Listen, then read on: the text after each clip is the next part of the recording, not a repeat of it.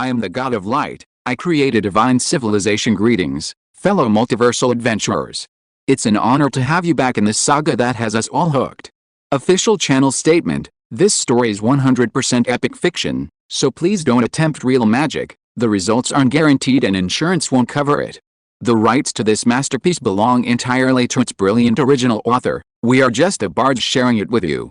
Do you want to keep being part of this amazing community? Join our ninja army of subscribers on YouTube and give this content a like. And for true fans, our Patreon has exclusive ninjutsu waiting for you. Chapter 576: The Dancing Girl. The dancer of the Veracana has arrived. Upon hearing this, before the green young boss could say anything, the other giants present instantly became excited, urging, "Quick, quick! Boss, go and invite her in. Everyone, please calm down, I'll send someone to invite her right away." The green young boss waved his hand, reassuring everyone, and then immediately beckoned several waiters, whispering a few instructions to them.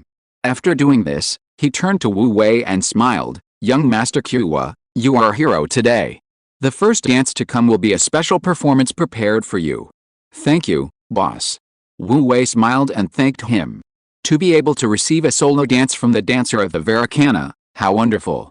Hearing the conversation between the two, Garfield's face immediately showed envy, filled with longing. Wu Wei was not a native star giant, and although he rationally knew that the dancer of the Veracana's fame was extraordinary, he couldn't really empathize with her. Seeing Garfield's excitement, he couldn't help but laugh. The boss didn't say this opportunity was non-transferable.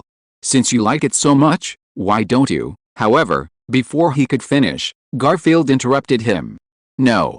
His expression was serious, his tone resolute. "A win is a win, and a loss is a loss. You're the winner today, so this prize should belong to you. No one else has any reason to take it away.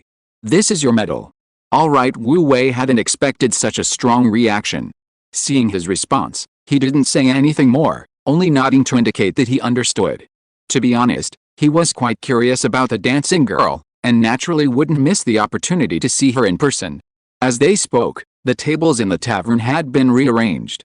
The mess of drinks on the floor and the scattered ice buckets and glasses had been cleaned up by the waiters, and even the unfinished blade and flame had been returned to the storeroom.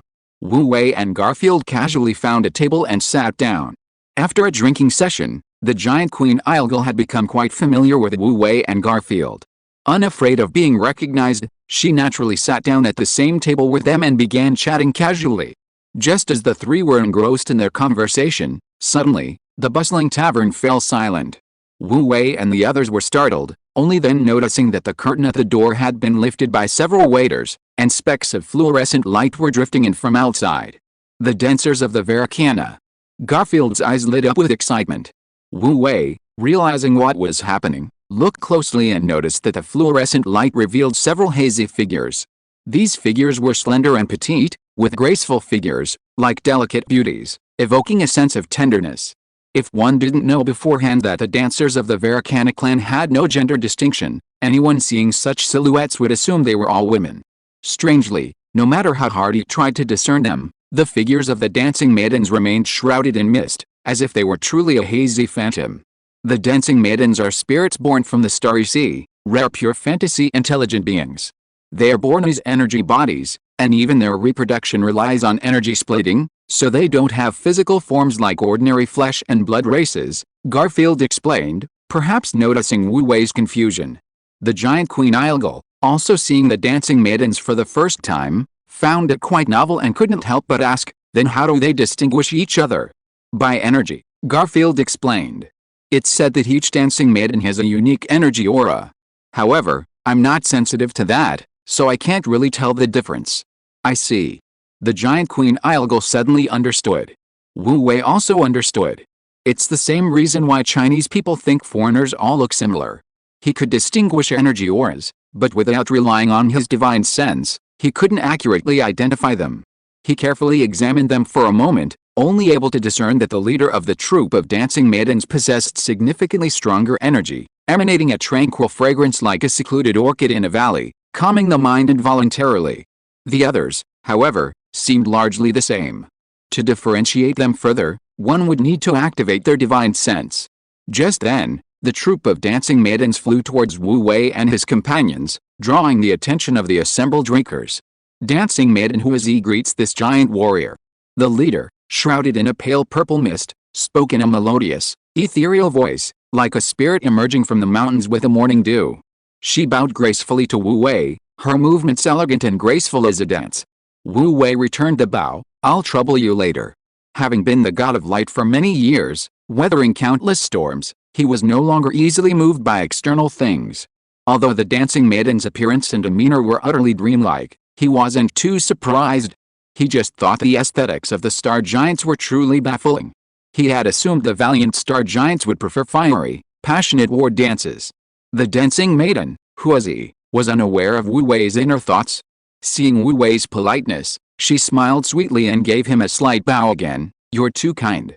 Next is my specialty, the starry palm dance. Please enjoy." "Please." Wu Wei nodded slightly. The dancing maiden, Huizi, stepped back slightly, and with a gentle flick of her slender wrist, the other dancing maidens behind her immediately scattered, taking out their instruments. It was a semi-transparent, thin sheet, roughly the shape of a leaf, as light and delicate as a cicada's wing, shimmering faintly in the dim light of the tavern. With a wave of their hands and a lift of their sleeves, a soft melody slowly rose within the tavern. The melody rose from low to high, from soft to strong, rustling like the sound of wind rustling through leaves. Before long, the entire old tavern was filled with this melody. The giants who had been whispering among themselves unconsciously fell silent, revealing expressions of rapture and intoxication. Garfield and the giant Queen Ilgal, sitting beside Wu Wei, were also affected, gradually becoming engrossed in it. Although Wu Wei wasn't as captivated as they were, he couldn't help but listen attentively. To be precise, the sound didn't have a very clear melody, but it possessed a unique charm.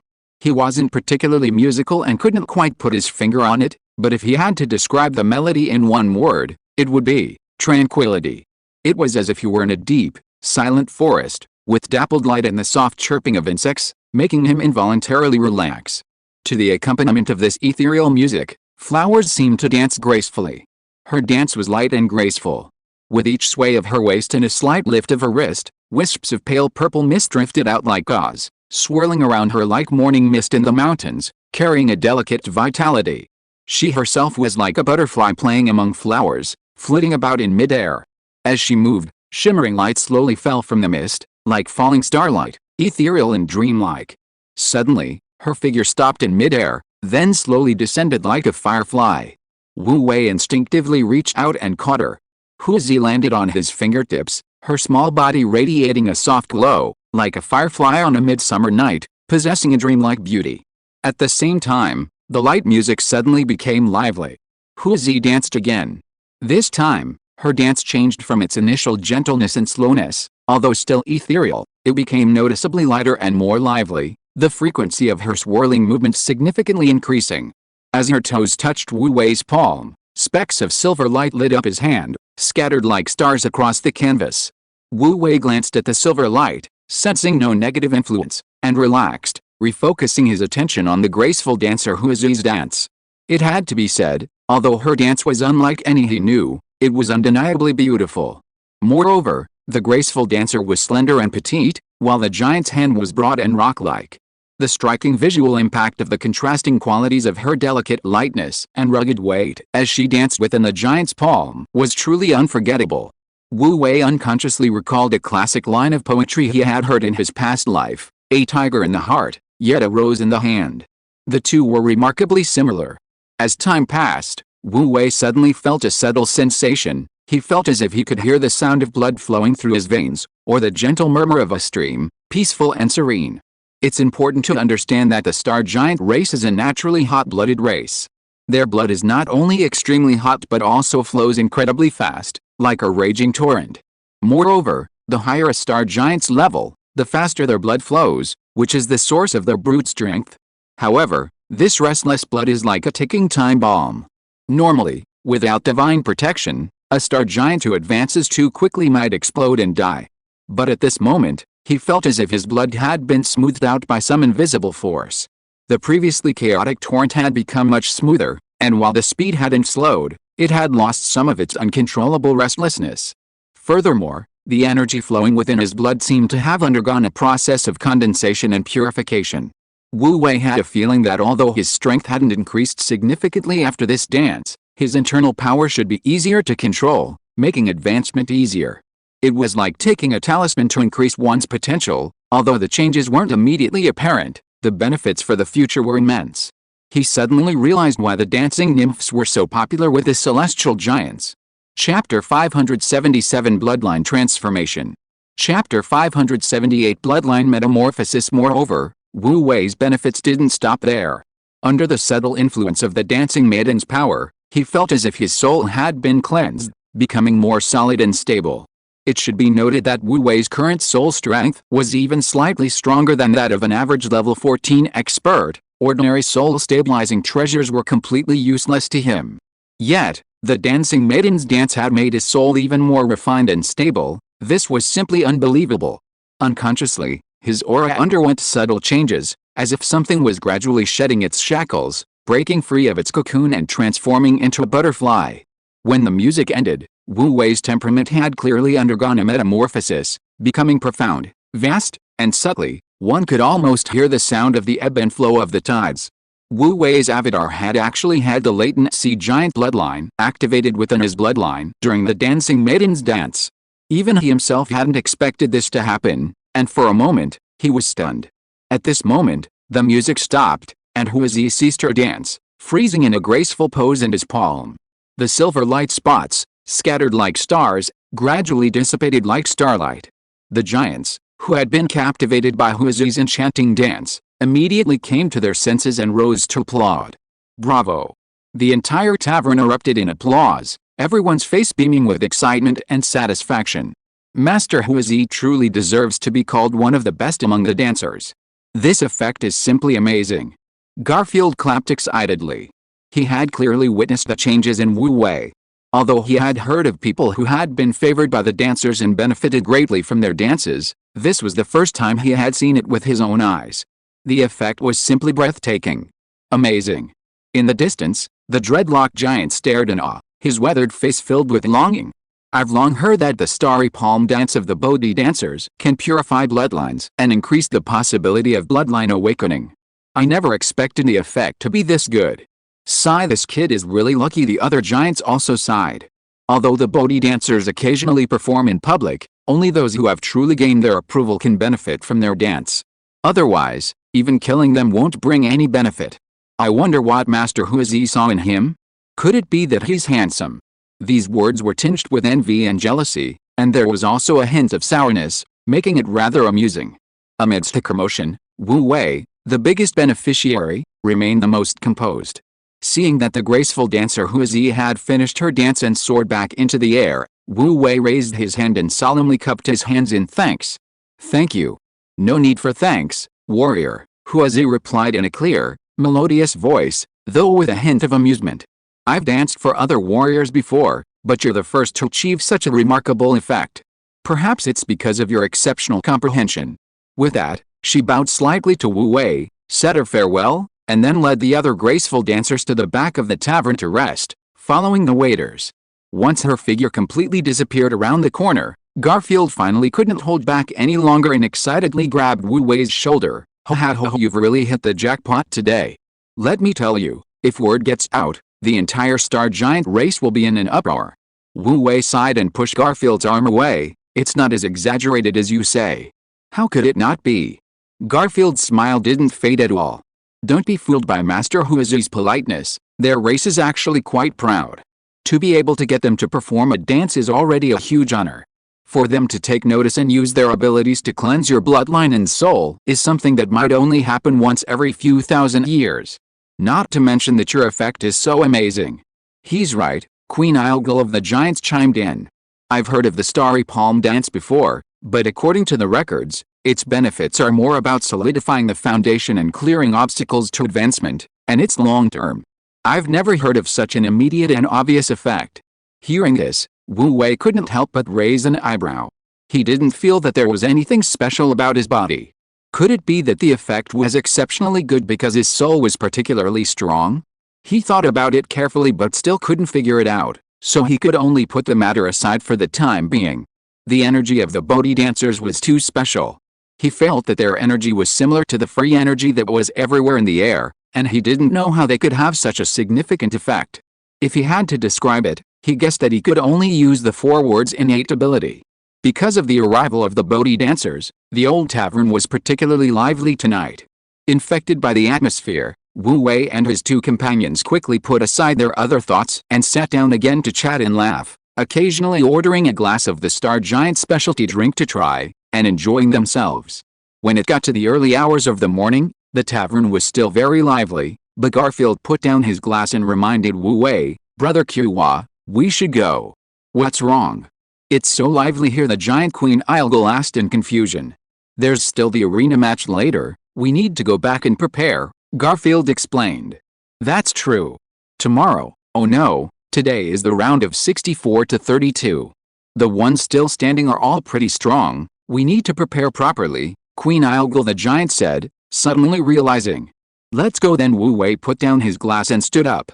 Queen Ilgul the giant was in high spirits and didn't intend to leave with him, so Wu Wei and Garfield said goodbye and went to the front desk to pay the bill. Although the green young man owner said he would pay for the drinks today, they had drunk at least 7 cases of Blade Flame in the betting, and the price of the liquor was as expensive as its alcohol content, so they were too embarrassed to actually let the owner pay. Garfield insisted on paying the bill before leaving with Wu Wei. Of course, this money should actually have been paid by McLean, who lost a bet. Garfield was just paying for it now, and he would naturally get the money back later. Long after the 2 left, the patrons of the old tavern were still excitedly discussing the drinking contest, relishing every detail. It was easy to imagine that for a long time to come, today's drinking contest would be the talk of the town, until everyone grew tired of it or something even more exciting replaced it. Morning Star Inn. Wu Wei had been staying at this inn for several days. Contrary to the rustic and heavy decor, the rooms were surprisingly comfortable. If it weren't for the overly rugged style, in terms of comfort, it wouldn't be much different from those technologically advanced hotels. He was initially a little uncomfortable, but over time, he gradually got used to it. He especially loved the huge soaking tub in the bathroom, where he could soak in the hot spring. Every night, he would check the messages from the Divine Kingdom while soaking in the hot spring, which was quite pleasant. However, he didn't have time for the hot spring today. Back in his room, Wu Wei waved his hand, and 6 dark gold metal plaques shot out like meteors, embedding themselves directly into the 6 stone walls of the room. Instantly, layers of restrictions spread out from the 6 metal plaques, sealing the entire room within. These were array plates he had obtained from the Immortal Palace, capable of isolating internal sound, energy fluctuations, and preventing outsiders from observing the room's movements. With them, even if Elder Nu Aya of the Star Giant clan were standing outside the door, she wouldn't be able to detect what he was doing inside. After doing this, Wu Wei waved his hand again, and a dazzling golden gate appeared in the room, the Gate of Heaven. As the Gate of Heaven slowly opened, a graceful figure strode out. This figure wore a golden crown, a blue robe embroidered with dragon patterns, and carried a golden spear. Tall and slender, with a solemn expression, her phoenix eyes exuding majesty and domineering power, who else could it be but the dragon maiden Susan? "Greetings, your majesty." As soon as she stepped out of the gates of heaven, the dragon maiden Susan strode through the air to a spot not far from Wu Wei, kneeling on one knee at neck level with him, offering a respectful bow. Wu Wei was currently in giant form, while she was in human form. In comparison, her figure appeared exceptionally petite and delicate, and her imposing aura was somewhat diminished. Upon seeing her, Wu Wei's previous leisurely demeanor vanished, his expression instantly becoming serious, and a dignified air naturally emanated from his eyes, cultivated only through long experience in high positions. He had received a message from the dragon maiden Susan earlier in the tavern, but the circumstances were unsuitable, so he had temporarily suppressed it. Only now did he have time to hear the detailed report. "Rise," he waved his hand, indicating that she didn't need to be so polite, then turned and walked to the sofa against the wall to sit down, asking seriously, "Any new news from the Star Key?" "Not yet." Dragon Girl Susan followed him with her head bowed and reported respectfully, "The planet that is nurturing the Star Key is heavily guarded, and our people can't find an opportunity to infiltrate it. However, Deputy Commander Lan has borrowed manpower from Princess Judy and has begun to try to develop believers among the garrison. We expect to have news soon." Wu Wei nodded slightly. Judy's manpower is very skilled at turning and developing believers. Lamfuti knew to borrow manpower from her instead of insisting on doing it herself, which shows she has grown a lot since then. With Judy's people on the job, there is still a good chance of turning a few of the garrison's star giants against their will. Your Majesty, news has come back from the Light God clan. Seeing that Wu Wei had no other questions, Dragon Girl Su Xin began to report. Wu Wei narrowed his eyes slightly. Speak. Chapter 578. Want something more exciting? Yes, Long Nu Su Xin reported respectfully. According to the messages from Lamfuti and Landon, that Light God clan is called Divine Realm. After arriving in the Light God clan's territory, they disguised themselves as impoverished descendants of the Light God clan, fabricated a reason to seek refuge, and have successfully gained their trust. However, the Light God clan calling themselves Divine Realm is extremely arrogant, completely disregarding them. Deputy Commander Lamfuti is quite infuriated. Long Nu Su Xin roughly described what happened after Lamfuti and her group arrived at the Light God clan, her tone calm and her description objective.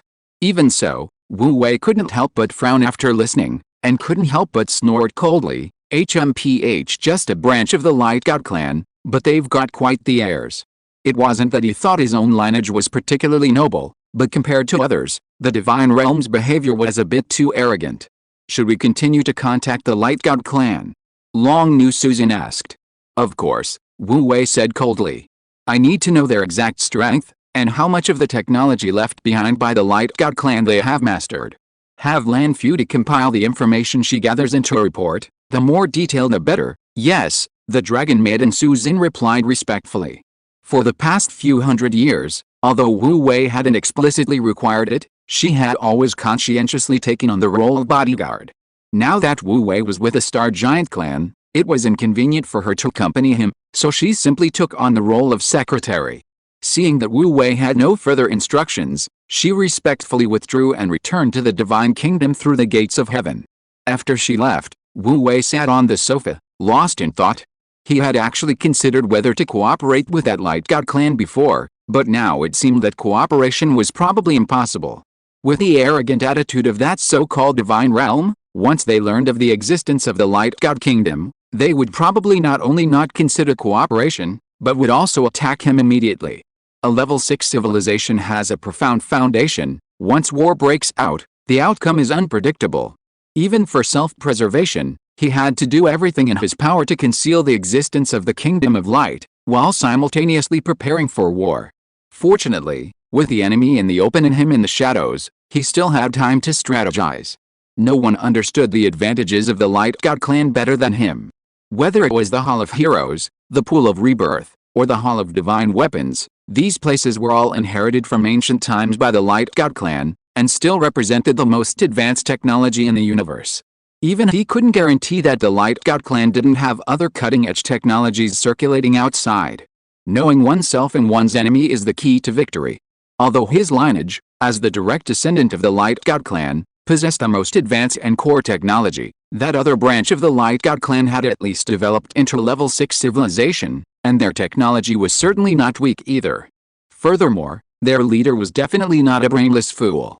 He had to understand the situation before deciding on his next move. Whether through annexation or attack, he had to find a way to take down this branch of the Light God clan. A sharp glint flashed in Wu Wei's eyes. He had made up his mind. The night passed without incident. The next morning, Wu Wei arrived at Giant Square in front of the Giant King's court at the agreed time and found Garfield, who had arrived around the same time. Giant Square was even more bustling than yesterday, with a constant stream of people coming and going, making it feel like a festival, adorned with colorful decorations. What's wrong? Noticing Garfield's slightly off expression, Wu Wei casually asked, "Did you drink too much yesterday?" "Don't even mention it. Her Majesty the Queen secretly slipped out of the court yesterday, and all our guards were sent to search for her. It was a whole night of commotion." Garfield rubbed his temples, looking exasperated. Although the Star Giants were physically robust and staying up all night was nothing to them, his aunt's low spirits were terrifying. He had been on tenterhooks all night, fearing she might take her anger out on him. Looking at the energetic Wu Wei, he said enviously, "You're amazing. You drank so much yesterday, and you're perfectly fine today." Wu Wei smiled but didn't explain. Seeing that Garfield was indeed a bit tired, He thought for a moment, then took out a piece of animal hide from his storage space and stuffed it into his arms. I bought this in the Outer Realms. It can refresh you. Try it. What good stuff. Garfield could smell a light and pleasant tea aroma through the animal hide, and immediately opened it. Inside were small, green pastries, each about the size of a fingertip, shaped like leaves, round and plump, small and cute. This was quite different from the aesthetic style of the Star Giants, but Garfield, being well-traveled, wasn't surprised, just a little curious. He carefully picked up a piece of green pastry and put it in his mouth. It melted in his mouth, filling his mouth with a fragrant aroma, and his mind cleared up, giving him a refreshing feeling. Delicious.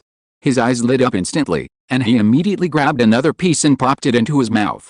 While eating, he couldn't help but ask Wu Wei, "Where did you buy this? I've never had such delicious pastries in my clan before. It's just that this one is a bit small. This whole pack isn't even enough for a few bites." Wu Wei raised an eyebrow, slightly surprised. He had been worried that Garfield wouldn't like the taste, but he hadn't expected him to like it so much. Speaking of which, this pastry was actually made by the chefs in the Divine Kingdom using enlightenment tea as the main ingredient. He used to quite like eating it. It not only cleansed his soul but also tasted really good. However, now that his soul was strong, this pastry was basically useless to him. He could only taste it. As for the pack in Garfield's hand, it was specially made by the chefs in the Divine Kingdom after he came to the Star Giant clan, based on the size of the Star Giants. This pastry, which was only the size of a fingertip for a Star Giant, was actually about 3 meters long, wide, and high. Not only did it consume a huge amount of materials, but the production process was also quite complicated. It was only because the production of enlightenment tea was now high that they could make it like this. However, he certainly couldn't tell the truth. He casually brushed Garfield off, saying, "I bought it casually at the interstellar trading market when I passed by. I can't remember which civilization it was from." "Oh, that's a pity. I was thinking of sending someone to buy some more." Garfield sighed regretfully, and his eating speed immediately slowed down, as if afraid of eating too fast and finishing it all at once. As they spoke, they unknowingly arrived at the foot of the arena. Today's competition schedule was tighter than yesterday's. The arena competition in the morning was the round of 64 to 32, and the arena competition in the afternoon was the round of 32 to 16. At this moment, the arena competition was about to begin, and many arenas were already surrounded by giants watching. The entire giant square was bustling with noise and excitement. Wu Wei and Garfield saw many contestants like themselves along the way, all nervously making the pre-competition preparations. He glanced around and saw several young giants warming up by jumping around, others intently studying their opponent's information, and still others surrounded by their friends and family, their conversations unclear. In short, no one was idle. Wu Wei, not wanting to show off and already determined to lose, wasn't nervous at all and showed no interest in preparing like the others. He even pulled out a packet of Star Giant-style jerky from his storage space and began chewing it with relish. "Brother Qiwa, this arena opponent will only be stronger than last time. You have to be careful," Garfield said, constantly nagging him on the way, while Wu Wei remained calm. As he spoke, he suddenly stuffed the remaining half of the pastry into his storage space, then pulled out a leather scroll and handed it to him. "By the way, this is information on all the participants in this competition that I specially had collected. Study it, it should be helpful for the upcoming battles." Wu Wei paused in his eating of dried meat, somewhat surprised. "Brother, it's rare that you're so thoughtful." Although Garfield certainly didn't collect this information himself, the fact that he remembered it after yesterday's events was already quite commendable. He thanked him and took the leather scroll, casually flipping through it. Being prepared is always better than being unprepared. He didn't want to repeat the situation from the last match, where he misjudged his opponent's strength and sent them flying with a single punch. Not only would it be embarrassing, but it also didn't suit his need to keep a low profile. Just as Wu Wei was pondering how to lose the match discreetly, a deep bell tolled in the square, its echo lingering and resounding. The arena match was about to begin. "Look, the inner palace guards are here," Garfield suddenly said. Wu Wei looked up and saw a group of middle-aged giant guards in gleaming armor striding towards the royal court. They were the same inner court guards who had appeared yesterday. Their faces were solemn, their postures upright, and their aura of menace was so thick it was almost tangible. Their movements were powerful and imposing, exuding a chilling and oppressive presence. With their arrival, the plaza fell silent. Everyone's attention was involuntarily drawn to them. I declare the second round of the arena match is open. Everyone, take your positions. Before even reaching the arena area, Reg, the deputy captain of the inner court guards, announced loudly. His voice was deep and hoarse, carrying a resounding echo, causing all the giants present to involuntarily tense up. Yes, sir. The inner court guards behind him responded in unison, then quickly dispersed across the plaza, taking their places on their respective arenas. Under Reg's direction, the 10 arenas were quickly drawn, determining the participants for the first round. This time, Wu Wei wasn't drawn in the first round. Soon, the drawn fighters stepped onto the ring and began their duels. The battles between giants were brutal and realistic, full of skillful maneuvering, far more exciting than any boxing match on Earth. Wu Wei, chewing on jerky, analyzed the battles with Garfield, thoroughly enjoying the spectacle. Suddenly, a low, husky female voice, almost a moan, rang in his ears. Warrior, how about something a little more exciting? Wu Wei's hand trembled, nearly dropping the jerky he was holding. Chapter 579 Enemies meeting are bound to be extremely hostile. This is too exciting. Openly engaging in some kind of color-related activity in the plaza in front of the Giant King's court. Wu Wei looked up speechlessly, only then noticing a tiny figure that had appeared in the air above him. It was an intelligent creature with antennae on its head, a slender waist and full hips, and a pair of carapaces on its back. It was only about the size of a fingernail, much smaller than a human, and easily missed if one wasn't paying attention. Seeing Wu Wei looking over, a fawning smile immediately appeared on its triangular face with large compound eyes. Wu Wei was speechless. No way? That husky, seductive voice just now came from this thing? There's this type among the vassal races of the star giants. Huh? A gambling den actually got licensed. Garfield, who was next to him, also saw the little creature and muttered in confusion. Gambling den. Wu Wei immediately snapped back to reality upon hearing this. Yet, a gambling den. Garfield smiled. Knowing that Wu Wei had left the star giant race at a young age and didn't know about these things, he casually explained. For gambling dens, tournaments are a carnival. However, only officially authorized gambling dens can openly run betting games at tournaments. Sometimes, strict organizers won't even issue authorization. I didn't see any bee-slaves at the casino yesterday, so I thought no gambling dens had gotten authorization this time.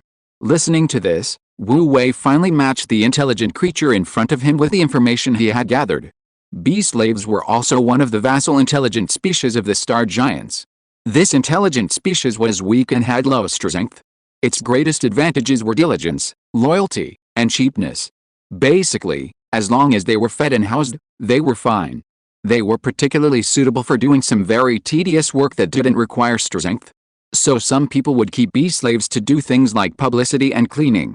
Just as Wu Wei was searching his brain for information, Garfield waved above his head. The bee-slave immediately flew down from mid-air and stopped in front of the two of them, respectfully asking, "What are your orders, esteemed warriors?" As soon as he heard her speak, Wu Wei couldn't help but look away. There was no way around it. That husky, seductive voice paired with that body was simply too much for him to bear looking at. "Which gambling house are you from?" Garfield asked casually. "Reporting to you, sir, I'm from the Lika gambling house." Seemingly sensing Wu Wei's disdain, the bee-slave lowered its head, its voice cautious. "Today's odds are out. Would you like to take a look?" "Let me see," Garfield said directly. "Yes, sir."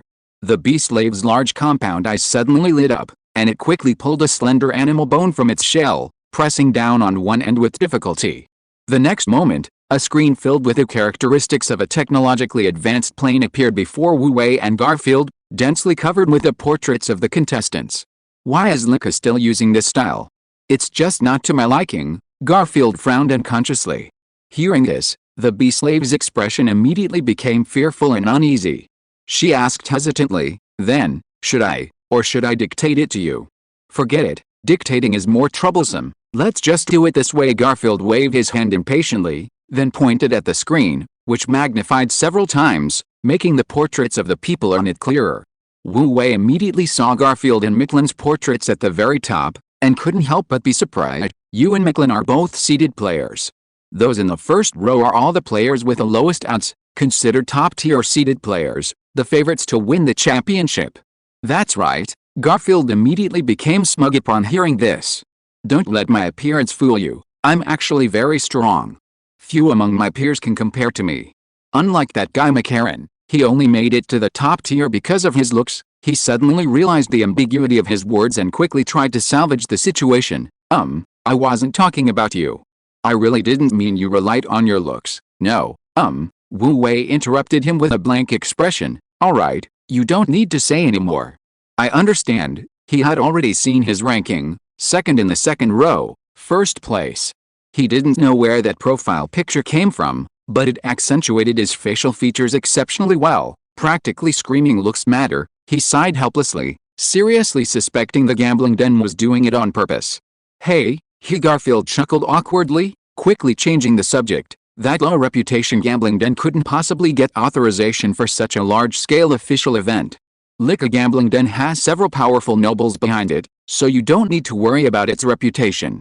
Want to give it a try? Wu Wei wasn't really interested in this, but seeing Garfield staring at him expectantly, he reluctantly agreed. Then I'll place a bet. Garfield was overjoyed. He immediately rolled up his sleeves, excitedly saying, who do you want to bet on? I'll help you find it. I'll bet on myself, Wu Wei said indifferently. Okay, Garfield immediately found Wu Wei's profile picture and clicked on it. The personal information of the cool star giant was clearly displayed before them. This personal information wasn't as detailed as Garfield's collection, but it was sufficient for reference. Of course, given the age of this body and its previous strength, the battle record on this personal information was not only few in number, but also not particularly outstanding, far from befitting his position as the first in the second tier. Wu Wei could almost imagine how much hatred this position would attract. However, he was quite satisfied with his record. An unremarkable record was better. An unremarkable record allowed him to hide himself and conceal his identity. After the personal introduction were various betting options: bet on losing, bet on winning, and even bet on which round a player would reach. In short, a variety of gameplay options. One bet on Lika is 1 gold. The number of bets determines the number of gold, Garfield explained to Wu Wei, then reached for the win button and excitedly asked Wu Wei, how many bets? Wu Wei didn't even look and casually replied, 500 bets. Bet on me losing. Huh? Garfield's hand trembled, almost poking B-Slave's face. Brother, I think I misheard. He looked at Wu Wei with a conflicted expression. Would you like to say it again? Wu Wei glanced at him. That's right, bet on me losing. He had already decided to lose, so of course he had to bet on losing, otherwise he'd lose money. Garfield's expression became even more conflicted. Brother, you really don't need to be so pessimistic. However, before he could finish speaking, a sarcastic voice came from the side. In my opinion, he's quite self-aware. The voice was quite familiar. McCarlan. Garfield turned his head sharply and saw that Micklin had somehow appeared behind the two of them, now standing with his arms crossed, looking at them with a cold smile. Unlike yesterday, today he wasn't followed by the 2 bodyguards, but by 6 or 7 young giants of similar age. A quick glance revealed that these young giants were all burly, with imposing presences, and their faces were somewhat familiar. Wu Wei glanced at them carefully and immediately realized that they were all from the betting list. Clearly, these were the contestants. He raised an eyebrow but said nothing. Garfield, however, instantly bristled. He glanced at the group behind McLean and sneered. What, not embarrassed enough yesterday? You came here specifically to embarrass yourself again. McLean's face darkened immediately upon hearing him mention yesterday's events. He gave the 2 men a sullen look, a ruthless glint in his silver eyes. I'm not going to waste my breath on you. You'd better pray you don't run into my men in the arena later. With that, he lowered his arm and turned to leave. Let's go. Yes, Master Hog. The young giants behind him responded in unison and followed closely behind him. Garfield frowned, watching their departing figures, about to say something, when suddenly, a deep bell rang out again in the square. The first arena match was over. Garfield immediately shut his mouth and refocused his attention on the arena. Under the supervision of the inner court guards, the participants from the previous arena match quickly left the arena, and the draw for the second match began. Wu Wei nonchalantly munched on jerky under the arena, thinking he wouldn't be drawn again. Suddenly, the palace guard on arena number 3 announced loudly, Arena number 3, second round, Second match, contestant number 9527, Star Warrior Kua. Kua, please come to arena number 3. If you don't arrive in 3 minutes, you will be disqualified. Your turn. Your turn. Before Wu Wei could react, Garfield excitedly urged him on. Wu Wei could only put down his half-eaten jerky and stride onto arena number 3. It's you. He heard a surprised exclamation from the opposite side as soon as he stepped onto the arena. Wu Wei looked up and saw a familiar young giant standing opposite him. This young giant's skin was slightly darker than that of ordinary giants, and the muscles on his arms had a slight metallic sheen, like lumps of metal. His features were also cold and sharp, seemingly carrying a hint of menace. His personal characteristics were quite distinctive. Wu Wei remembered him. This was one of the 6 or 7 young giants who had been standing behind McCallum. Seeing Wu Wei look over, a pleased smile appeared on his lips. Looks like I'm in luck today. Young Master Hog said that whoever wins can get a piece of equipment worth the equivalent of 1,000 Starry Sky Gold coins. Starry Sky Gold coins have extremely strong purchasing power. 1,000 Starry Sky Gold coins can buy a decent piece of equipment. It's quite tempting for young people their age. Wu Wei sighed. It seemed today's match was more troublesome than he had anticipated. If you are listening to this novel on a channel other than Fanfic World, it means it was downloaded and re-uploaded without effort. We warmly invite you to visit our channel, Fanfic World. There you will find the original version of this story and many other novels of various genres. We look forward to seeing you dive into a world of incredible novels. Chapter 580. Please call me Movie Emperor. As the leader of a powerful force, Wu Wei naturally wouldn't easily change his strategy because of McCallum's harsh words. He was very clear that the most crucial aspect of his actions was secrecy. He absolutely couldn't let the Star Giants discover that he was a member of the Light God clan. To achieve this, keeping a low profile was almost essential. Even if that young giant named McCallum kept taunting him, he was still destined to lose. Thanks to the powerful memory granted by his divine status, he almost immediately recalled the information about the person in front of him. He remembered that this young giant was called Tita, came from a relatively remote small planet, was 28,231 years old this year, and was at level 10 in terms of strength. However, the Star Giant's levels were only a reference. Actual combat ability was the key. Judging from Titan's personal combat record, since adulthood, he had been participating in various city leagues and officially organized martial arts leagues, and even participated in underground fighting competitions. He not only had a wealth of combat experience but also had won many honors. For example, he had won 3 honorary medals similar to Silver First Warrior, all of which were rewards for winning in city leagues. Such an opponent must possess extremely sharp combat instincts. Losing the match unnoticed and without leaving a trace is incredibly difficult. It seems he must be even more cautious. While pondering this, the two had already stepped onto the arena. To make it more convincing, Wu Wei didn't remain silent as before, but instead feigned youthful arrogance, making a provocative gesture towards Titan. If you want to go back and collect your reward, you'll have to beat me first. His intention was to provoke his opponent, making the fight more decisive. Unexpectedly, upon hearing this, Titan burst into laughter. Ha, well said. Your personality suits my taste, kid. His smile was much more genuine than before, and his gaze towards Wu Wei held more appreciation. Wu Wei was speechless. He truly hadn't expected his provocation to backfire. Who knew this guy actually liked being a nitpicker? If time could turn back, he would definitely take back what he said. Unfortunately, the words were already spoken, and it was too late for regrets. As he remained speechless, Titan stretched his limbs and smiled at him. However, even if I like your personality, I won't hold back just because I like you. Whether I'm capable of receiving this reward or not, we'll have to see who's the best. Watch out. With that, he pushed off the ground with one leg and charged towards Wu Wei. In an instant, a terrifying aura erupted from his mountain-like body like a volcanic eruption, soaring into the sky. The atmosphere on the entire arena changed. Wisps of murderous aura condensed around him, making him appear like a falling meteorite, radiating a breathtakingly powerful aura. The force of his power even sent dust flying 3 meters high. In the blink of an eye, he was less than 1,000 meters from Wu Wei, then his right arm gleamed with a metallic light as he unleashed a powerful punch. Boom! A deafening explosion resounded through the air. His punch was fierce and domineering, carrying an indescribable and terrifying power. His fist was also wrapped in a rich metallic aura, and as it sliced through the air, one could even faintly hear the buzzing sound of a blade being drawn. Wherever the fists went past, the space itself collapsed inward, as if cleaved by a blade. Before the fist even reached him, Wu Wei's face was slightly numb from the domineering wind of the punch, and goosebumps rose all over his body. Wu Wei's mind sharpened. He wanted to test Titan's strength, so he didn't choose to exchange blows, but instead crossed his arms in front of his chest to block.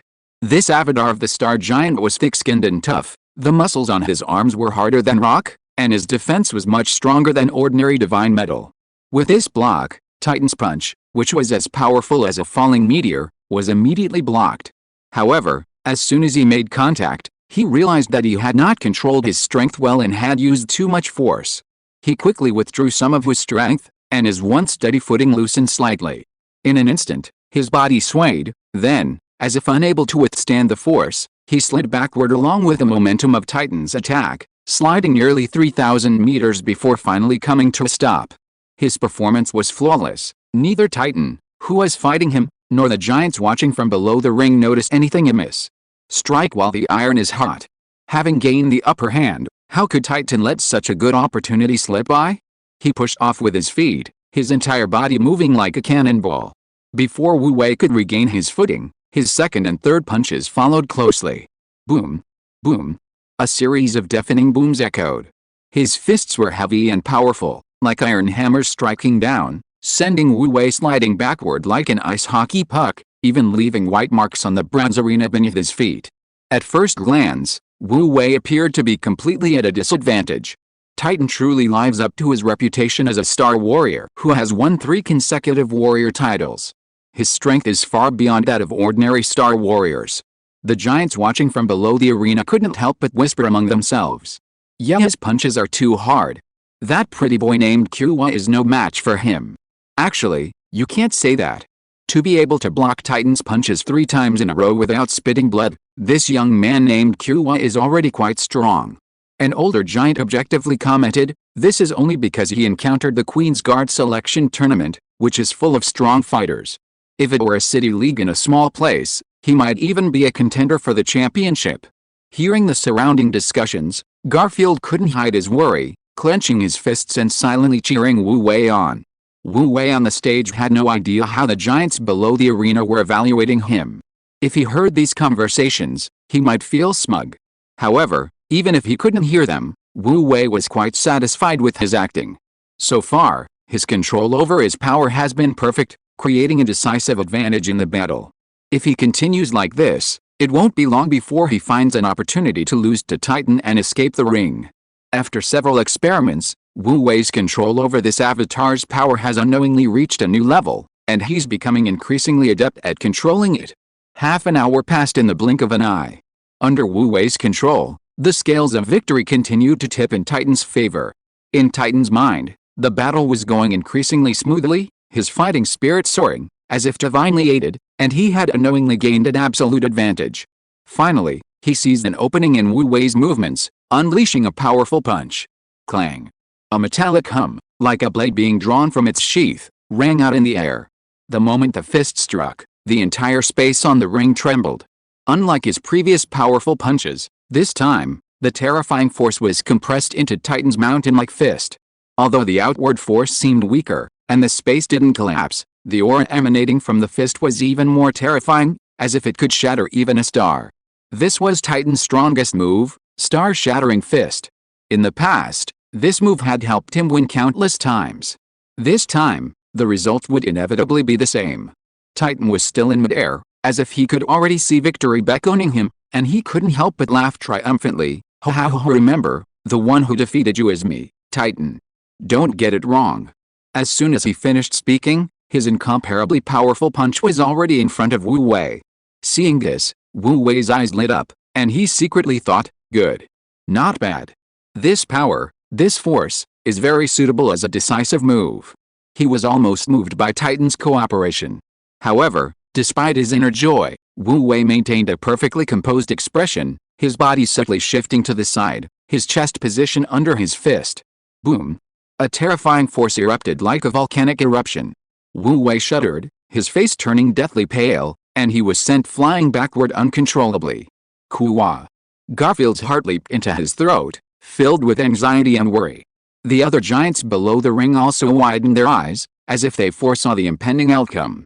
However, just when everyone thought Wu Wei was destined to lose, even Wu Wei himself, he suddenly jolted in midair, abruptly stopping. His previously pale face flushed crimson, his entire body turning a deep red as if he were being boiled, with even wisps of smoke rising from his head. Everyone, both on and off the stage, froze. But at this moment, Wu Wei was no longer concerned with their reactions, nor with putting on an act. Wu Wei's eyes widened, feeling his blood suddenly surge wildly for some unknown reason, becoming as hot as magma. As the blood rushed through him, something seemed to awaken within him, an indescribable, immense power gradually rising. Thump thump. Thump. His heart pounded powerfully, each contraction and expansion like a pump at full power, continuously pumping boiling blood into every limb and bone. Gradually, the powerful, surging heartbeat drowned out all other sounds, and unknowingly, Wu Wei entered a profound state, forgetting everything around him. Chapter 581 Bloodline Talent Awakening. Chapter 582 Bloodline Talent Awakening. Wu Wei felt as if his consciousness had been ripped from his body. All around him were drops of blue water suspended in midair, making him feel as if he were in the ocean. He instinctively turned his gaze to his body and saw his blood, as hot as magma, surging and churning within his veins, constantly impacting his body. The impact caused his face to flush red and his veins to bulge. It felt like a suppressed, active volcano. A slight misstep could lead to his immediate death. Although he felt no pain due to the mental detachment, he keenly realized this was no ordinary situation. If not handled properly, this avatar might be ruined. He immediately turned his attention back to the surrounding blue water droplets. These droplets possessed a restrained luster, radiating the aura of the ocean. His intuition told him that these droplets were the key to breaking the deadlock. He reached out, wanting to scoop up a droplet to see what it was. However, his hand passed right through the droplet, as if it were merely a hallucination. Wu Wei was startled, then seemed to understand. He enveloped his palm with his divine sense and reached out again. This time, he indeed managed to catch the drop of water. The drop flowed into his palm and almost instantly merged into his body. The next moment, he felt his mind clear, and the wildly surging blood within him seemed to be soothed, visibly calming down a little. Although it was only a little, at least he no longer had to worry about exploding and dying. Wu Wei immediately perked up. Just one drop of water had this effect, a few more drops might be enough. He immediately reached out and fished for these blue water droplets that existed only in his consciousness again. 1 drop, 2 drops, 3 drops. As he collected more and more water droplets, the boiling blood within him became calmer and more obedient, gradually showing signs of returning to calm.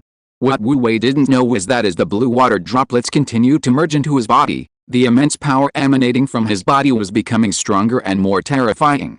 As more and more water droplets merged into his body, suddenly, the quantitative change led to a qualitative leap. A deep blue tidal pattern suddenly appeared on the right side of his neck, fitting perfectly like a tattoo. A clear blue light, like the ocean, appeared in his molten blood. The instant the tidal pattern formed, Wu Wei's boiling blood completely calmed down. His aura also underwent a qualitative transformation. A blue radiance, like flowing water, suddenly flowed from his veins, covering his entire body, making him glow with a brilliant blue light, as if he were wearing a layer of light armor. The immense power emanating from his body reached its peak at this moment, becoming vast as an ocean, with a faint sound of rising and falling tides audible. The next moment, Wu Wei broke free from that mysterious illusion and abruptly opened his eyes. Boom! A massive wave of energy swept out from him, like a tide, across the entire arena. The arena trembled violently. The entire process, though seemingly lengthy, actually lasted only a fleeting moment. Titan, having landed a punch on Wu Wei and about to press his advantage, was sent flying backward by the sweeping tidal force. The surging tidal force swept over his body, his internal organs feeling as if struck by lightning, a sudden, excruciating pain shooting through him. However, he couldn't care less about the pain at this moment. His eyes were fixed on Wu Wei, wide open in disbelief. Bloodline talent awakened. The giants of the starry sky watching from below the arena erupted in uproar. Garfield was utterly stunned, unable to resist letting out a scream from the depths of his soul. Holy crap! This is too explosive. No matter how rich his imagination, He never imagined his brother would actually unleash his inner power on the arena, directly awakening his bloodline talent. Isn't this something only found in novels? McCollin had been notified earlier, when Titan gained the upper hand, and quietly slipped into the crowd, hoping to witness Wu Wei and Garfield's disheveled and dejected expressions to cheer himself up. However, events unfolded completely differently than he expected. Sensing the power emanating from Wu Wei, his face darkened instantly, and his eyes became unpredictable. The young giants who had come with him, sensing the increasingly oppressive atmosphere in the air, all consciously shut their mouths, not daring to utter a sound. Bloodline talent, simply put, is the innate ability hidden within one's bloodline. It is well known that 1 in 100 star giants can activate their latent bloodline power, mastering some basic abilities corresponding to their bloodline. For example, the fire giant bloodline can control fire, the sea giant bloodline can control water, and so on. But among this 1% of star giants, less than 1 in 1,000 can awaken bloodline talent. For star giants, this is not only a symbol of strength but also proof of their lineage. Because the bloodline concentration of a star giant capable of awakening bloodline talent is inevitably far higher than that of an ordinary star giant, and the higher the bloodline concentration, the purer the lineage. All the bloodlines of the star giant race, tracing their origins, are descended from the 10 epic heroes who founded the star giant lineage in ancient times. In the traditional view of the star giants, the purer the bloodline, the closer one is to those 10 great epic heroes, and the higher one's status. Of course, even within bloodlines, there are distinctions of rank. For example, the sea giant lineage is descended from Horgameg, one of the 10 ancient heroes and the Lord of the Tides. The current star giant royal lineage, however, is descended from Naminix, the great star lord, king of giants, and the head of the 10 ancient heroes. These two bloodlines are not on the same level. According to the star giant race's bloodline ranking system, the bloodline of the great star lord Naminix is called the golden bloodline. Elder Nui is the strongest inheritor of the golden bloodline, hailed as the greatest being closest to the star lord Naminix. The Lord of the Tides, as the star lord's most loyal guardian, has a bloodline classified as the silver bloodline, second only to the golden bloodline possessed by the royal family. Below this is the bronze bloodline, which needs no further explanation. Wu Wei has awakened the most distinctive bloodline talent of the Lord of the Tides lineage, the tidal body. The tidal body is a passive bloodline talent. As the name suggests, it's a body filled with tidal power. When a giant awakens the tidal body, it activates upon being attacked, resisting the attack and instantly reflecting a portion of the damage. This is a very practical and powerful bloodline talent. Titan was just blasted away by the tidal body's automatic damage reflection ability. Amidst the shocked and incredulous gazes of the crowd, Wu Wei slowly descended from mid-air onto the arena. As his power subsided, the blue tidal pattern on the right side of his neck gradually faded, leaving only a blurry outline, barely noticeable at first glance. Even so, his aura had undergone a tremendous transformation compared to before. If his previous demeanor was like a rock, now it was like a vast blue sea, deep, surging, seemingly possessing an all-encompassing grandeur at first glance, yet upon closer inspection revealing turbulent waves and countless currents. Although his physique and appearance remained unchanged, he exuded a captivating charm that sent shivers down one's spine. Titan had already realized what was happening. He took a deep breath, pushed himself up from the ground, and bowed to Wu Wei, saying, "I never imagined you could awaken your bloodline talent. Truly remarkable." Having witnessed Wu Wei's bloodline awakening firsthand, he now held him in high esteem, treating him with far greater courtesy and respect than before. Wu Wei sighed, asking with little hope, "Still fighting? Brother, don't joke around. At this point, what's the point of fighting?" Titan coughed, a bitter smile on his face. The star giants are never afraid of losing, but of not being able to accept defeat. I admit defeat because I'm outmatched. He then bowed towards the edge of the arena. "Could you please announce the result, guard?" "Hey, wait." Wu Wei wanted to call him back, but he was too late.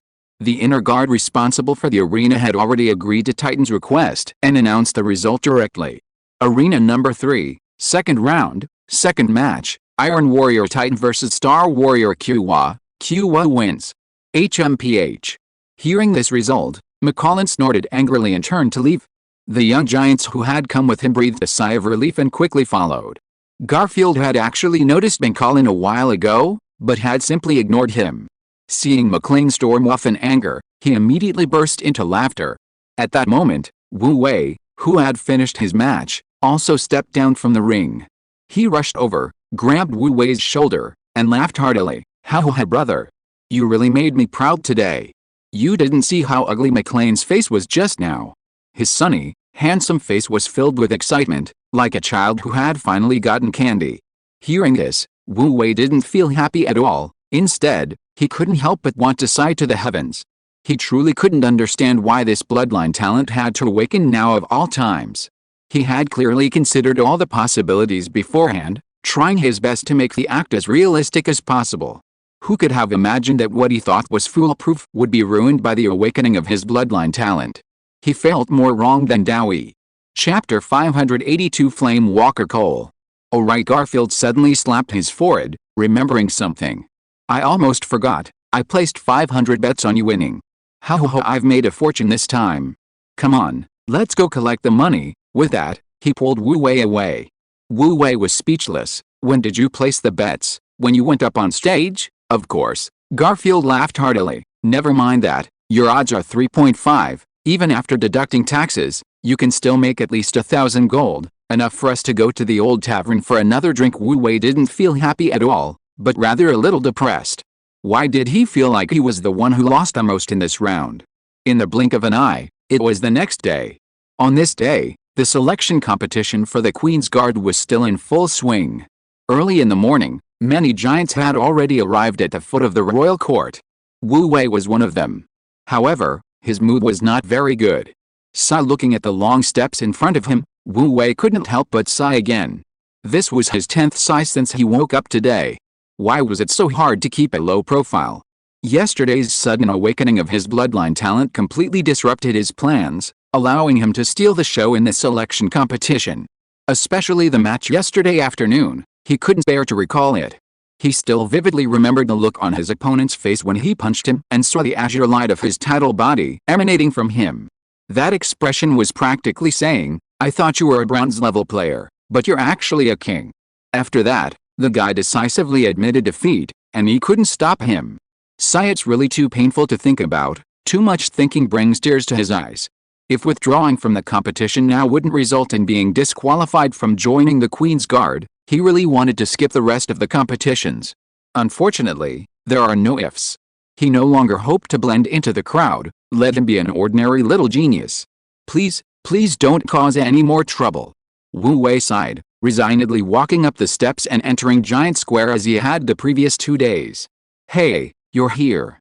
Garfield had arrived early and greeted him with a hearty laugh. "I heard a lot of people talking about you when I came here. You're totally famous now, aren't you happy?" Wu Wei's lips twitched, feeling as if a knife had been plunged into his heart. "Ah, right, I almost forgot to mention," Garfield said, beaming with pride. "After I got home yesterday, I told my family about you. My father said I've made a good friend and asked me to invite you over for dinner sometime. My aunt also praised you, saying that once you join the Royal Guard, she'll definitely put in a good word for you with Her Majesty the Queen and create more opportunities for you to shine before her." Wu Wei felt another knife plunge into his heart. He said weakly, "No, really, it's not necessary. How you were all brothers, why be so polite?" Garfield, unaware of his bitterness, still laughed heartily.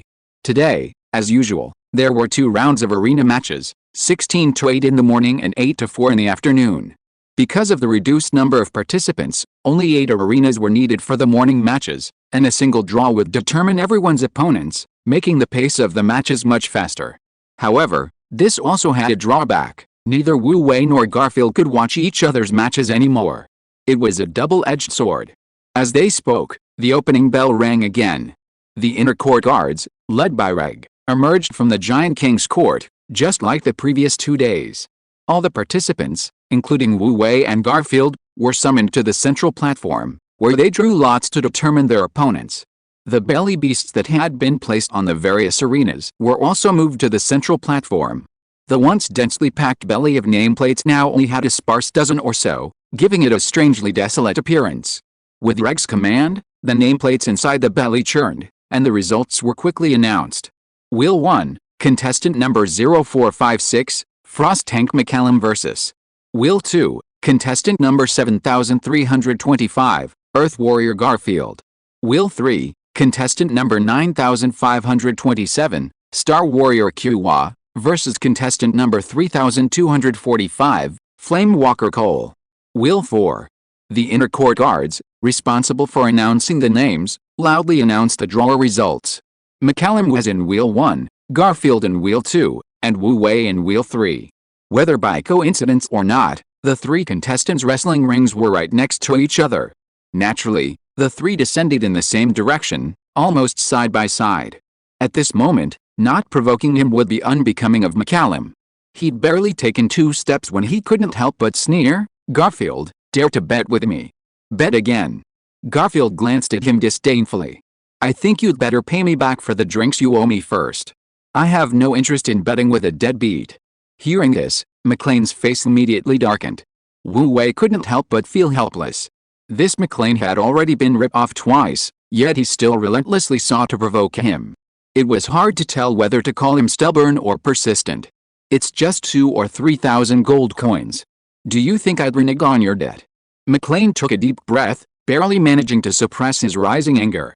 He casually pulled a pair of boxing gloves from his special equipment and tossed them at Garfield. "These are my discarded boxing gloves.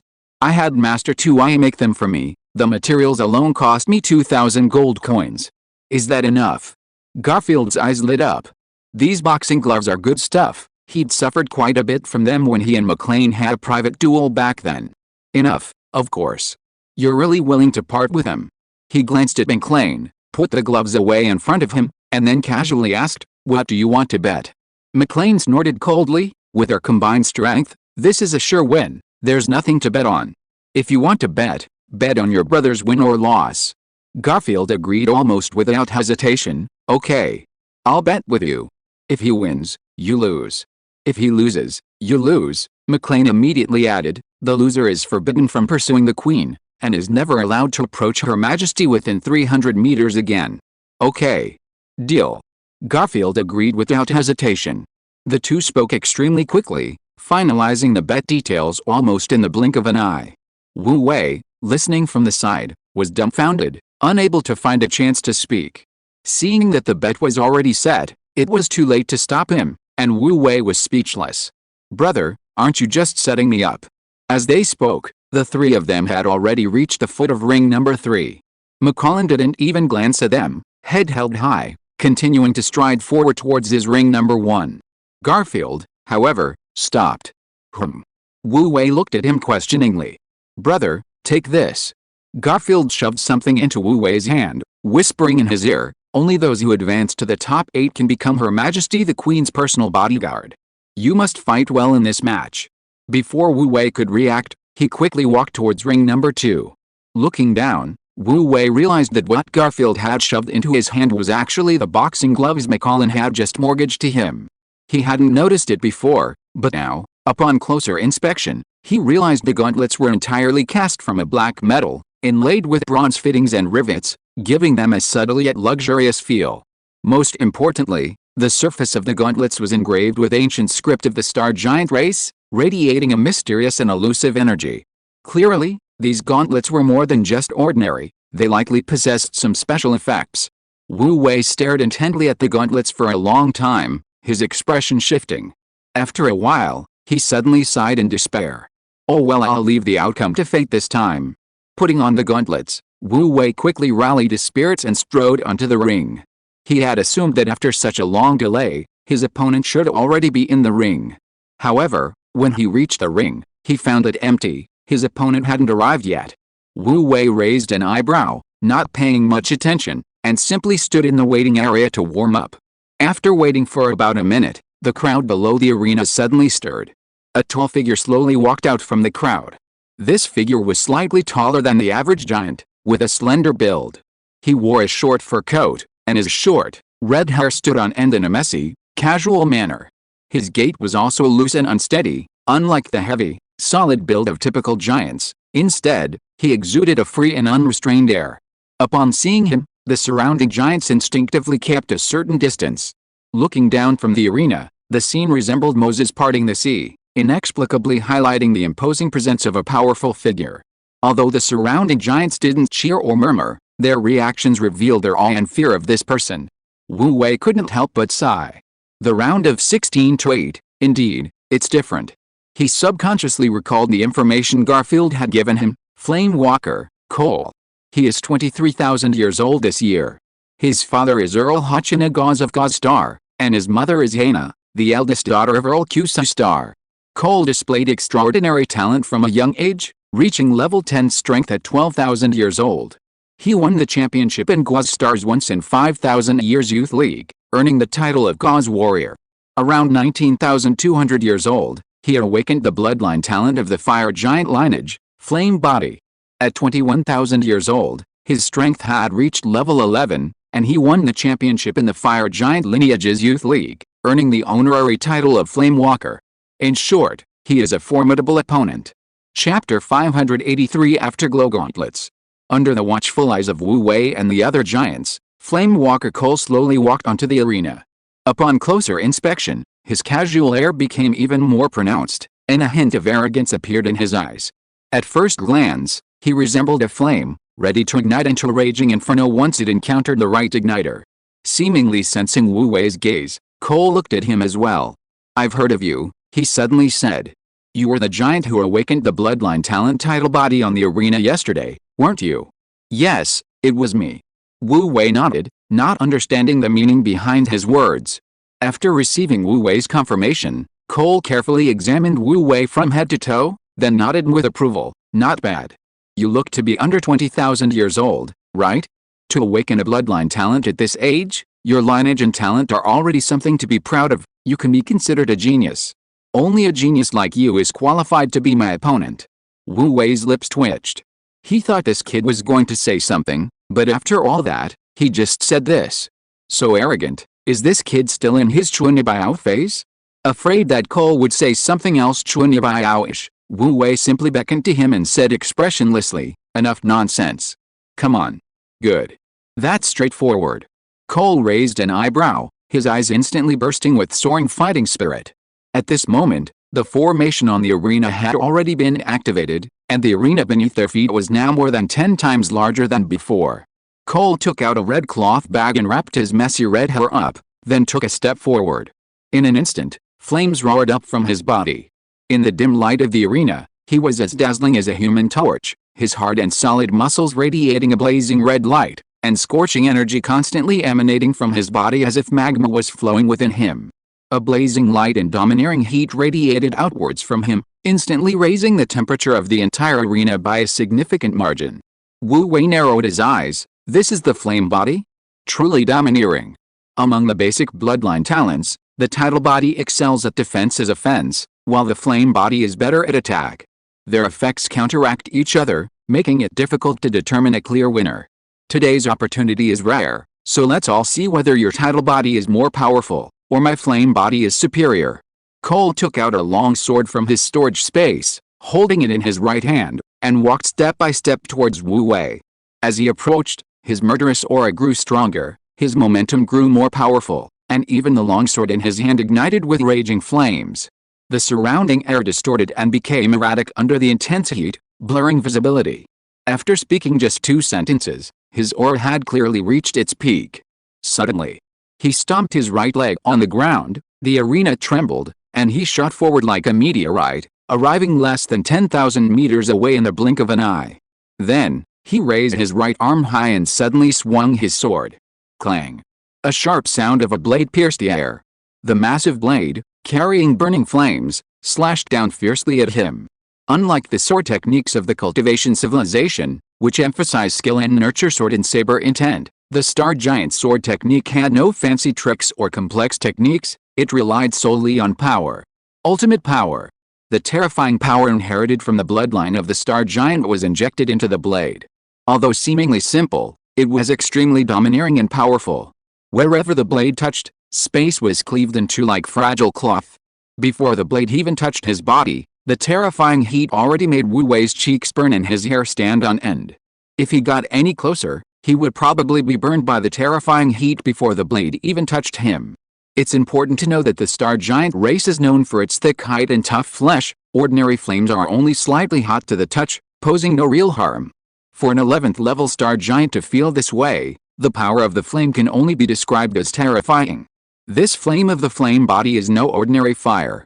Wu Wei's eyes narrowed slightly, but his movements remained calm and composed. As a 14th level main god who inherited the legacy of the god of light, how could he be flustered by an 11th level star giant? He took a step forward with his left leg, instantly covering nearly 1,000 meters, while simultaneously throwing a powerful punch with his right fist. The black gauntlet slammed into the back of the longsword. Clang! A loud metallic clang rang out. The massive blade shuddered violently, instantly deflected by the punch, the domineering edge slicing past Wu Wei without harming him in the slightest. However, Cole, having earned the title of Flame Walker, possessed considerable combat experience. His moves wouldn't be so easily neutralized.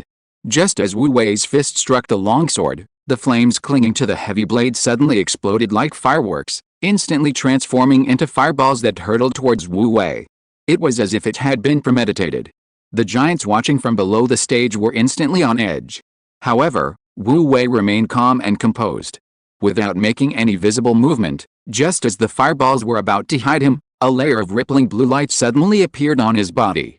This light was gentle and warm, carrying the scent of the sea. The blazing fireballs, upon striking this rippling blue light, were like flames hitting water, extinguishing with a plop. The blue light emanating from Wu Wei also dimmed slightly. Tidal body. It's the effect of tidal body. The giants below the stage immediately realized. Just as rumored, the tidal body and the flame body are mutually restraining. Who will win next will likely depend on who has the greater strength. On the arena, Cole showed no surprise at this scene, clearly having anticipated it. His expression remained unchanged, but his eyes burned with a fierce fighting spirit. Without hesitation, he raised his hand and unleashed his second strike. The domineering power once again tore through space, hurtling towards Wu Wei. Wu Wei immediately threw a punch to block. The two were locked in combat in the blink of an eye. Every one of the star giants who managed to reach the top 16 in such fierce competition was a prodigy. Cole, as one of them, had combat ingrained in his blood like an instinct. Every strike he made was ferocious and domineering, extremely difficult to defend against. His attacks were like those of a maddened beast, carrying an incredibly terrifying aggression. His fiery physique greatly amplified his attack power, imbuing each strike with intense heat and a scorching effect. If Wu Wei hadn't awakened the tidal body, which largely countered the threat of fire, anyone else would have been in serious trouble simply from the added power of the flames. However, Wu Wei's strength was equally formidable. As the master of the Kingdom of Light and the heir of the Light God clan, although he rarely used this avatar in battle, his combat instincts were no weaker than any of the star giants. Without deliberately concealing his power, he unleashed a formidable fighting force. Every wave of his hand and stomp of his foot carried terrifying power, and he exuded an arrogant and domineering aura like a humanoid behemoth, each punch shattering the heavens. The two fought from the ground to the sky and back again, the intense battle causing the entire arena to tremble slightly. If the arena hadn't been forged from top-grade bronze and protected by layers of secret techniques, it would likely have been completely destroyed in their battle. However, Wu Wei's body was ultimately too young, and the time since he awakened his bloodline talent was too short. As time passed, the blue light on his body grew dimmer, and the effects of the flame body became increasingly severe. In the past, Wu Wei should have used divine magic to heal himself by now, or simply channel divine power into his body for an immediate advancement. However, at this moment, he chose to let things take their course and leave it to fate. The scales of the battle began to tip in favor of the Flame Walker, Cole. Below the arena, the giants who had been watching intently couldn't help but whisper among themselves. "That kid, Kua, looks like he's about to give up," one giant casually remarked. "He's still a bit too young. Compared to a seasoned opponent like Cole, he's a little too inexperienced." One giant was relatively objective. However, to be able to fight Cole to this extent before he's even 20,000 years old is already considered genius. Even if he doesn't become Her Majesty's personal bodyguard, his future achievements won't be low. Cole is, after all, a giant who has earned the title of Flame Walker. Losing to him isn't shameful. Another giant joked with a smile, "If it were me, I probably wouldn't even be able to withstand the first strike." However, although their attitudes differed, they all agreed on one thing. They all felt that Cole would be the final winner of this match. Just as everyone was discussing, Garfield and McLean had finished their respective battles on Arenas 1 and 2 and were walking towards Arena 3. The two met halfway, their eyes clashing, and a fierce spark immediately flew. "Your brother's almost done for." McLean's gaze swept over ring number 3, a smug smile suddenly appearing on his face. "Looks like I've got this round in the bag." "Not necessarily," Garfield snorted coldly, walking past him and striding towards ring number 3. "HMPH still being stubborn even now, you'll be crying later," McLean sneered disdainfully, also quickly walking towards ring number 3. However, when he reached the bottom of ring number 3 and saw the scene on the ring, his expression suddenly changed. "Afterglow gloves, you gave him my gloves." Chapter 584. A bet's a bet. He didn't expect that, did you? Garfield chuckled smugly, secretly applauding his own wise move. "You're quite generous." McLean glanced at him with an unpleasant expression. "However, even with the afterglow gloves, whether you can win is still uncertain. Don't get too excited." With that, he refocused his attention on the ring, no longer glancing at Garfield, his earlier smugness completely gone. He gave the gloves to Garfield, thinking that the kid would never want to use gloves he'd used, but he never expected the kid to give them away to that guy named Kua. If he had known this would happen, he definitely wouldn't have given them away.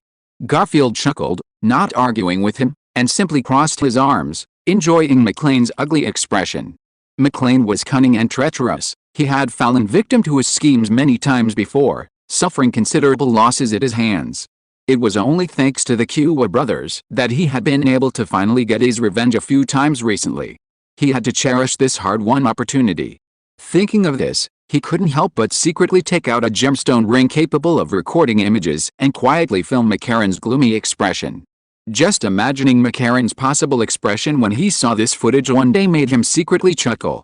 After doing this, he turned his attention back to the ring. Despite his apparent confidence and the afterglow gloves, whether he could win this fight was still uncertain. His heart was pounding. Boom. Boom boom boom. The battle continued on the ring, but Wu Wei's situation was becoming increasingly precarious. The blue light representing his tidal body had dimmed, leaving only a thin layer clinging to his skin, stubbornly resisting the erosion of his flame body. The clothes on his arms had been torn to shreds by the surging energy, turning his long-sleeved outfit into vest and shorts. The tidal body shielded him from the scorching flames, but it couldn't stop all the attacks.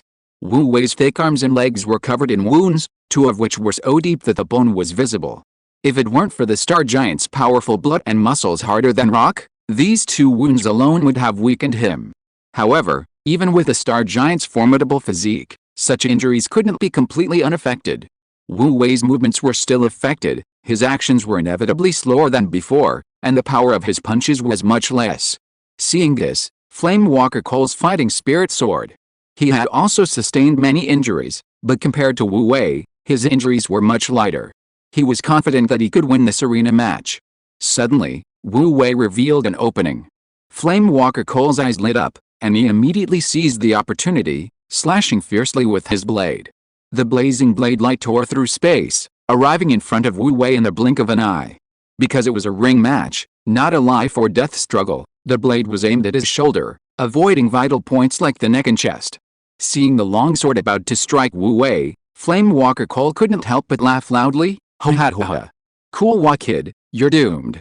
However, just as he finished speaking, Wu Wei suddenly looked up, revealing a meaningful smile. The next moment, without dodging or evading, he directly took the blow with his arm. PFFT. The blade pierced his flesh, embedding itself deeply for 14 or 15 meters. Blood gushed out. Because the longsword sealed the wound, the amount of blood flowing from it wasn't much, but it was still shocking. This wound was more severe than any of the previous ones.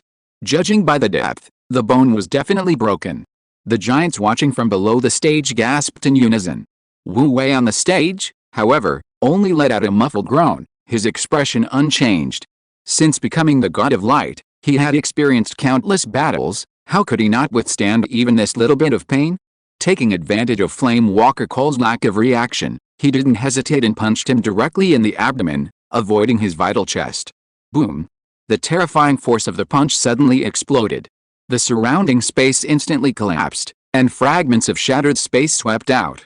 The entire arena trembled, as if it might collapse at any moment. Wu Wei's punch was more ferocious and powerful than any of his previous punches. Its terrifying power was as if it could shatter a star with a single punch. Clearly, his previous appearance of being on the verge of collapse was all an act.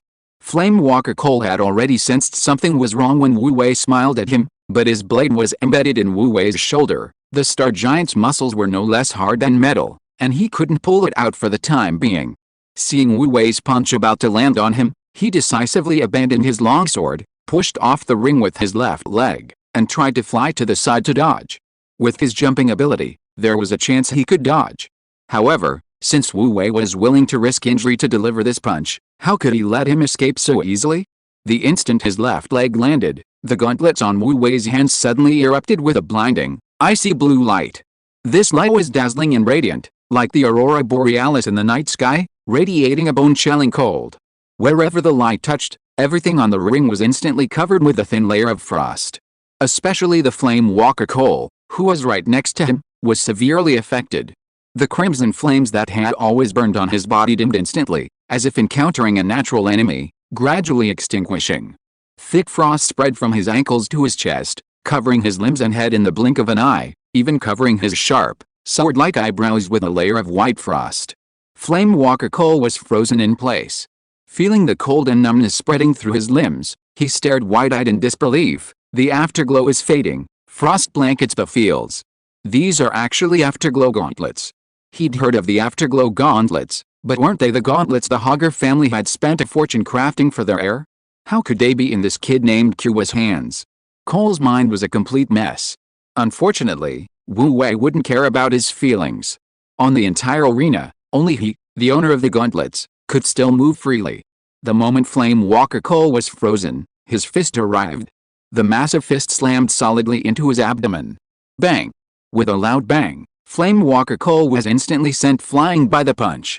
Although Wu Wei had advanced to level 11 in a shorter time and hadn't specifically focused on strength training, he was still a genuine level 11, and the power of his punch wasn't much weaker than the Flame Walker's own. Moreover, knowing the opportunity was rare, he struck with exceptional ruthlessness. This punch was like an iron hammer. Extreme power surged into his body from his abdomen, violently shaking and destroying his internal organs. Even in mid-air, he couldn't help but vomit several mouthfuls of blood. The thick frost on his body was instantly stained red with blood. He traced an arc in the air before crashing heavily onto the other side of the arena. With his fall, the thick frost on his body shattered, and he regained some mobility. However, the impact of severe internal injuries on combat ability was far more serious than external injuries. Wu Wei could continue fighting with a knife stuck in his left arm, but the Flame Walker, Cole, could not. He struggled to get up but almost knocked his head to the ground. At this moment, Wu Wei had already leaped and landed directly beside Cole. He pulled the longsword directly from his left arm, and with a flick of his wrist, the tip pointed directly at Cole's brow. Admit defeat. Blood was still streaming down his left arm, making him look like a blood-soaked god of war, his aura incredibly powerful. Cole looked up at him, his eyes filled with resentment. However, after staring intently at Wu Wei for a second, he suddenly relaxed, lying back down on the ground with a long sigh. You won. From Wu Wei's punch, the explosion of the afterglow gauntlet, to Cole's surrender, the entire process seemed long, but in reality, it only took a few breaths. The giants watching from below the ring hadn't even reacted yet when the battle suddenly ended, causing an uproar. No way? It's over already. Flame Walker Cole actually lost? This turn of events was so abrupt. That kid Kyowa is something else. He deliberately feigned weakness, probably waiting for this moment. Indeed, in a battle between masters, the outcome can change at any time. So amazing, so exciting. My heart is still pounding. The giants watching were both stunned by this sudden turn of events and excited to witness such a spectacular battle. The star giants admire the strong, and anyone strong earns their recognition and admiration. Although many giants in the crowd were loyal fans of Flame Walker Cole, they had to admit that Kyowa was indeed formidable. They had all witnessed that strike. An ordinary giant wouldn't dare to take it head-on, and even if they did, they might not have had the chance to deliver the decisive blow to Cole. It could only be said that Cole was outmaneuvered, and his defeat was not unjust. In the crowd behind, McCollin stood frozen in place, his face ashen. Hearing the whispers around him, and the praise and adulation he received for Kyowa, his already embarrassed expression grew even darker. his entire being radiating a gloomy, oppressive aura. His followers behind him dared not even breathe. Garfield, having thoroughly enjoyed watching McCarran's dark face with a smile, secretly recorded another moment as evidence before casually walking over, defiantly challenging, "So? You've got to accept your loss."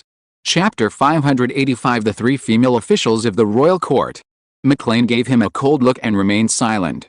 Garfield, undeterred, continued to provoke him. "We agreed before that the loser couldn't pursue Her Majesty the Queen anymore, and couldn't come within 300 meters of her.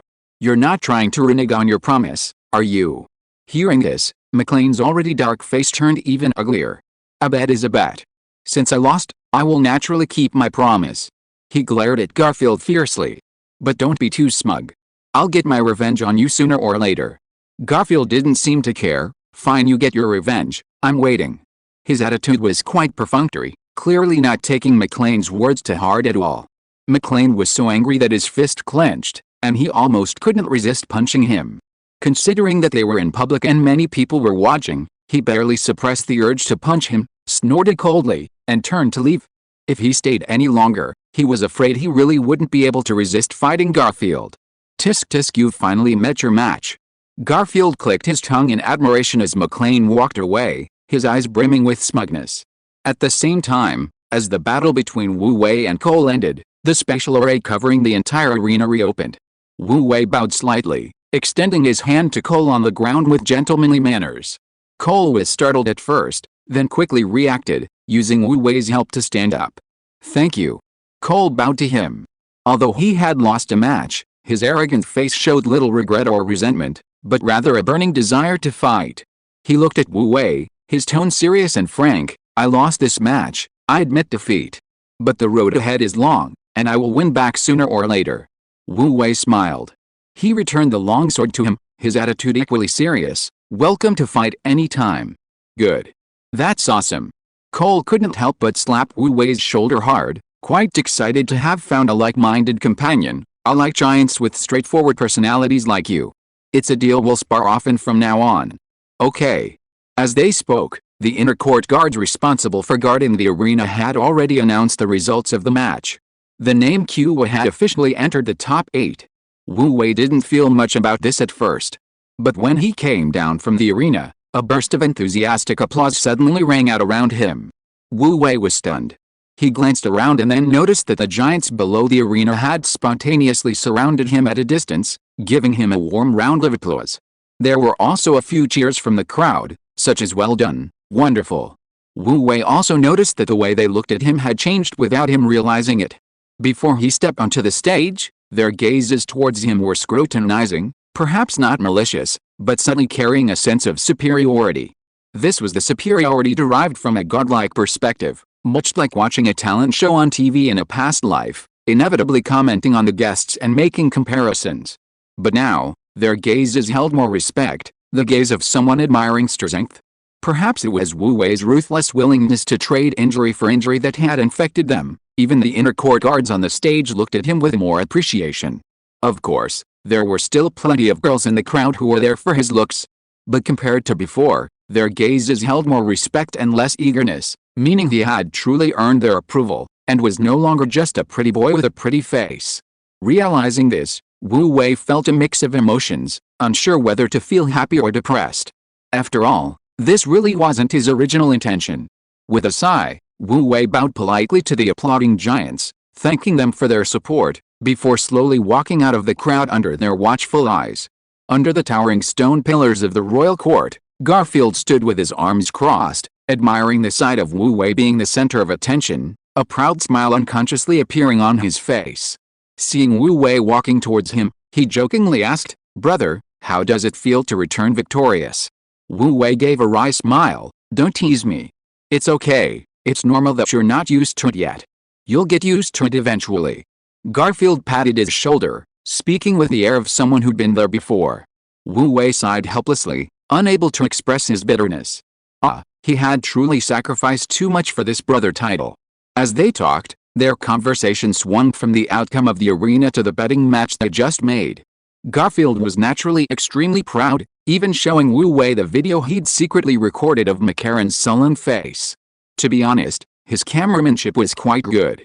He captured the contorted expression on McLean's face, as well as the gloom and anger in his eyes, perfectly through the lens. Even Wu Wei couldn't help but laugh, fully experiencing the satisfying feeling of successfully slapping someone in the face. Even though he didn't actually want to be famous at all. As they talked, it was already lunchtime. Garfield was about to take Wu Wei to find a place for a good meal when suddenly a squad leader of the Royal Guards walked towards him and gestured. Garfield was startled, apologized to Wu Wei, and walked towards the squad leader. The squad leader whispered a few words in Garfield's ear. Garfield's expression immediately changed, and then he nodded with a conflicted look. The squad leader immediately went back to report. "What's wrong?" Seeing Garfield return, Wu Wei looked at him with surprise. "My aunt asked me to come over for dinner. I'm afraid I can't have dinner with you today." Garfield looked at Wu Wei apologetically. "I was hoping to celebrate with you properly." Wu Wei chuckled. "The tournament isn't over yet. What's there to celebrate? Since Mrs. Pete asked you, just go. Don't worry about me." Garfield sighed. Actually, if I could, I wouldn't want to go at all." "Why?" Wu Wei was surprised. Garfield scratched his head helplessly. "It's hard to explain in a few words. I'll tell you in detail when I get back. I have to go right away. I can't keep my aunt and the others waiting for me." Wu Wei nodded. "Then go ahead." Hearing this, Garfield reluctantly walked towards the royal court, looking back every step of the way. Judging from his posture, anyone who didn't know better would think Wu Wei was his blood relative. Wu Wei was also amused and exasperated by him, and finally couldn't stand it anymore, so he just kicked him out. After Garfield left, Wu Wei went to the square to get a boxed lunch and sat down to eat wherever he could find a spot. Meanwhile, Garfield, led by royal guards, had arrived at a terrace on the edge of the royal court. On the terrace was a long table made of black mineral stone. The table was now laden with delicious food, and in the very center sat a whole roasted baby dragon, its skin charred and crispy, emitting an enticing aroma. However, upon seeing this, Garfield showed no joy whatsoever. Instead, he inwardly groaned. At either end of the table sat a row of beautiful women. The second seat in the front row belonged to a blonde woman with dark eyes, wearing a bright red dress. This was his dear aunt, Mrs. Pete. Seated in front of her was a beautiful woman with silver eyes. She was Mrs. Dillon, the elder sister of McLean's mother, Helena Dillon, the first in line to the Duke of Dillon, and McLean's aunt. She was also a powerful woman who had successfully won her husband back. Furthermore, she was one of the 3 most powerful ladies in waiting in the royal court, in charge of the queen's servants and attendants, holding a position even higher than Mrs. Pete. The other woman, with black hair and black eyes, was more low-key, but also one of the 3 most powerful ladies in waiting, in charge of the queen's personal belongings and such. Despite Garfield's unbridled mockery of McCallum, he was utterly timid in front of these 3, not daring to even raise his voice. "Auntie. Ladies." Garfield obediently went over to greet the 2 beautiful women. Hearing his voice, Mrs. Pete glanced over and said indifferently, "Take a seat. Today we've just invited you younger generation to a gathering. There's no one else but us, so relax." "Yes, Auntie." Garfield readily agreed, but inwardly he was groaning. He had experienced this situation countless times since childhood. Seeing this scene, he had a bad feeling and couldn't relax at all. Unfortunately, even knowing what was about to happen, he had no choice but to bite the bullet and sit down in the chair opposite his aunt. Sure enough, a short while later, McLean arrived, led by a guard. However, compared to Garfield, McLean was much more at ease. He wasn't intimidated at all, maintaining a polite smile as he bowed and greeted the 3 beautiful women present before sitting down with the help of the guard. After sitting down, he didn't idle around but began to praise how tempting the food looked, how beautifully it was plated, and how well the tableware was matched. After a few words, Mrs. Pitt was all smiles, praising his eloquence while giving Garfield a disappointed look. How could her own nephew be so clueless, unable to even coax people, just like her brother? Garfield lowered his head, silently minimizing his presence, avoiding eye contact with his aunt. Using the act of eating as a cover, he secretly glared at McLean with a resentful look. McLean noticed his gaze and returned it with a disdainful and provocative one. He was doing it on purpose, so what? Garfield was nearly driven mad with anger, secretly gritting his teeth. One day, he would spread McLean's shameful past throughout the entire aristocratic circle, making him lose all face and never dare to be arrogant in front of him again. Just as the two were exchanging glances, the third protagonist of the banquet finally arrived late. Chapter 586. A pot falls from the sky. Arriving was a young giant with black hair and black eyes. He was more robust and muscular than the average giant, with more defined features, yet he lacked the ruggedness and ferocity typical of star giants. Instead, he possessed a remarkably reserved and calm demeanor, exuding an aura of tranquility. If Wu Wei were here, he would immediately recognize this young giant as one of the top contenders in this arena selection tournament, Yi Lang, Duke Descartes' eldest son and his first in line to the throne. In terms of potential, he was ranked ahead of Garfield and McCallum, and his odds of winning in the betting market were the lowest. In other words, he was the strongest contender for the championship in this selection tournament. Garfield and McCallum were his competitors. Yi Lang is here, please have a seat. Upon seeing him, the beautiful woman with black hair and black eyes sitting at the far end brightened up and immediately greeted him gently. This royal court lady was named Maureen, Duke Descartes' youngest sister, and Yi Lang's aunt. Due to some past events, she remained unmarried. Yi Lang was practically raised by her, and she treated him almost like her own son, so her attitude was naturally exceptionally warm. And, seeing her, a smile appeared on Yi Lang's usually calm face. He greeted Maureen and the other two ladies present with a smile before sitting down in the chair opposite Maureen. Seeing him sit down, McLean and Garfield simultaneously straightened their backs. They no longer cared about their rivalry and nodded politely to Yi Lang. Yi Lang returned the greeting politely. His attitude wasn't arrogant. But in his presence, McLean and Garfield both felt pressured, and their demeanor towards him was far less casual and relaxed than when they were competing with each other. Now that everyone is here, let's begin, Mrs. Pete said with a smile. As soon as she finished speaking, a giant uncle wearing a white chef's hat stepped forward and deftly dismantled the charcoal-grilled baby dragon in the center of the long table, slicing it into even pieces and distributing them to each person's plate. This baby dragon was personally selected by me from the family's enclosure. It's of medium size, with just the right amount of fat and lean meat, making it the finest raw material for charcoal-grilled baby dragon. Uncle Maury's cooking skills are also the best. Please try it, Mrs. Peter said with a smile to the three younger members of the family. Thank you, madam. Thank you, and the three younger members quickly expressed their gratitude before picking up their knives and forks and beginning to savor the charcoal-grilled baby dragon meat on their plates. The banquet prepared by Mrs. Peter was of very high quality, and the chef in charge of cooking was also highly skilled. Everything on the table, from the drinks to the dishes and desserts, was delicious. The charcoal-grilled baby dragon meat, in particular, was crispy on the outside and tender on the inside, exceptionally delicious. At the table, green young servants were busily pouring tea and water for them and fetching their favorite dishes. Yi Lang and McLean both ate with great relish. However, Garfield felt no joy whatsoever. He knew that the meal itself wasn't the main event. The real highlight was yet to come.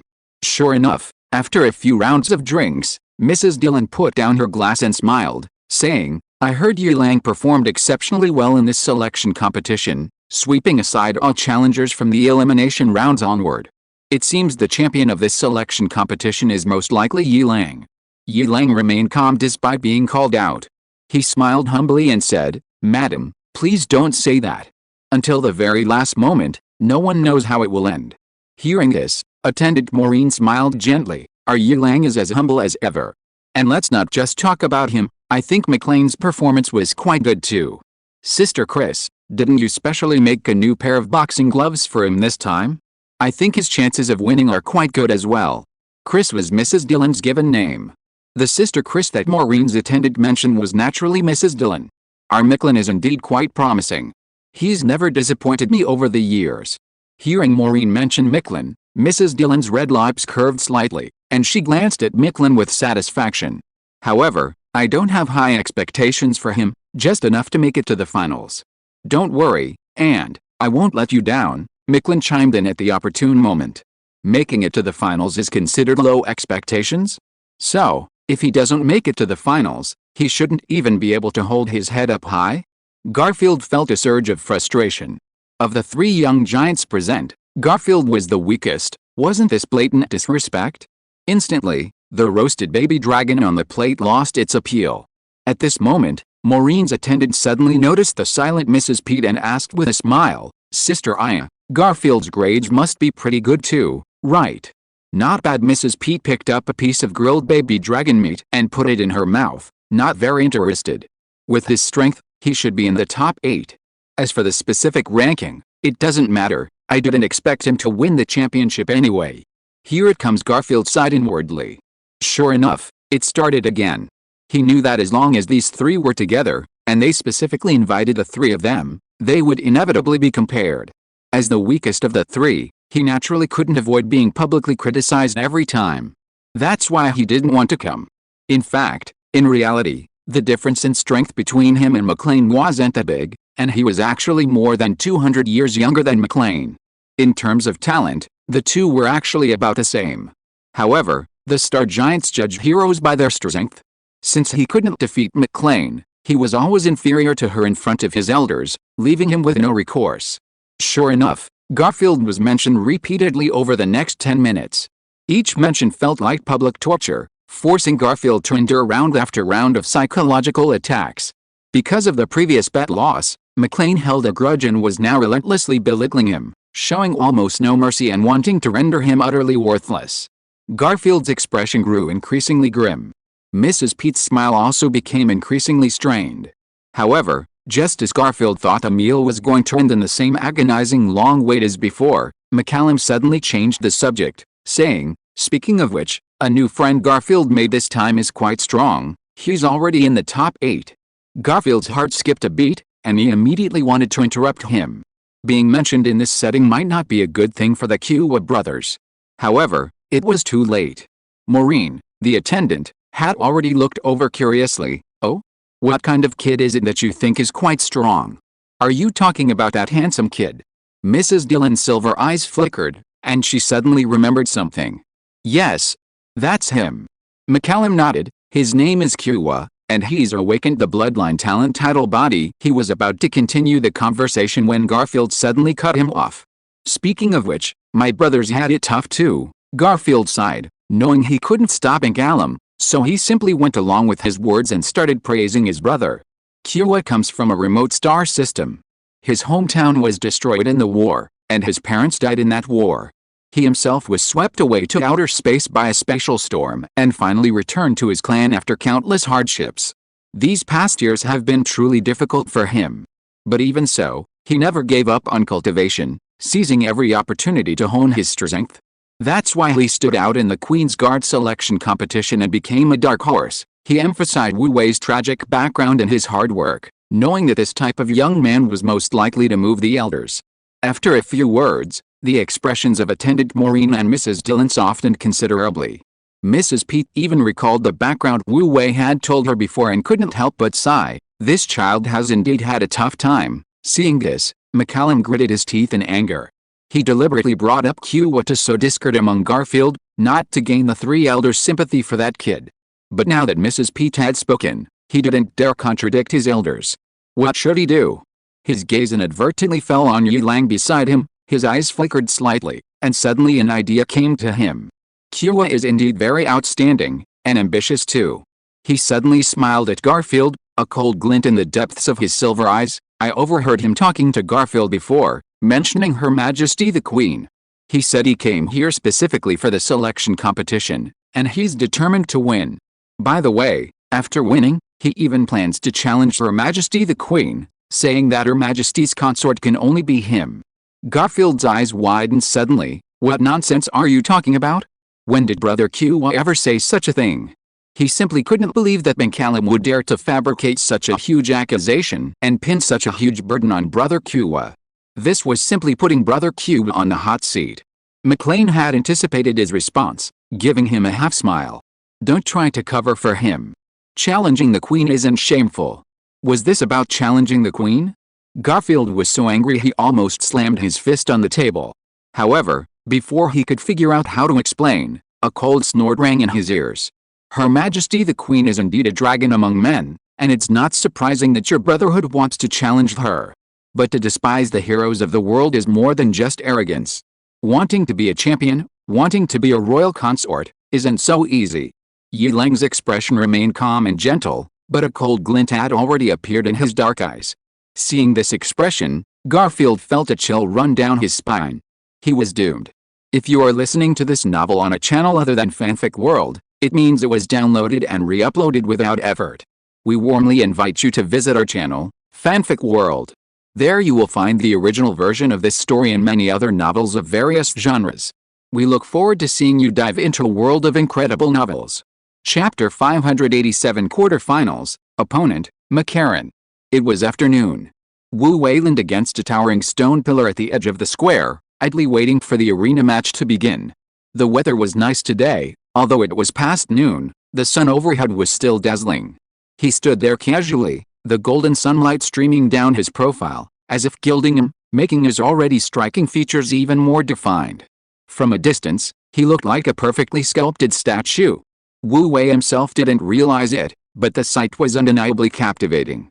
Beautifully dressed giant girls kept passing by, their cheeks slightly flushed, their eyes fixed straight ahead. Some of these girls even passed by twice, and on the third occasion, other giants in the crowd would often unconsciously stop and whisper to their companions, seemingly confirming Wu Wei's identity. After confirming, their eyes would reveal a mixture of awe and excitement. That expression was exactly like that of fans on Earth who bump into their idols on the street. They were practically ready to cover their faces and scream with excitement. However, perhaps because Wu Wei was now famous, a distance had grown between him and the ordinary giants. They would at most take a picture or record a video from afar as a souvenir, or feel secretly excited for a while, but they didn't dare to disturb Wu Wei. Wu Wei let them be. Just as he was getting bored, Garfield finally returned from his meal. He looked miserable, and as soon as he saw Wu Wei, he couldn't help but apologize. "Brother, I'm so sorry. What happened?" Wu Wei looked at him suspiciously.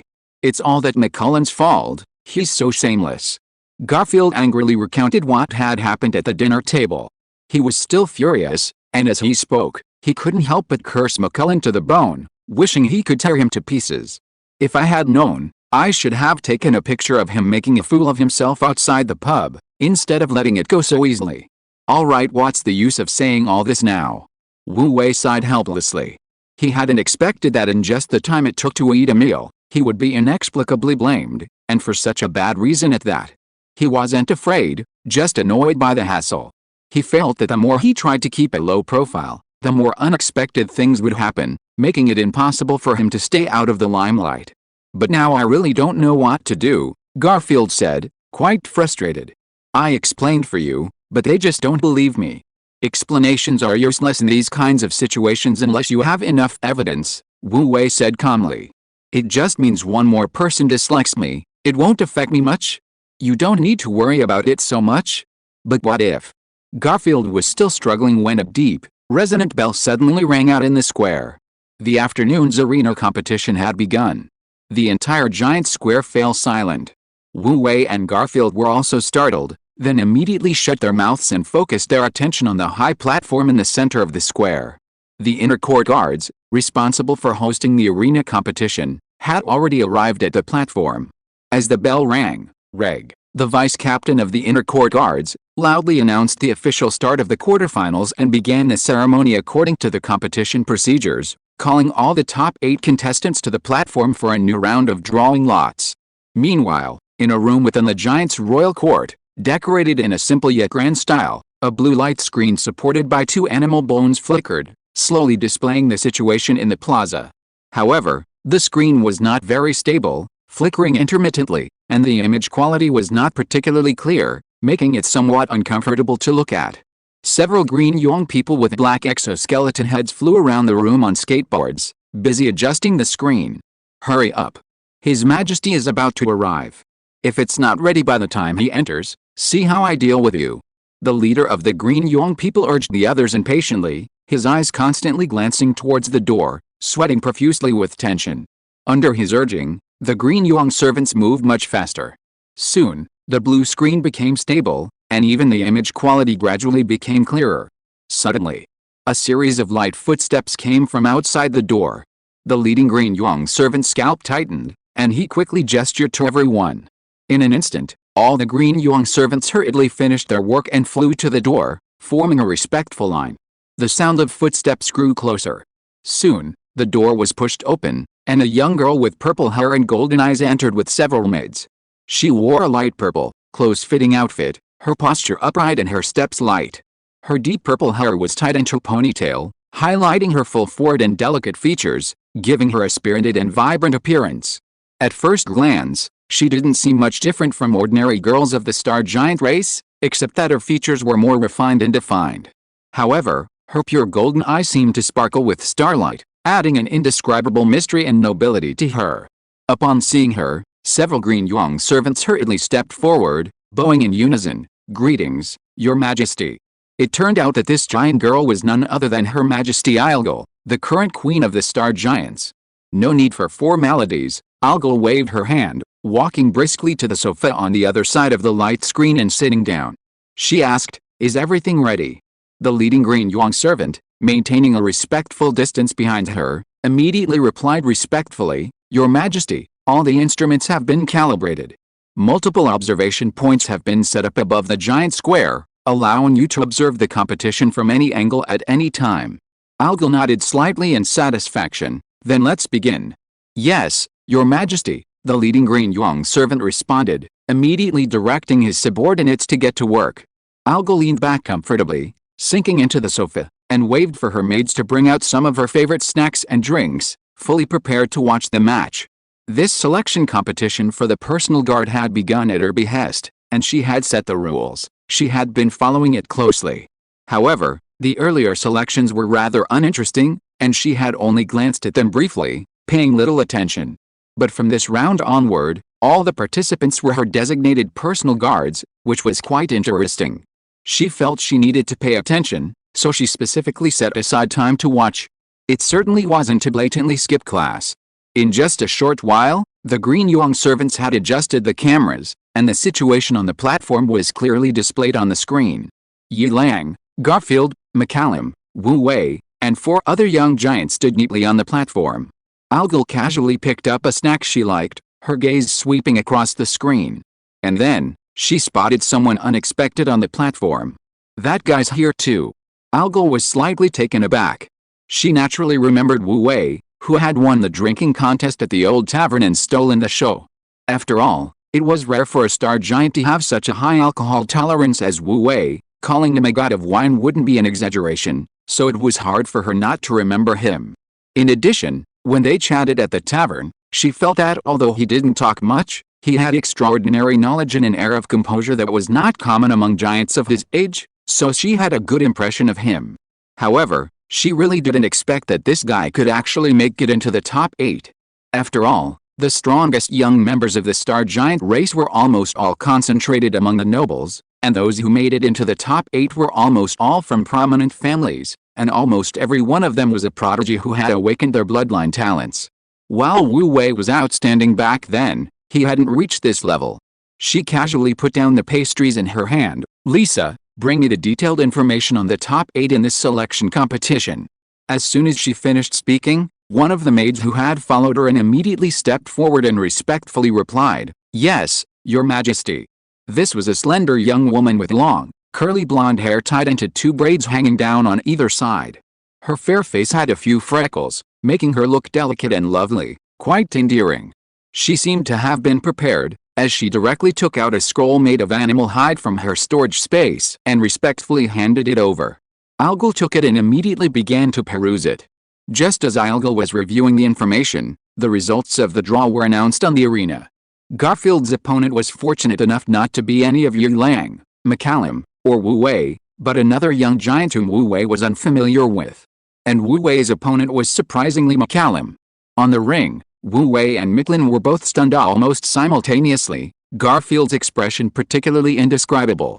After recovering, Micklin couldn't help but sneer. Wu Wei glanced at him subconsciously, only to see that he was also staring at him, his silver eyes radiating a chilling coldness. That look seemed to say, "Kid, you've finally fallen into my hands, this time I'll make you pay." Wu Wei couldn't help but sigh, not only unprovoked but also quite helpless. Why did it have to be this guy? Originally, he was planning to fight casually and just lose to his opponent and be done with it. Now, how could he possibly lose? Not to mention Garfield, even he himself didn't want to lose to Micklin. After all, this kid had just pinned the blame on him, and if he lost to him on the ring, Wu Wei felt he wouldn't be able to get over it. But if he won, it would be too flashy and easily expose his identity. Ugh, this is so frustrating, so incredibly frustrating. Chapter 588 Frost Gauntlets and Poseidon's Trident. Just as Wu Wei was struggling with his decision, the giants watching from below the arena saw the draw results and couldn't help but whisper among themselves. The 3 seeded players are all perfectly matched. What a coincidence. Isn't that great? The semifinals will be a clash of titans. It'll definitely be even more exciting. I've been looking forward to their performance for a while now. With their opponents getting stronger, the upcoming matches will definitely be more and more exciting. Several young giants huddled together, talking in hushed tones. The seeded players they were referring to were naturally Yilang, McCallum, and Garfield. These 3 were not only of noble birth but also the strongest among their age group, renowned giant warriors even within the entire star giant race. They were the most popular contenders for the championship in this selection tournament, and few young giants present didn't know them. Naturally, they were the focus of their discussions. As for Wu Wei, as a dark horse who emerged halfway through, he naturally attracted the attention of many giants. Compared to the established Yilang and his 2 companions, Wu Wei's fame was relatively recent, resulting in a weaker fan base. The giants knew less about him than even the other 4 young giants in the top 8, leading to the least discussion about him. This was, of course, the outcome Wu Wei desired. However, for this reason, most giants favored McCallum over Wu Wei, believing she would likely win the match. Amidst this discussion, the 8 fighters, including Wu Wei, stepped onto their respective rings. The giants watching below each chose their most interesting ring to watch. As for the other rings, the official royal court would release video information on the Star Network after the selection process, allowing them to watch later. Wu Wei and McCallum were assigned to ring number 3. Before the match began, both fighters had 2 minutes to warm up or check and change equipment. McCallum took out a pair of boxing gloves from his storage space and slowly began putting them on. They were a pair of bronze gauntlets, their surfaces engraved with mysterious ancient characters, the characters seemingly shimmering with golden light, radiating a powerful aura that sent chills down one's spine. But these weren't the most unusual aspects. The most unusual thing was the special quality of the bronze used. From a distance, it shimmered with the golden light, appearing almost as if it were made of pure gold. Upon seeing these gauntlets, Wu Wei didn't react much, but the giants watching from below the ring all widened their eyes in unison. Ancient bronze. Among the star giants, all giants knew that bronze came in 2 types. One was the kind of bronze that was now commonplace, with a bluish-green metallic color. The other was ancient bronze, which was golden when it was first forged. A pure, deep gold, like gold itself. Only upon close inspection could one notice its deep blue hue. The biggest difference between these 2 types of bronze wasn't their color, but rather the upper limit of the power they could withstand. The power of the star giants was terrifying. Even an ordinary giant could easily smash a mountain. Ordinary metals weren't even as hard as their own muscles and simply couldn't withstand such terrifying power. Only a few extremely hard metals, such as bronze, can withstand the power of the star giants, which is the main reason why bronze is so prevalent among them. Because it's an alloy, it's the only one of these few metals that's relatively easy to obtain, essentially a lower-end version of ancient bronze. Ancient bronze, however, is the metal capable of bearing the highest limit of power. It can even withstand pure laws of force. Legend has it that the greatest Star Lord among the 10 ancient heroes, the giant king Namanix, used the starry sky gauntlets, a weapon primarily made of ancient bronze. Those gauntlets are still enshrined in the ancestral temple deep within the giant king's court, only allowed to be retrieved by the inheritor of the golden bloodline when the star giants face a life or death crisis. Therefore, ancient bronze holds an extremely special position among the star giants, unmatched by any other metal. However, the ancient bronze technique has long been lost to history. What we now know as ancient bronze is actually a replica, the closest in formula to the original ancient bronze, reconstructed by several master forgers through generations of research. Even so, it was already extremely rare. One of the ingredients in ancient bronze was incredibly rare, making it extremely difficult even for a ducal family to forge equipment made of ancient bronze. The fact that McCallum possessed a pair of ancient bronze gauntlets was completely unexpected, even shocking the giants from their own noble families. Earl Hog has really gone all out this time. No, that's not right. Earl Hog's family alone probably couldn't afford to forge ancient bronze gauntlets. This must be Lady Dylan's doing. Lady Dylan is really generous. It seems that young Master Hog is aiming for the championship this time. That kid named Kua is definitely going to lose. The giants below the ring discussed excitedly, their eyes filled with pity for Wu Wei, as if they already foresaw his miserable end after losing the match. Hearing the giants' discussions below, McLean, who was putting on the gauntlets, smiled contentedly, a hint of confidence flashing in his silver eyes. What they saw now was only the surface of the boxing gloves, their true power was far greater. This was his aunt's trump card, specially prepared for this match, which he originally intended to use in the finals. However, seeing that kid named Kua, he couldn't resist using it first. Losing to these gloves would be an honor for that kid. These gloves are called Frostfall, a birthday gift from my aunt. McCollin put on the gloves, looked at them with affection, then glanced at Wu Wei standing opposite him, and at the Afterglow gloves in his hands, his smile arrogant and reserved. Afterglow gloves are pretty good, aren't they? You owe me a lot for your match against Flame Walker Cole this morning, you should thank me. A bet's a bet, the Afterglow gloves are no longer yours. Wu Wei remained unmoved. Catching a glimpse of McLean's expression, his eyes flickered, and he suddenly smiled. However, you've reminded me. Fighting you with your old gloves, even if I win, I'll still feel uncomfortable. I'd better change my equipment. Hearing this, McLean's reserved and proud expression froze. However, before he could speak, Wu Wei had already removed his gloves, and with a flick of his right hand, an old, weathered trident appeared. The trident had a short handle, making it a short halberd, and 2.5 of the 3 prongs at the top were a different color, clearly added later. Its appearance even suggested it was broken. However, the instant this broken trident appeared, a surging ocean force swept out like a tide, instantly filling the entire arena. In an instant, the bronze-cast arena seemed to transform into a vast ocean, with raging waves and surging torrents, its immense power terrifying. This trident is the same trident that belonged to the Siren Princess, now the sea goddess Decivas seizing. Seizing had practically forced it on him just a couple of days ago, and he hadn't expected it to actually come in handy. Over the years, this trident had been enshrined beneath the throne of light, constantly cleansed by the divine power of light, its power far exceeding what it once was. Even for seizing, now at level 14, its combat strength could increase by 1 to 2% with it. Wu Wei's avatar was only at level 11, with its assistance, his combat strength could increase by at least 3 to 5%. Most importantly, this sea god's trident contained a portion of the sea god's divine essence, allowing him to control a portion of the ocean's power and tidal forces. With a trident in hand, Wu Wei was practically a half-sea god. However, there was another reason he took it out today.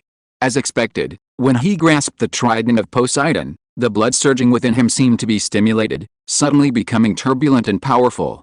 It was as if something had been awakened from its slumber. Streams of bloodline power gradually coalesced within him, making his aura increasingly vast, turbulent, and terrifying. Gradually, a rippling blue light seeped from his body, and a blue tidal pattern appeared on the side of his neck. This was the symbol of his lineage as a descendant of the Lord of the Tides. At this moment, he was the ruler of the ocean. Seeing this, the giants watching below the arena erupted in an uproar, exclamations of surprise and disbelief flowing continuously, as if a pot had been boiled over. Even the giant Queen Ilgal, watching from the screen, paused, her expression suddenly turning serious. McLean's expression changed drastically. What is this? Its name is Poseidon's Trident. Wu Wei glanced down at the trident in his hand. His gaze was gentle and soothing, as if he could see its owner through the trident, the beautiful and intelligent Siren Queen with jewel-like dark green eyes. After a few seconds, he raised his eyes again to look at McLean opposite him. Instantly, the gentleness in his eyes vanished, leaving only calm and indifference. He said, I wasn't planning on taking it out, but given how disgusted you've been, I think I should teach you a lesson. With that, he lifted his leg and walked step by step towards the center of the arena. Chapter 589 Deep Awakening of Bloodline. How arrogant. McLean's face was ashen, his expression shifting between anger and uncertainty. He had thought that with the frostbite gauntlets, victory was assured, never expecting that this kid named Kua would also possess such a powerful weapon. Was this kid born to counter him? He was seething with resentment, yet helpless, and could only follow him into the arena. He refused to believe it. With his combination of the frostbite gauntlets and himself, how could he possibly lose? As McLean entered the arena, The secret magic activated, instantly shutting out the outside chatter. Both men focused their attention on the battle. McLean's face was as black as the bottom of a pot, but he no longer dared to underestimate Wu Wei, and had even unconsciously come to regard Wu Wei as a formidable opponent. Wu Wei showed no mercy either. The two immediately engaged in fierce combat upon entering the arena. McLean's frostbite gauntlets were not only made of superior materials, but the ancient characters imprinted on them also contained mysterious power, making them extremely powerful. If the Afterglow gauntlets simply store a portion of bloodline power and unleash it during combat, the frostbite gauntlets are far more comprehensive. They not only store bloodline power in advance, but can even unleash the latent power within the bloodline, enhancing bloodline talent and making the same moves even more powerful. The Star Giant's bloodline talent is exceptionally strong, and such an enhancement would have an immediate and noticeable impact on combat power. Moreover, this enhancement isn't level restricted, meaning the frostbite gauntlets can be used up to level 14 or even 15, unlike the Afterglow gauntlets, which are limited to level 12 at most. Of course, this is contingent on McCollin reaching level 15. Lady Dylan specially forged these gauntlets for him, demonstrating her high expectations. And McCollin didn't disappoint. Wu Wei hadn't paid much attention to McCollin's strength before, only knowing he was quite powerful. Now, facing him in the arena, he realized McCollin truly deserved the title of Chosen One. McCollin's strength is indeed formidable. At least, at his level 11, his combat power is truly impressive. McCollin possesses a bloodline talent called Frost Body. With the enhancement of Frost Body, every attack he makes unleashes a storm of frost, even freezing Wu Wei's ocean power. Moreover, the defensive capabilities of Frost Body are also incredibly strong.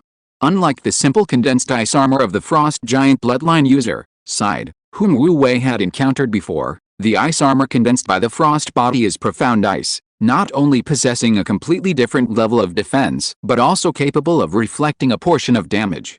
With the enhancement of the Frostbite gauntlets, the power of this Profound Ice armor is further amplified. Every time Wu Wei's trident strikes the Profound Ice armor, it is instantly covered in a layer of frost. Even the trident of Poseidon is affected this way. One can imagine the consequences of ordinary weapons or fists striking this Profound Ice armor. Those with weaker strength might be frozen solid. However, Wu Wei's performance is equally remarkable. As the God of Light, even using an avatar with only level 11 strength, his combat experience and understanding of the laws far surpassed that of ordinary level 11 star giants. Wielding the trident of Poseidon, he seemed to transform into the ruler of the ocean.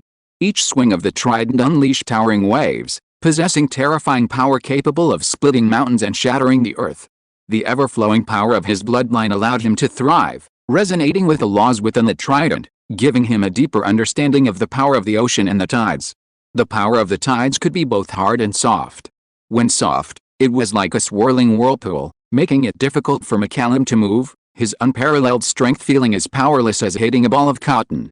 When hard, it was like the vast might of the heavens, crushing down with overwhelming force, unmatched, seemingly capable of overturning everything. Even with McCallum's immense strength, he couldn't help but feel an overwhelming sense of helplessness under the crushing power. Even without using divine power, relying solely on the power of this avatar and the trident of Poseidon in his hand, he could still unleash terrifying combat strength. As the two clashed, the power of frost and tide surged and churned, their terrifying power constantly reverberating across the arena, causing the entire arena to tremble. Unbeknownst to them, the battle had lasted for 2 hours. Both fought with increasing ferocity, yet the battle remained deadlocked. Their fight was fraught with peril, incredibly exciting. More and more giants gathered below the arena, their hearts clenching involuntarily. Flame Walker Cole had appeared in the crowd at some point, his face solemn and silent. The surrounding giants instinctively kept their distance from him, keeping their mouths shut.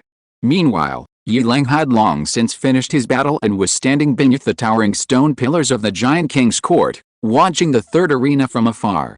His calm face was expressionless, his eyes lowered, revealing neither joy nor anger. In the royal court, Queen Ilgil watched the two locked in fierce combat on the light screen, a hint of contemplation in her eyes.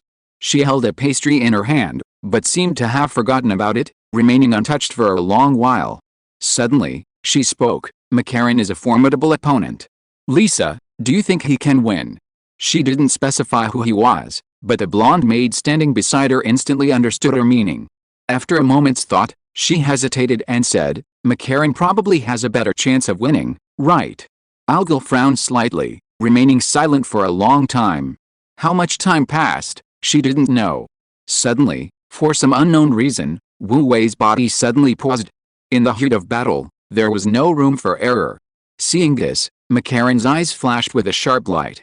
Before Wu Wei could recover, he seized the opportunity and unleashed a powerful punch. Terrifying frost power condensed on the frostbite gauntlets, the golden surface of which was even covered with a layer of frost, radiating a terrifying aura that sent chills down one's spine. Without a single mistake, a single shot, a single content, a single 6 to 9 book, a single bar to watch. With a burst of acceleration from the ground, his figure was as fast as a phantom, reaching Wu Wei in the blink of an eye, and slamming a fist into his abdomen. Bang! Wu Wei's body jolted, his entire body sent flying by McCallan's punch, crashing heavily onto the ring. After landing, he slid backward for thousands of meters before finally stopping. PFFT. Wu Wei's face turned pale, and he coughed up a mouthful of blood. Ha ha ha. Good. McCallan's silver eyes suddenly shone brightly. Strike while the iron is hot. Now is the time to press the attack and solidify the victory. Almost without hesitation, he charged towards Wu Wei again. With surging bloodline power, the frostbite gauntlets on his hands suddenly shone brightly, an icy aura spread from the gauntlets, McCallan's aura suddenly rising significantly once more. The next moment, he pushed off the ring with one leg, leaping thousands of meters into the air. Even while still in midair, he had already adjusted his stance, his right arm swinging out, and a punch slammed down. Roar! A dragon's roar suddenly echoed across the ring. With McCallan's punch, a dazzling frost dragon instantly materialized in midair, roaring as it charged towards Wu Wei, who lay on the ground. This frost dragon's scales were jagged, its head and tail clearly visible, as lifelike as a real frost dragon. A powerful aura emanated from this frost dragon, causing the entire ring to tremble. In the blink of an eye, the roaring frost dragon was upon Wu Wei, its cold, sharp teeth seeming ready to tear him to shreds at any moment. What a magnificent frost dragon fist! Seeing this, Yi Lang's eyes brightened slightly. If this attack landed, Wu Wei would undoubtedly lose. Ho ha ho ha. Let's see how arrogant you are now. McCallan laughed heartily at the sight, as if victory were already beckoning to her. Below the arena, the hearts of the giants leaped into their throats. Even Flame Walker Cole and Her Majesty the Queen, who was secretly watching, couldn't help but tense up.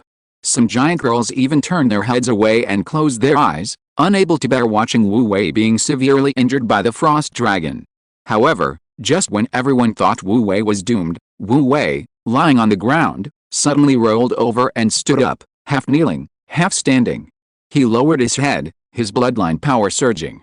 The blue pattern representing his title bloodline on his neck had somehow spread across most of his neck. In that instant, as he half stood up, a huge blue phantom suddenly appeared behind him.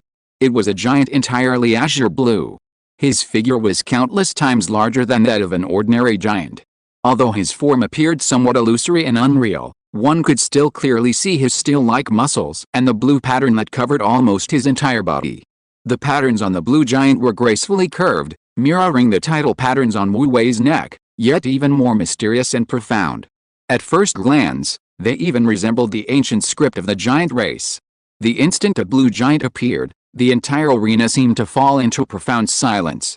Everyone seemed to hear the sound of the ebb and flow of the tides, vast and desolate, yet endless, as if from time immemorial. It was the sound of the sea. Deep bloodline awakening. Upon seeing this, the giants watching from below the arena erupted almost simultaneously. Flame Walker Cole and Nightfall Descartes lowered their arms, their faces showing astonishment, bewilderment, and solemnity. Even Queen Ilgal, who was watching from the royal court, suddenly straightened her back, her golden eyes widening in shock. Chapter 590 Powerful Bloodline Talent. Deep bloodline awakening is an extremely rare opportunity, even within the entire star giant race. If the probability of a star giant awakening their bloodline talent is 1 in 100,000, then the probability of deep bloodline awakening is probably less than 1 in 100 million. This is because the requirements for bloodline concentration are almost demanding, and it also requires an exceptionally great stroke of luck. It is not something that can be achieved through mere hard work.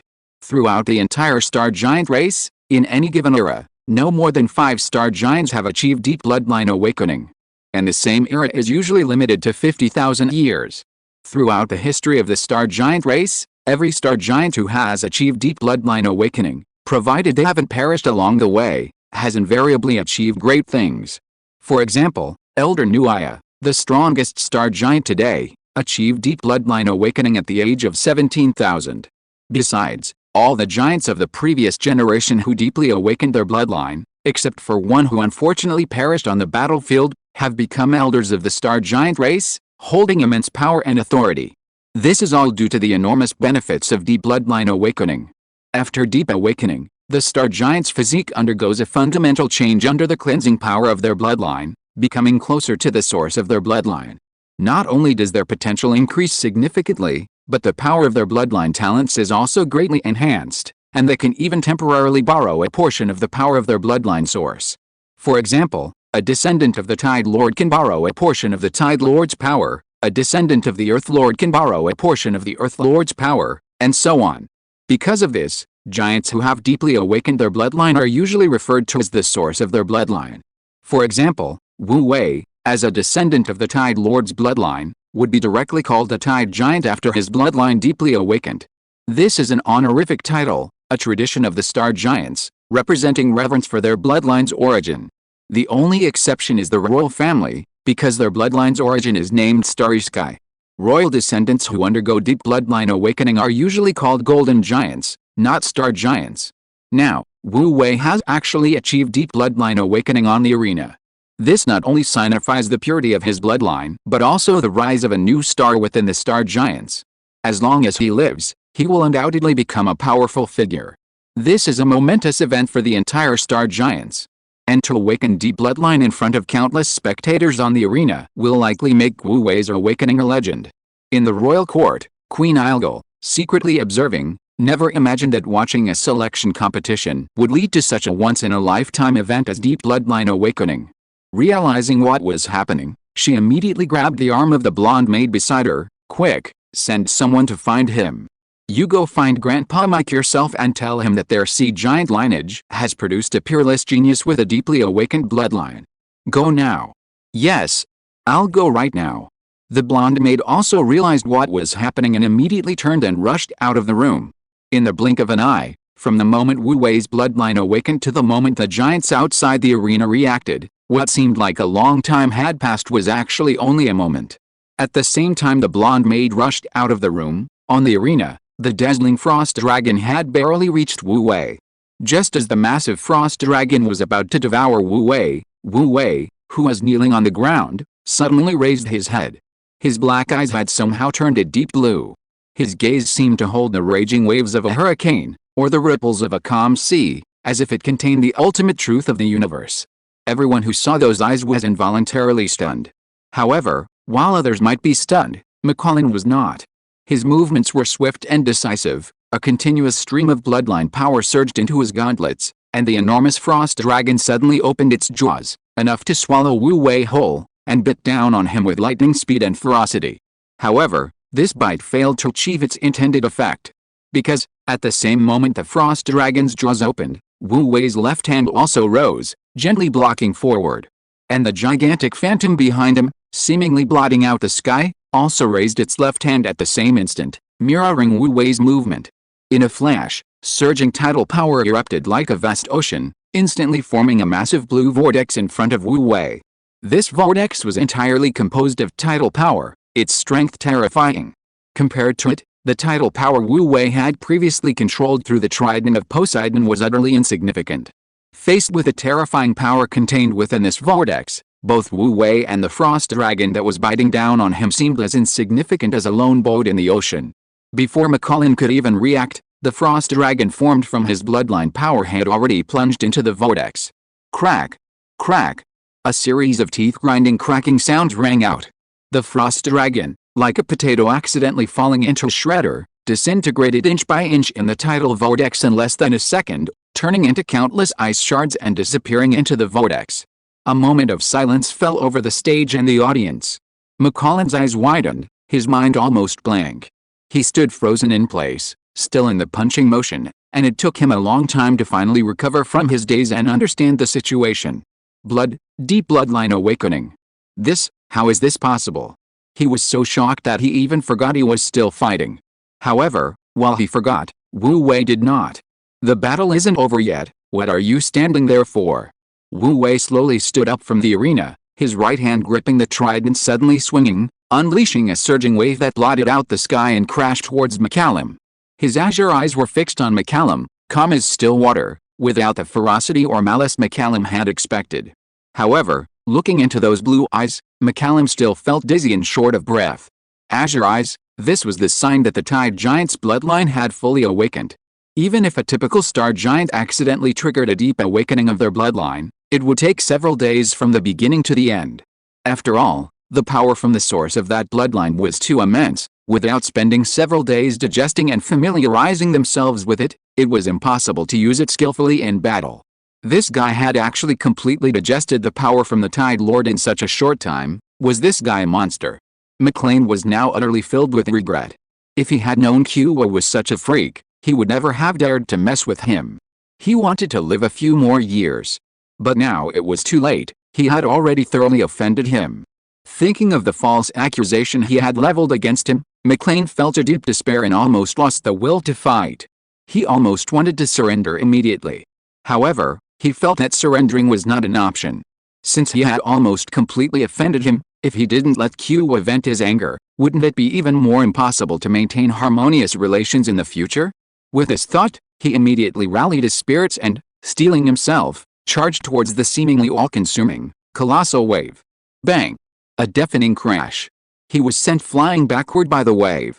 When he landed, his face contorted in pain, his limbs twisted, his internal organs almost displaced, and he vomited several mouthfuls of blood before he could barely stop. He felt that another blow like that would kill him. Referee, verdict. McLean struggled to reach out to the inner guards at the edge of the ring, frantically pleading for help with his eyes. The inner guards, still reeling from Wu Wei's profound bloodline awakening, finally snapped out of their daze upon seeing this and immediately announced, "Ring number 3, Kua wins." Still in shock, they skipped the rest of their explanation. Hearing this, Wu Wei slowly lowered his raised right hand, ceasing his attack. He only wanted to teach McLean a lesson, not kill him, so he wouldn't hold him captive. After this, McLean should remember the lesson and not provoke him again. He lowered his head, his azure eyes giving McLean a deep look before turning and leaving the ring. In truth, this easy victory was purely coincidental. He had originally planned to wear down McCarran until he conceded defeat. After all, this avatar had been baptized by the power of the God of Light for many years, and its regenerative abilities were far superior to those of ordinary star giants. The fact that its bloodline would awaken so deeply was completely unexpected. The reason he had suddenly lost focus during the battle was because the power of his bloodline had suddenly surged, a vast and boundless power gushing forth from his veins. He didn't know whether it was the effect of the dance of the stars on the palm performed by the dancer of the sea god, or the resonance between the trident of the sea god and the bloodline of the Lord of the Tides that catalyzed the awakening of his bloodline power, or perhaps the combined effects of both. In any case, the power of his bloodline was now surging and boiling, almost bursting his blood vessels. He needed to find a place to digest it quickly. Therefore, as soon as Wu Wei stepped off the arena, he immediately parted the crowd and rushed down the mountain. The giants watching from below the arena were about to rush over to celebrate his victory when they watched helplessly as he disappeared into the crowd like a gust of wind, exchanging bewildered glances. After a moment, someone suddenly cried out, "Oh no! I bet on McCarran to win at the casino." At this, a chorus of lamentations erupted from below the arena, almost every giant pounding their chests in frustration. This was a huge loss. Behind the crowd, Yi Lang, who had silently observed most of the match, had already lowered his arms, the arrogance in his eyes vanished. He stared silently in the direction Wu Wei had disappeared, his dark eyes filled with a deep, focused gaze. If before he had merely wanted to see who this arrogant brat was, now he treated Wu Wei as an equal, taking him seriously. This was a formidable opponent. Chapter 591 Semifinals, Battle of Prodigies. Even after Wu Wei left, a long time passed and the giant square remained quiet. Although the main figure was absent, it didn't stop the giants from talking about the arena match. Deep Bloodline Awakening was a momentous event that would shake the entire Star Giant race in any era, especially since Wu Wei had awakened it in front of everyone. Unsurprisingly, this would be their most talked about topic for a long time to come. Some clever giants even recorded the event and uploaded it to the Star Network. In less than 2 hours, the incident spread rapidly across the Star Network, causing a huge uproar throughout the Star Giant race. Many people now knew that a giant named Qiwa had awakened his bloodline at a young age, becoming a tide giant, a true prodigy. Amidst the discussions, time flew by. Before they knew it, the next day had arrived. Early that morning, Giant Square was already packed with people. Flame Walker Cole, like the previous 2 days, arrived early to watch the arena match. "Warrior, how about something a little more exciting?" Suddenly, a deep, husky voice sounded beside him. It turned out to be a beekeeper who had noticed Cole in the crowd and had flown down from the sky. Cole immediately reacted, beckoning the beekeeper, who was only the size of his fingernail, to his side. "What are the odds for Qiwa now?" Reporting to the warrior, "The odds for Lord Qiwa are currently 1.5, the beekeeper replied respectfully. "Yesterday it was 2.5, today it's 1.5. Your Lika Casino's ability to change its tune with the wind is as strong as ever," Cole muttered sarcastically. The beekeeper remained silent.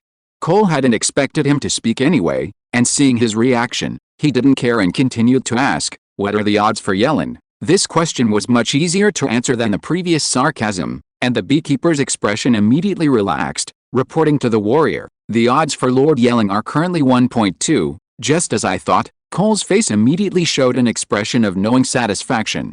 Confused, Bee-Slave cautiously asked, "Are you planning to place a bet under Lord Yelling's name?" "No," Cole shook his head. "I want to place 200 bets on Qiwa reaching the finals.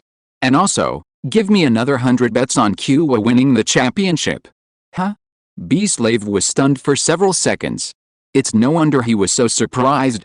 Although the odds of betting on Qiwa winning the championship were high, the transaction volume had been very low so far.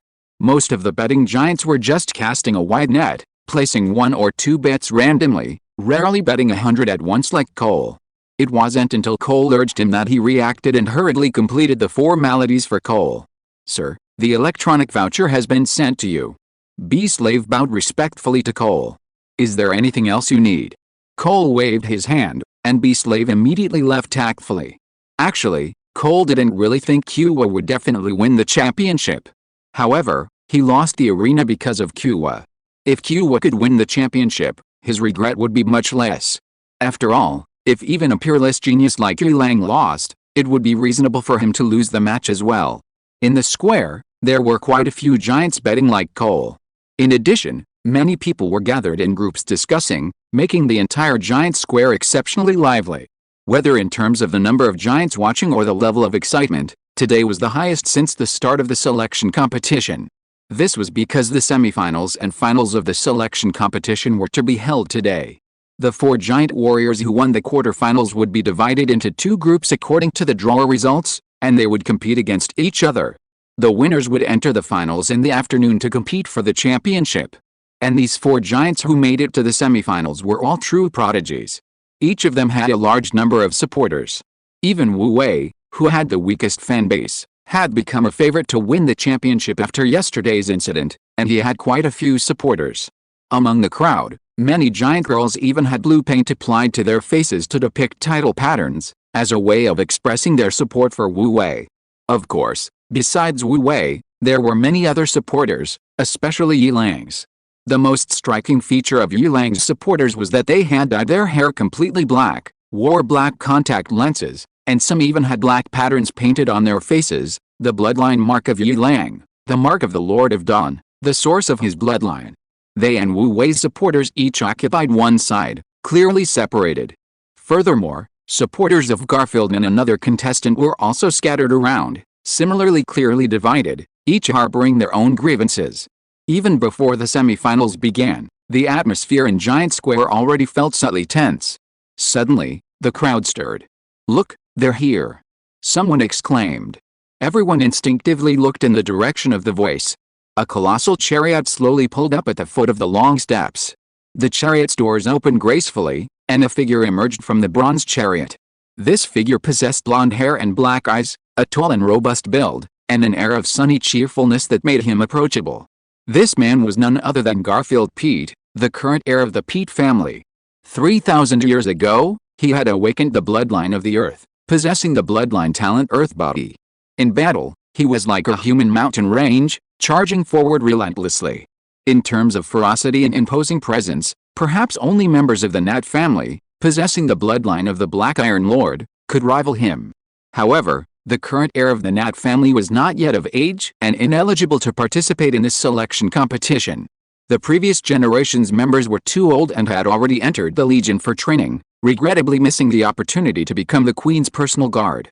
But precisely because of this, Garfield, with his Earth body, shone brightly in the previous matches, sweeping aside all opponents and storming into the semifinals with overwhelming momentum.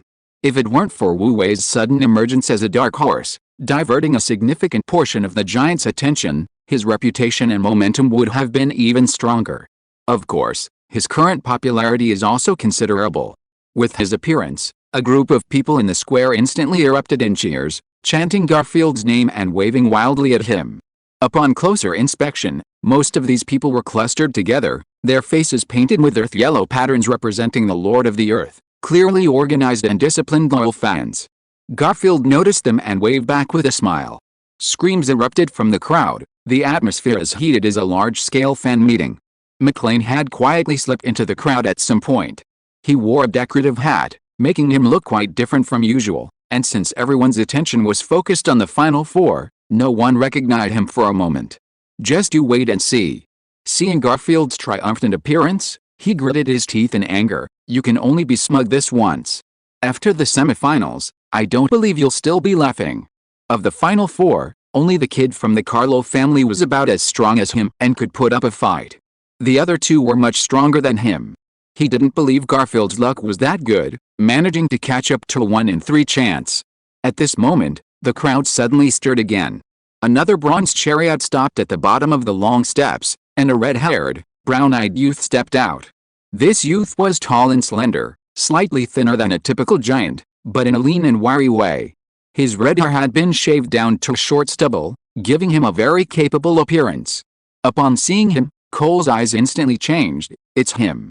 A group of supporters, clearly divided around him, also erupted in excitement. Landon. It's Landon.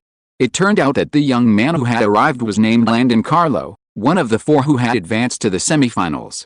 Born into a Viscount family, he had played steadily in the early stages of the competition, not particularly outstanding, until he gradually unleashed his strength after entering the quarterfinals, fighting his way through the rounds and narrowly making it to the semifinals.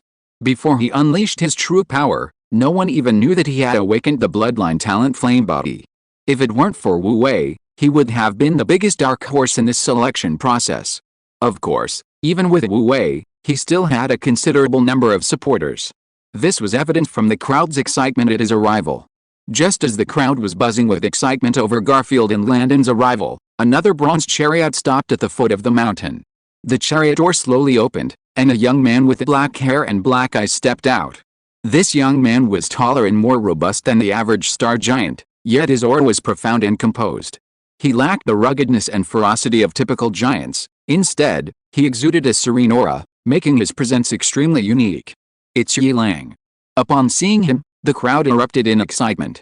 Especially the young women with dawn patterns painted on their faces were incredibly excited, some even screaming with joy. Yi Lang was not only the heir of the Descartes family in this generation, but also the strongest among the younger generation of star giants, a true genius. 200 years ago, he had already achieved a deep awakening of his bloodline, capable of wielding a portion of the power of the Lord of Dawn, making him virtually invincible among the younger generation.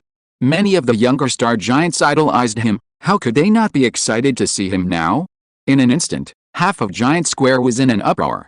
Garfield and Landon, who had already climbed halfway up the steps, stopped and turned to look at the commotion. Just as they turned around, another bronze chariot stopped at the foot of the mountain. A figure opened the chariot door and slowly stepped out. Chapter 592 Q's identity. Upon seeing the figure, the crowd stirred again.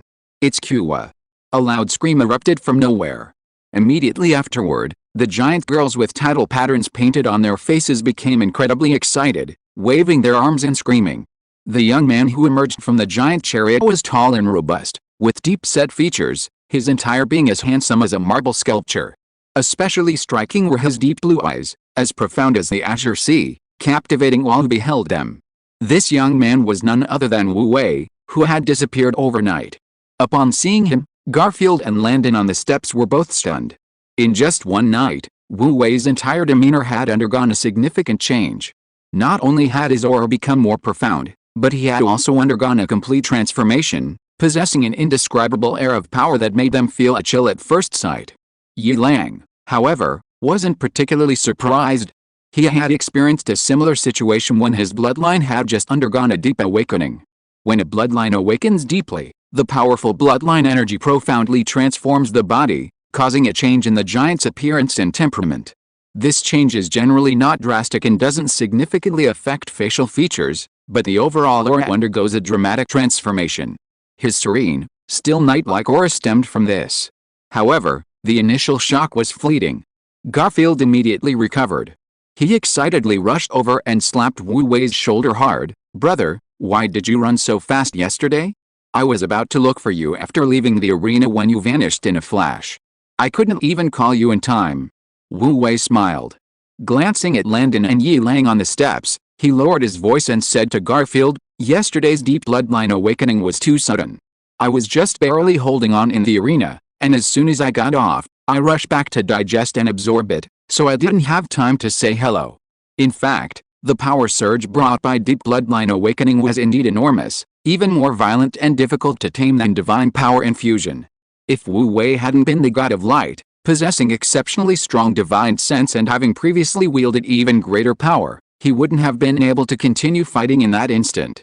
Even if he could temporarily suppress it, he still needed time to digest and absorb it. It was just that the time required was much shorter than for a normal giant. "I see," Garfield said, suddenly understanding. Landon Carlo on the steps also realized what was happening. He strode down the steps and cupped his hands in greeting to Wu Wei. "So it's Brother Kua. I heard about what happened yesterday, but unfortunately I was fighting in the arena and couldn't see it in person. What a pity." "Not at all, Brother. Landon's arena was just as exciting." Wu Wei exchanged polite pleasantries with him. At this moment, Yi Lang also walked over from the side. Noticing his approach, Landon, who was talking to Wu Wei, subconsciously shut his mouth, and even Garfield beside him involuntarily straightened his back. Wu Wei didn't react in any particular way, but simply turned to look at him. "I watched your match yesterday. You fought well," Yi Lang said calmly, looking at Wu Wei. "Thank you for the compliment." Wu Wei raised an eyebrow, his expression remaining calm. Not arrogant in victory, not discouraged in defeat. With such a mindset, no wonder you've achieved what you have today. A cold smile appeared on Yi Lang's lips. "But if you think you can win the championship like this, you're wrong. With me here, the championship can only be mine." After saying that, without waiting for Wu Wei's reply, he turned and stepped onto the stairs, quickly leaving. Wu Wei sighed helplessly. "What, you two have a grudge?" Seeing Yi Lang walk away, Langdon breathed a sigh of relief, then couldn't help but look at Wu Wei curiously. "It's all because of that guy McCallum. If it weren't for him, things wouldn't have gotten so awkward." Garfield pouted, muttering indignantly. "All right. Stop talking, let's go up too, the competition is about to start." Wu Wei patted Garfield's shoulder, then stepped onto the stairs.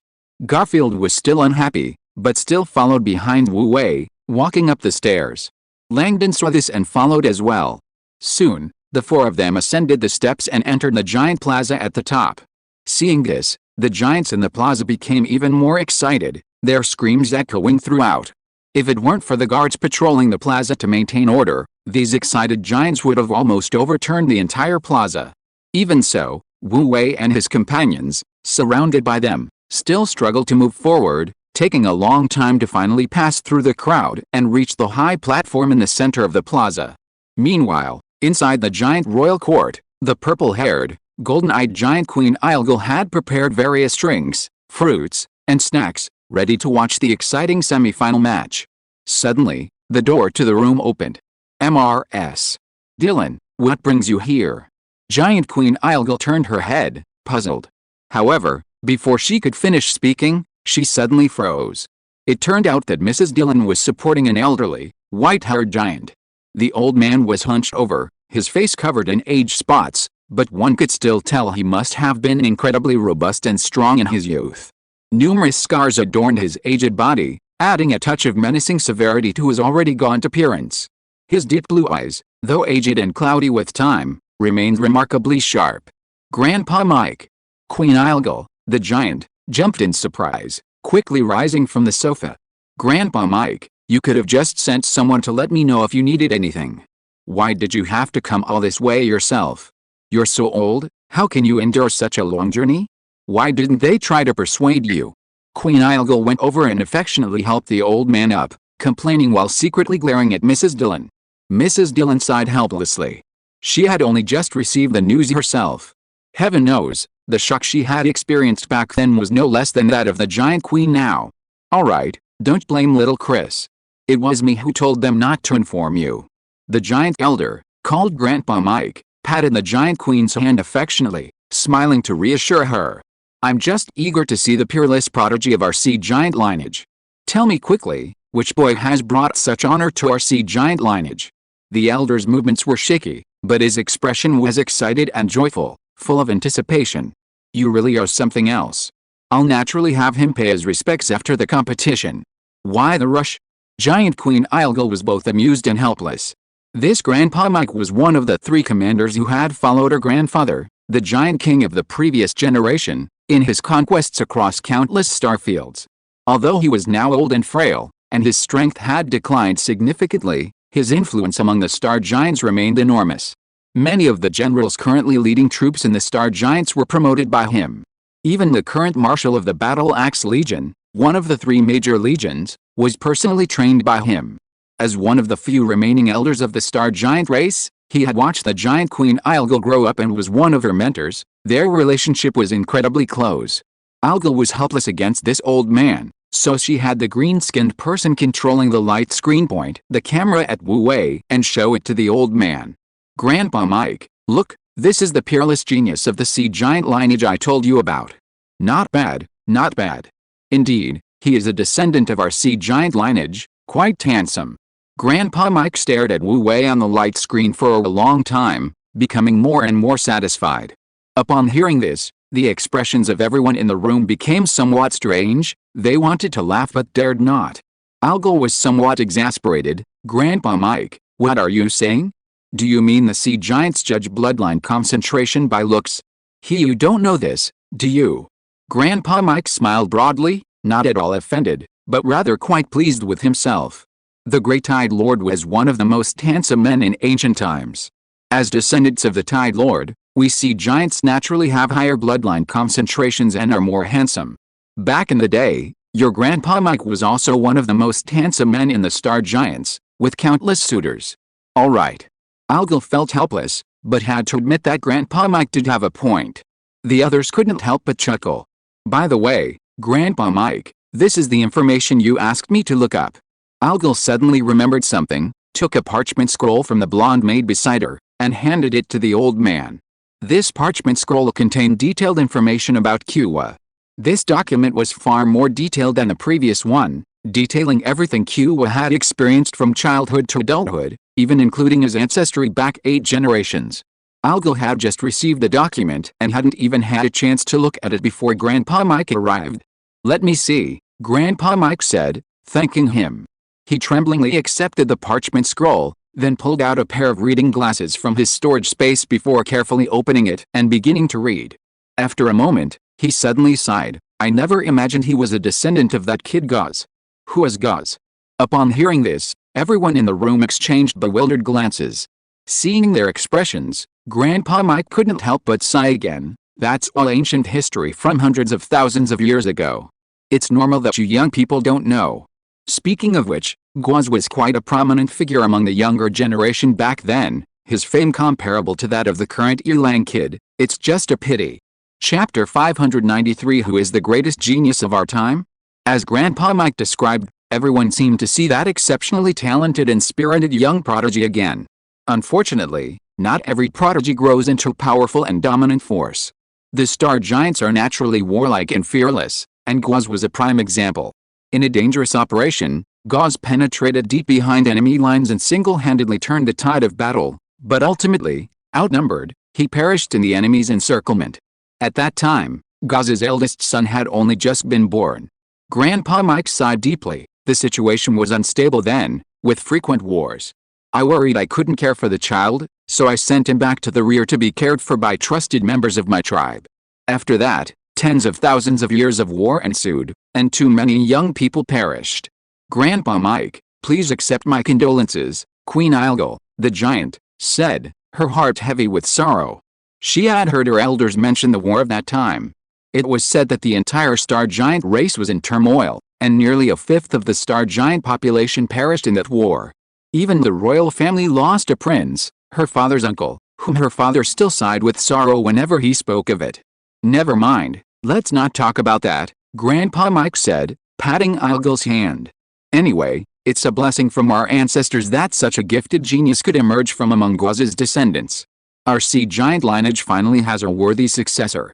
Oh, by the way, Mrs. Dillon suddenly remembered something and respectfully asked Grandpa Mike, Marshall, should I send someone to inform that young man to come and pay his respects to you immediately?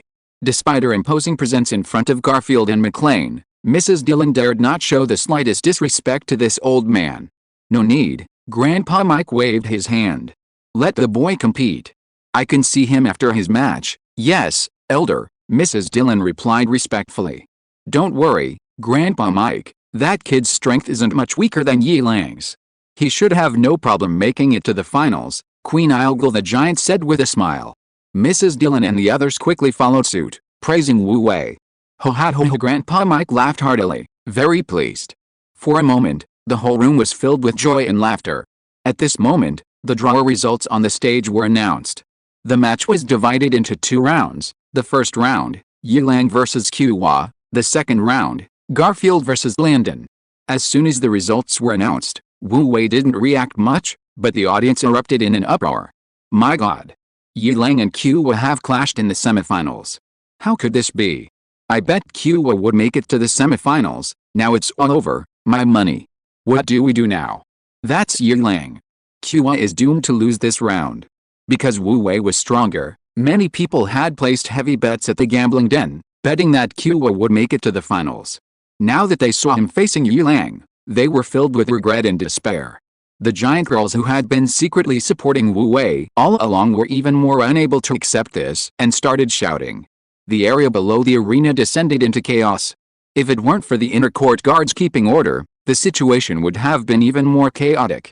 Meanwhile, in the royal court, the relaxed and pleasant atmosphere in the room suddenly became quiet. What a pity, Lady Dillon couldn't help but sigh. With his strength, he should have made it to the finals. The others looked at each other, not daring to speak. The atmosphere became tense. Finally, it was the giant Queen Ilgal who broke the deadlock. It's alright, even if he loses this round, it's not shameful. He just had bad luck and happened to draw the strongest opponent. Queen Ilgal, the giant, comforted him with a smile. Alright, you don't need to comfort me. Grandpa Mike waved his hand, showing no sign of frustration. Victory and defeat are common in war. Although I'm old, I'm not so weak as to not be able to handle this. Oh? So, you also think our yelling boy is bound to win? At this moment, another aged voice suddenly rang out behind everyone. Everyone subconsciously turned around and saw an elderly man with gray hair being helped in by the royal court Lady Maureen Descartes. The old man was dressed in a simple outfit, and his dark eyes were like a still night, with stars seemingly appearing and disappearing within them upon closer inspection, making people involuntarily quiet down. Grandpa Gino. Old Descartes. Your Excellency the Duke. Queen Ilgal, Old Mike, Lady Dillon, and everyone present were almost simultaneously taken aback. Mrs. Dillon rushed over and carefully helped the old man to sit down on the other sofa. Why are you here? Old Mike glared at him, displeased. What? You can come to see your sea giant lineage's little genius, but I can't come to see my grandson wreaking havoc. The Duke, Gino Descartes, chuckled and replied to Old Mike. HMPH, who wins and who loses is still unknown, don't be too happy. Our Qiwa might not necessarily lose to your yelling. Old Mike snorted, showing him no respect. Here you can only say that, Ask them if they believe it. Gino Descartes was unconcerned, gesturing for old Mike to look at the others' expressions. Everyone immediately lowered their heads, pretending they hadn't heard anything. Old Mike snorted, whether they believe it or not is unimportant. Anyway, I think our QA will win. Believe it or not. Gino Descartes chuckled, his expression clearly showing disbelief. Old Mike didn't say anything more, but his gaze couldn't help but fall on the handsome young man on the screen. Kid, you'd better make me proud. If you lose today, your ancestor will be utterly humiliated. On the stage, Wu Wei had no idea that an old man had pinned his hopes on him. He didn't really care about the draw results. Yilang and McCallum were different after all. McCallum had truly disgusted him, while Yilang had simply been misled and misunderstood him. For him, winning or losing this match didn't really matter. After all, he already knew that his goal of keeping a low profile was impossible after the last match. So even if he won this round, he would only be more high profile. As for losing, that was normal too. Now he was essentially under the spotlight, every move he made was being watched by many people, and he couldn't risk using his divine power in public. With his current strength, Wu Wei wasn't confident of victory against Yilang. However, he wasn't in a position to be certain of winning, losing wouldn't be a problem.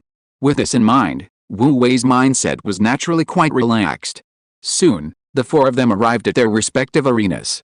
Wu Wei and Yilang each stood on one side of the arena, in the waiting areas at opposite ends, warming up and taking out their weapons and equipment. Wu Wei's weapon was naturally the trident of Poseidon. Yilang, however, took out a set of armor from his storage equipment and put it on. This set of armor was entirely black, without any patterns on its surface, yet it seemed as if starlight was reflected on it, exuding a mysterious and profound aura that commanded respect. Upon seeing this armor, Wu Wei didn't react much, but the crowd below instantly stirred. Star gold. It's actually star gold. Star gold is one of the few metals besides bronze that can withstand the terrifying power of the star giants. Moreover, it's the most expensive of them all. Of course, star gold is just its name among the star giants. In the universe, it has an even more resounding name, chaos metal. This metal possesses exceptional hardness and flexibility, and can accommodate extremely high levels of energy, making it one of the best materials for crafting defensive equipment. However, this metal is incredibly expensive. A single defensive shield made of star gold is enough to bankrupt an entire Earl family. Yilang actually possessed a complete set of armor made of star gold, something that surprised not only the giants watching from below the arena, but even old Mike. However, this wasn't the most outrageous part. After donning the entire set of star gold armor, Yilang then produced a hammer made of star gold. This giant hammer was engraved with ancient script of the star giant race, emanating an aura even more terrifying than his armor. My god, is this the foundation of an old established family? It's terrifying. Everyone was stunned by Yilang's inhuman extravagance. Old Mike couldn't help but glance sideways. You actually passed on your family heirloom, the Dawn said, to him ahead of time. He deserves it. Gino Descartes slightly raised his chin, his eyes filled with pride. This grandson had never disappointed him. Just as they were speaking, the battle began on the arena. Bang! With a deep thud, Wu Wei and Yilang leaped up almost simultaneously, charging towards each other. Boom! A deafening roar instantly exploded on the arena. Almost in the blink of an eye, Wu Wei's trident of Poseidon and Yilang's star gold hammer collided. Wu Wei was jolted, sliding backward tens of thousands of meters before finally stopping. Yilang was also slightly shaken, staggering back several thousand meters. However, he didn't care at all, and after regaining his footing, he immediately charged towards Wu Wei again. A faint silver light flashed on the dawn set, the light of stars. Night seemed to slowly unfold behind him, gradually enveloping the entire arena. Yilang's dark eyes stared directly at Wu Wei, his gaze unwavering. Today, you will undoubtedly lose. If you are listening to this novel on a channel other than Fanfic World, it means it was downloaded and re-uploaded without effort. We warmly invite you to visit our channel, Fanfic World. There you will find the original version of this story and many other novels of various genres. We look forward to seeing you dive into a world of incredible novels. Chapter 594 Who else but me? As Yilang finished speaking, a dark, giant phantom suddenly appeared in the night behind him. It was a colossal figure, seemingly reaching to the heavens and the earth, its eyes as deep and vast as the cosmos. The night seemed to be its cloak, the stars like diamonds adorning its magnificent garment. When it appeared, the entire world seemed to fall silent in an instant.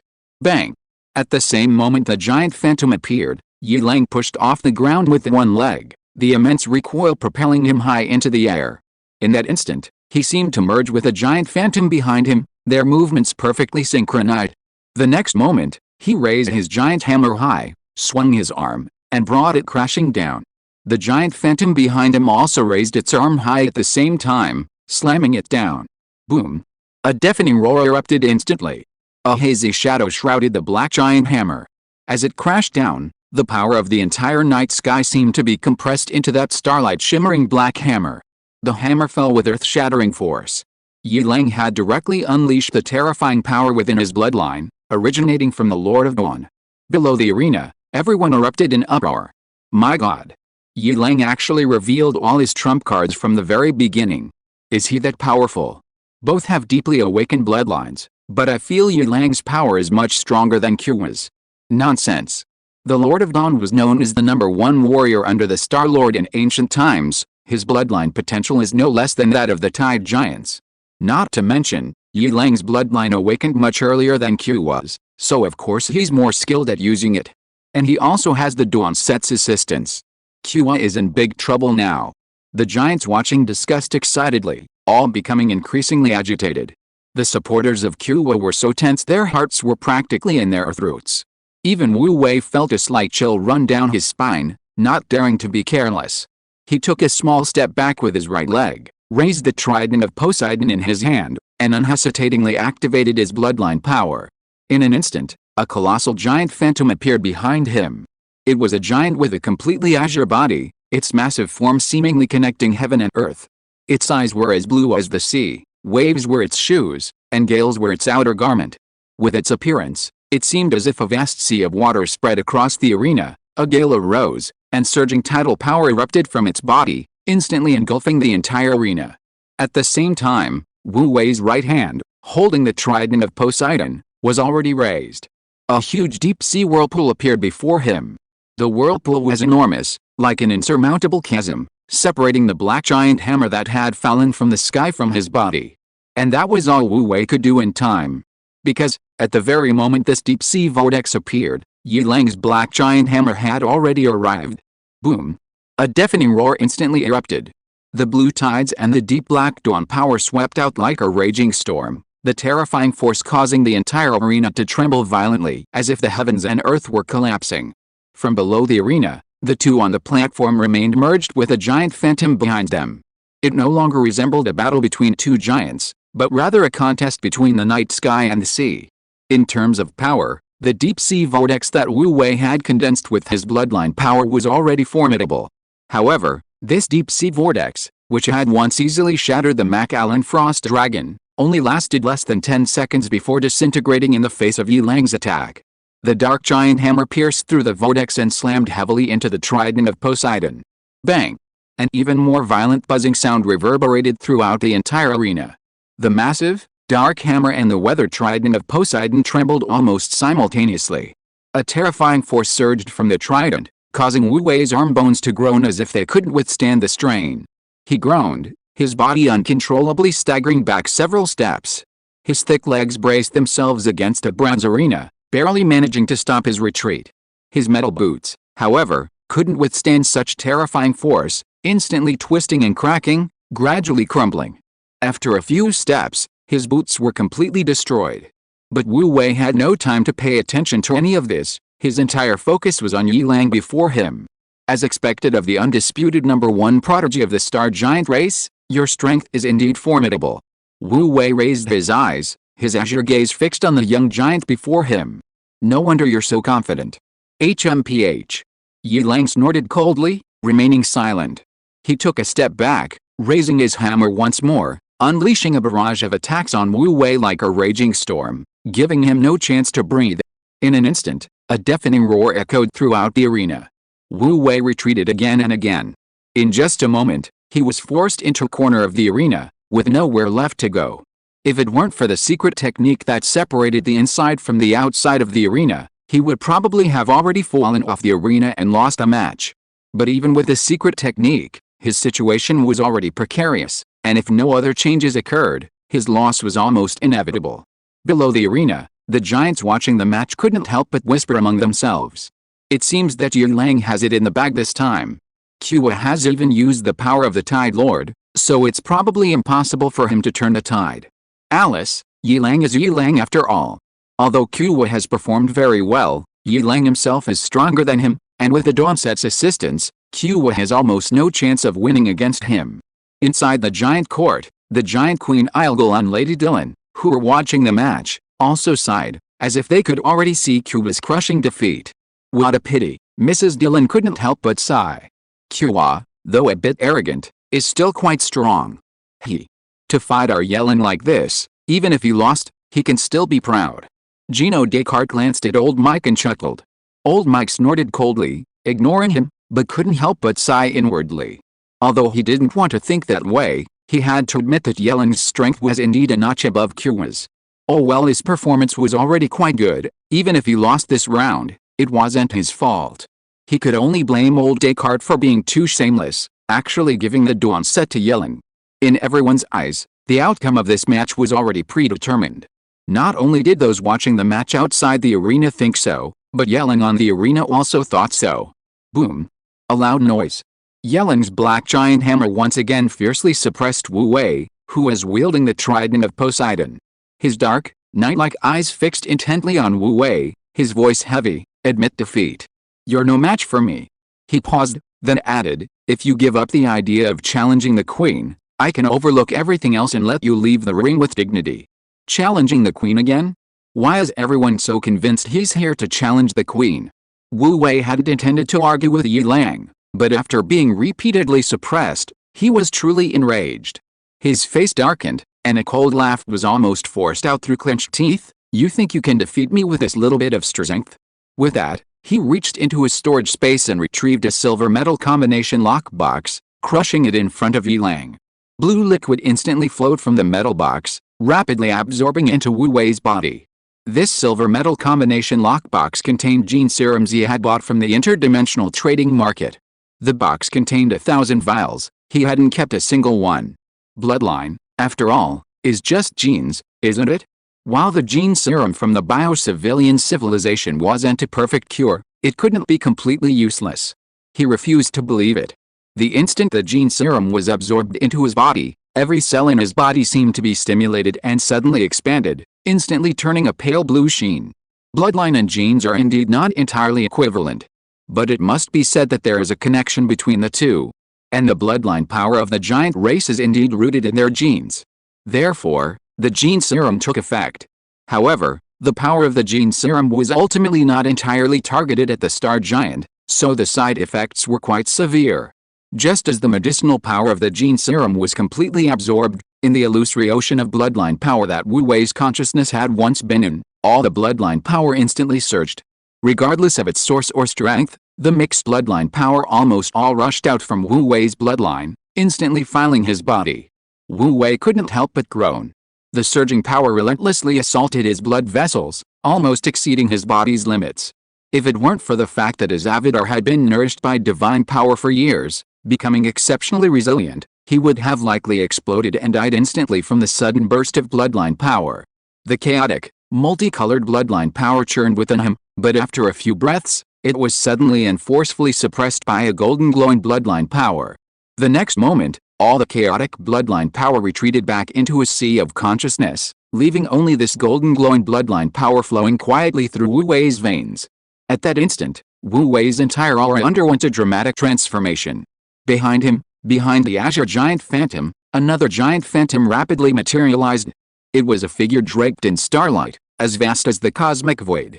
His deep eyes seemed to reflect starlight, exceptionally brilliant. His massive body seemed to be draped in starlight, shimmering brilliantly. The moment he appeared, the entire arena seemed to freeze. Whoa! A commotion erupted below the arena. Inside the giant king's court, everyone, including the giant Queen Ilgul, stood up in shock. Chapter 595 Golden Bloodline. The Lord of the Stars. That's the power of the great Lord of the Stars. Lady Dylan gasped, covering her mouth in astonishment. Even the usually quiet Maureen Descartes couldn't help but exclaim. As star giants, None of them were unfamiliar with the image of the Lord of the Stars. Although the other giant phantom behind Wu Wei was somewhat blurry, those dazzling golden eyes, seemingly flowing with countless starlight, were incredibly clear.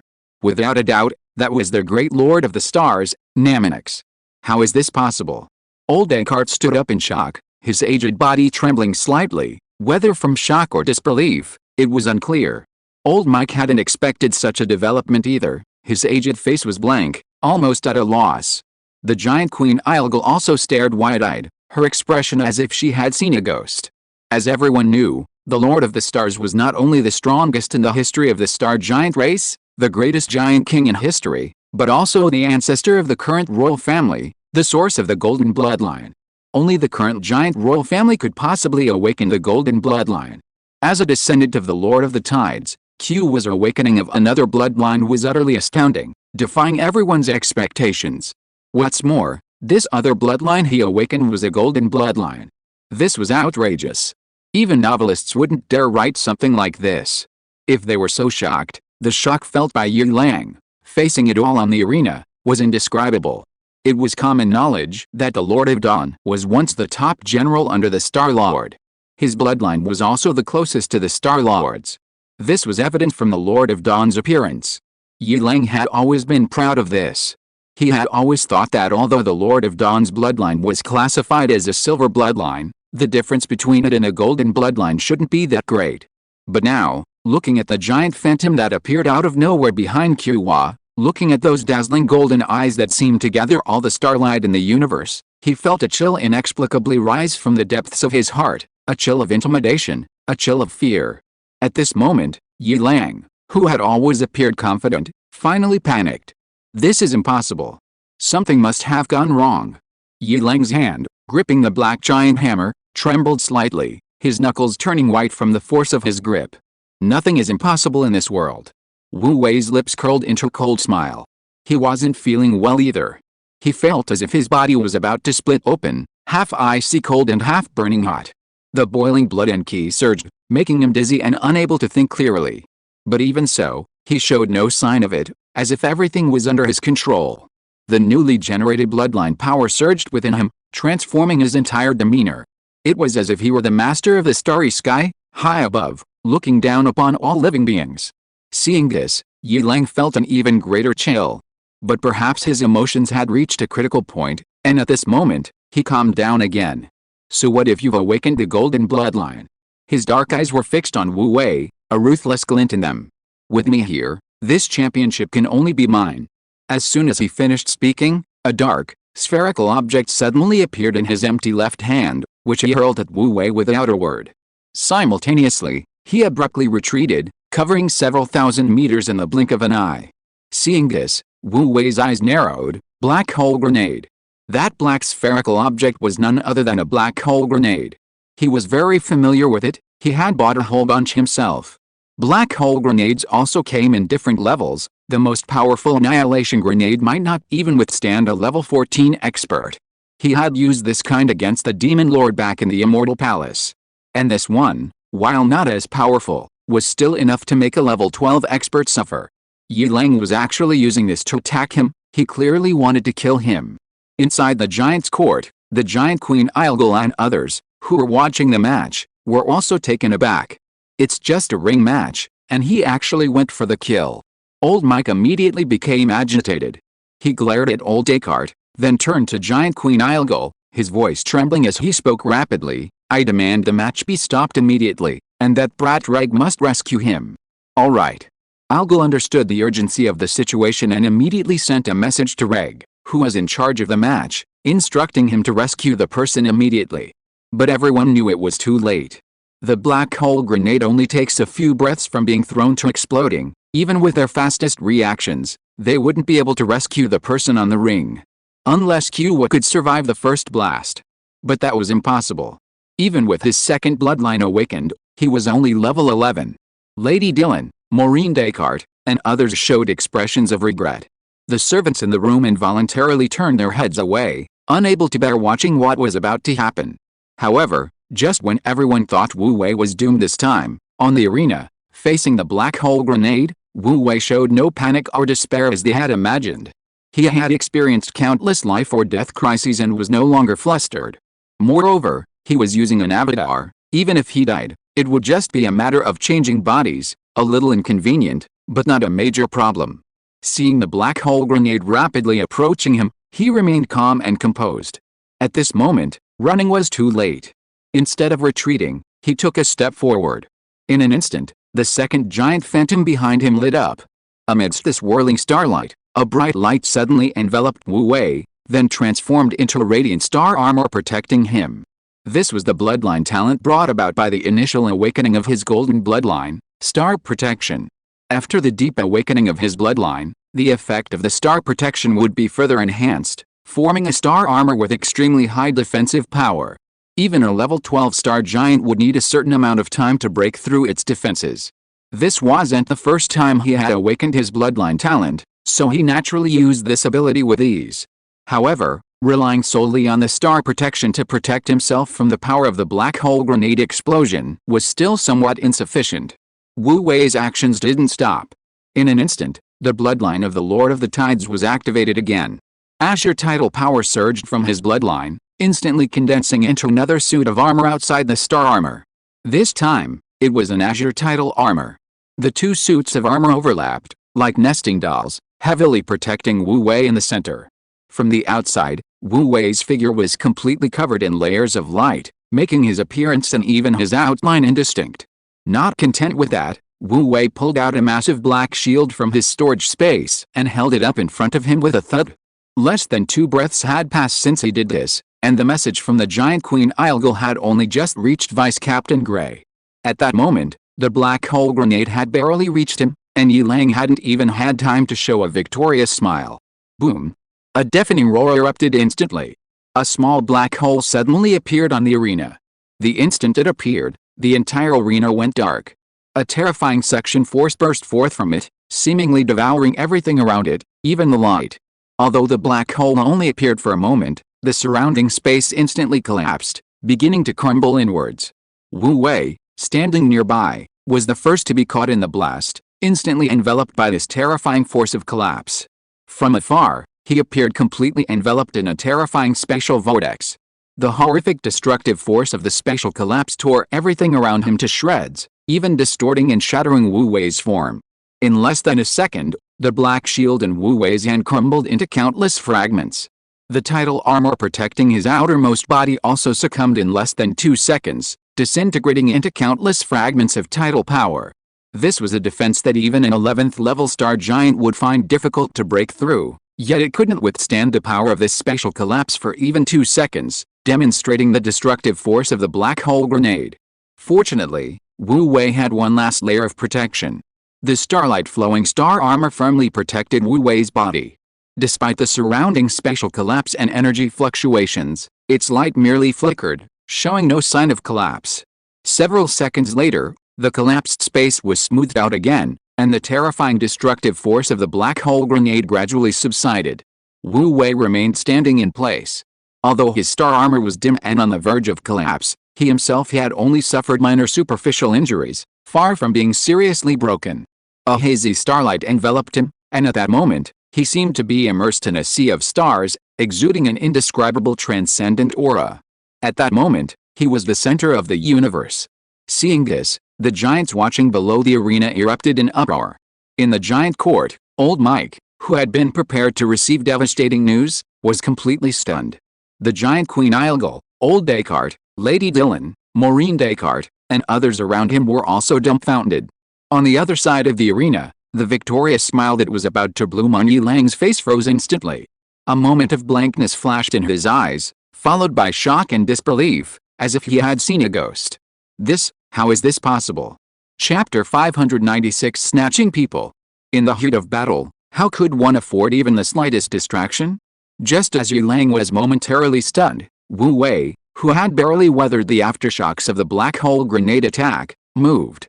He slammed his leg into the ground, propelling himself towards Yi Lang like an arrow released from a bow. In the blink of an eye, he was in front of Yi Lang. The next moment, he swung his Poseidon trident, stabbing it fiercely into Yi Lang's abdomen. Bang! A deafening roar erupted. Yi Lang was jolted, sent flying backward, crashing heavily into the barrier behind him. Wu Wei's powerful regenerative abilities were on full display at this moment. Despite having just suffered a terrifying attack, he seemed completely unaffected, still agile and powerful. The azure tidal power and the silvery starlight intertwined like a double helix around the trident of Poseidon in his hand, making each of his strikes seem to contain terrifying, world-destroying power. One strike followed immediately by another. The relentless attacks enveloped Yilang like a storm, giving him no chance to breathe. Yilang wasn't unwilling to dodge or counterattack. However, Wu Wei's seemingly primal attack seemed to contain endless variations. He tried to move, but found his body felt as heavy as 1,000,000 tons, his movements becoming abnormally slow, and he was always inexplicably struck by Wu Wei's attacks. With the power of dual bloodlines, each of Wu Wei's attacks carried an irresistible, terrifying force. After several strikes, Yilang's injuries visibly worsened. Suddenly, Wu Wei swung the trident of Poseidon fiercely, and Yilang's body flew out like a ragdoll, crashing heavily onto the bronze arena behind him. PFFT. Yilang shuddered, unable to hold back, and spat out a mouthful of blood. By now, his face was deathly pale, and even parts of his down suit were dented, making him look gruesome. Beads of cold sweat trickled down his forehead from the pain. He tried to stand up, but his efforts were futile. In the storm of attacks just now, every part of his body had been attacked, and now every muscle in his body was trembling, making it impossible for him to stand. How could this be? The dual bloodline awakening was so powerful. Yilang's thoughts were in chaos, and the emotion in his heart was more of bewilderment than anger. Bang! At this moment, a muffled sound suddenly came from the arena. A pair of thick legs appeared in front of him. Yilang looked up and met Wu Wei's expressionless face and those azure eyes. His blue eyes shone with starlight, his gaze was deep, and his voice was cold. "This is your own doing." The words fell, and the ancient, weathered trident of Poseidon spun in his hand before plunging down with a fierce thrust. The target was Yilang's eyes. Yilang's pupils dilated, his eyes instantly filled with terror. He tried to dodge. However, in his current state, how could he possibly dodge? Seeing that Yilang's eyes were about to be lost, the inner court guard in charge of the arena, sensing the danger, decisively announced, "Semi-final, Yilang vs. Kua. Kua wins." As soon as the words were spoken, Wu Wei's right hand, holding the trident of Poseidon, abruptly stopped. The tip of the trident stopped less than 3 inches from Yilang. If the inner court guard had spoken even half a second later, Yilang's eyes would likely have been lost. It should be noted that while the Star Giant's technology wasn't incapable of repairing damaged eyes, such a delicate and fragile organ required at least 6 months in a medical ward for complete repair. During this time, he would be completely blind, essentially the same as being deaf. Of course, the most crucial thing wasn't that, but the psychological impact of that instant. If his eyes had actually been gouged out, Yilang would likely have been traumatized. Seeing the trident of Poseidon stop, Yilang's held breath suddenly relaxed, and he gasped for air, his expression as if he had escaped death. At the same time, a burst of thunderous applause erupted from below the arena, everyone cheering spontaneously. This match was truly spectacular. The twists and turns, the explosions, had their blood boiling, their emotions rising and falling with the action, a truly exhilarating spectacle. This is what makes a match exciting. In the crowd, Flame Walker Cole couldn't help but smile. Good. Excellent. Even Yilang lost to this kid, who dares say his defeat was undeserved now? On the other side of the crowd, McCollin was so shocked he couldn't even speak. At first, when Garfield discovered that his opponent was Langdon, he felt a little disappointed, but he thought that as long as he could see Kua get thoroughly beaten by Yilang, it would be worth it. But he didn't expect that even Yilang would lose. How could this be? Did that kid cheat? At this moment, the Giants' court was completely silent. Whether it was Queen Ilgel, Old Descartes, Old Mike, Lady Dylan, or Maureen Descartes, they were all deeply shocked and couldn't utter a word for a long time. After an unknown amount of time, a hearty laugh suddenly broke the silence. Ho ha ho ha, good. Good. This kid has really brought honor to our Sea Giants lineage. After today, who dares to say that our Sea Giants lineage has no successor? Old Mike laughed heartily, his aged face revealing indescribable pride. Hearing this, Queen Ilgel and Lady Dylan showed no particular reaction, but Maureen Descartes involuntarily clenched her skirt, a hint of resentment in her eyes. Old Descartes' expression wasn't good either. He had thought that with Yilang's strength, the championship of this selection competition was a sure thing. Who would have thought that this was only the semi-finals, and Yilang had actually lost to this suddenly appearing kid? Even old Descartes couldn't quite accept this. However, being an old man, he was shrewd. In the blink of an eye, old Descartes had already adjusted his emotions and calmly said, "After today, the name of the #1 young giant of the star giants will probably change. Congratulations, old friend." Congratulations to you both. Your Yilang's performance this time was quite good. He didn't disgrace your Descartes family. Old Mike said with a smile. Old Descartes' smile froze for a moment. Maureen Descartes was so angry that she almost tore her skirt. Grandpa Mike, this kid can't be considered a pure sea giant anymore, can he? At this moment, Queen Ilgal, the giant, suddenly spoke. An awkward silence fell over the room. Everyone couldn't help but look at Queen Ilgal. Your Majesty, what do you mean? Old Mike asked hesitantly. Since he has awakened the golden bloodline, theoretically, he should be considered part of my royal family. Queen Ilgal blinked her pure golden eyes, her tone utterly innocent. Hearing this, old Mike, Maureen Descartes, and Lady Dillon were all greatly surprised. Was Her Majesty planning to snatch him away? This kid named Kua was too lucky. Both old Mike and Her Majesty the Queen were vying to have him join their lineage. Old Mike's expression turned bitter. Your Majesty, our sea giant lineage has finally found a promising talent. You wouldn't want to steal him from me, would you? Grandpa Mike, look at what you're saying. Our royal bloodline is dwindling, and we desperately need talent right now, Queen Ilgal said earnestly. Although Kua's bloodline is relatively distant from the royal family, just the fact that he awakened the golden bloodline means that recognizing him as a member of the royal family is certainly not a problem. This isn't in accordance with the rules, is it? Old Mike exclaimed anxiously. There has never been such a precedent before. Unexpectedly, before he could finish speaking, a deep male voice suddenly came from outside the door. There has never been such a precedent before because no one outside the royal family has ever awakened the golden bloodline. Now that someone has awakened the golden bloodline, this precedent should naturally be set. Hearing this voice, everyone in the room immediately tensed up. Even old Mike and old Descartes were startled and looked sharply towards the door. Outside the room, a tall male giant had appeared at some point. The giant appeared to be middle-aged, with deep-set, rugged features. His muscles were as hard and solid as gnarled tree roots, and he exuded a dense, murderous aura. However, these were not the most striking features. What was most striking was a clear scar on the side of his neck. The scar almost pierced half of his neck, making it almost unimaginable how he had survived such a severe injury. Your Highness. Upon seeing him, Lady Dillon, Maureen, and Descartes immediately showed reverence and bowed in unison. Old Descartes and old Mike also showed some respect and immediately bent down to pay their respects.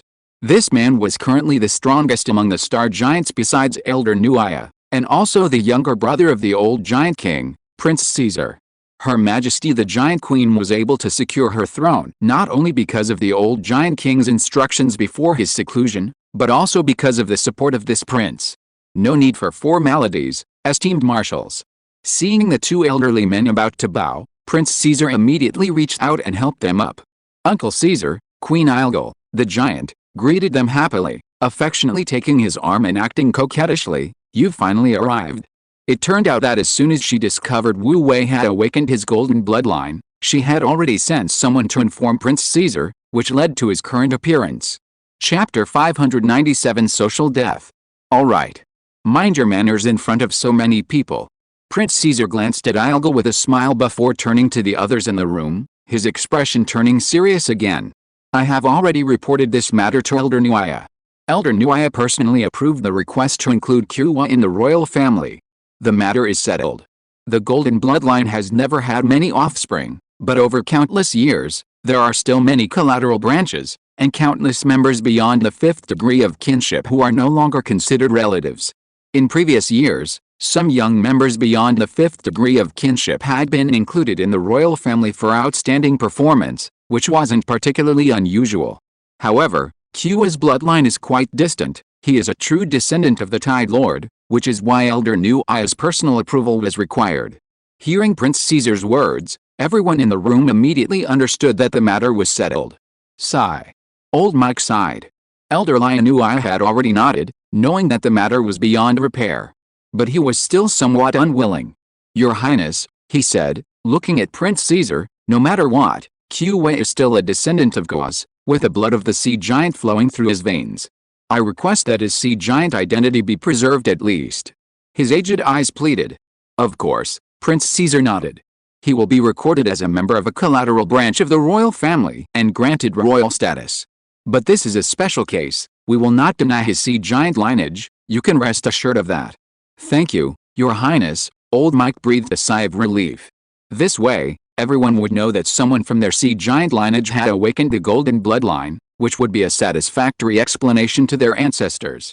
As for why Qiwei had awakened the golden bloodline, no one present seemed puzzled. The star giant race had a long history, and over the years, the descendants of the 10 ancient heroes had naturally intermarried frequently. Although Qiwei is a descendant of the sea giants, it's not surprising that his ancestors included members of the royal family. However, by his generation, the golden bloodline belonging to the royal family must have become extremely diluted, making it almost impossible for him to awaken it under normal circumstances. While awakening a dual bloodline is extremely rare in the history of the star giants, it's not unprecedented. Therefore, although everyone was very surprised, no one questioned it, they only expressed their amazement. By the way, Uncle Caesar, when are we taking Qiwei to register his identity? Queen Ilgal, the giant, asked excitedly, linking arms with Prince Caesar. She was quite proud of having brought such a talented member to her family, her tone even carrying a hint of elation. Prince Caesar looked at Queen Ilgal with affection. After the competition, I think you won't refuse this honor. All right then. Queen Ilgal was slightly disappointed, but still agreed. After all, there was only one match left in the competition.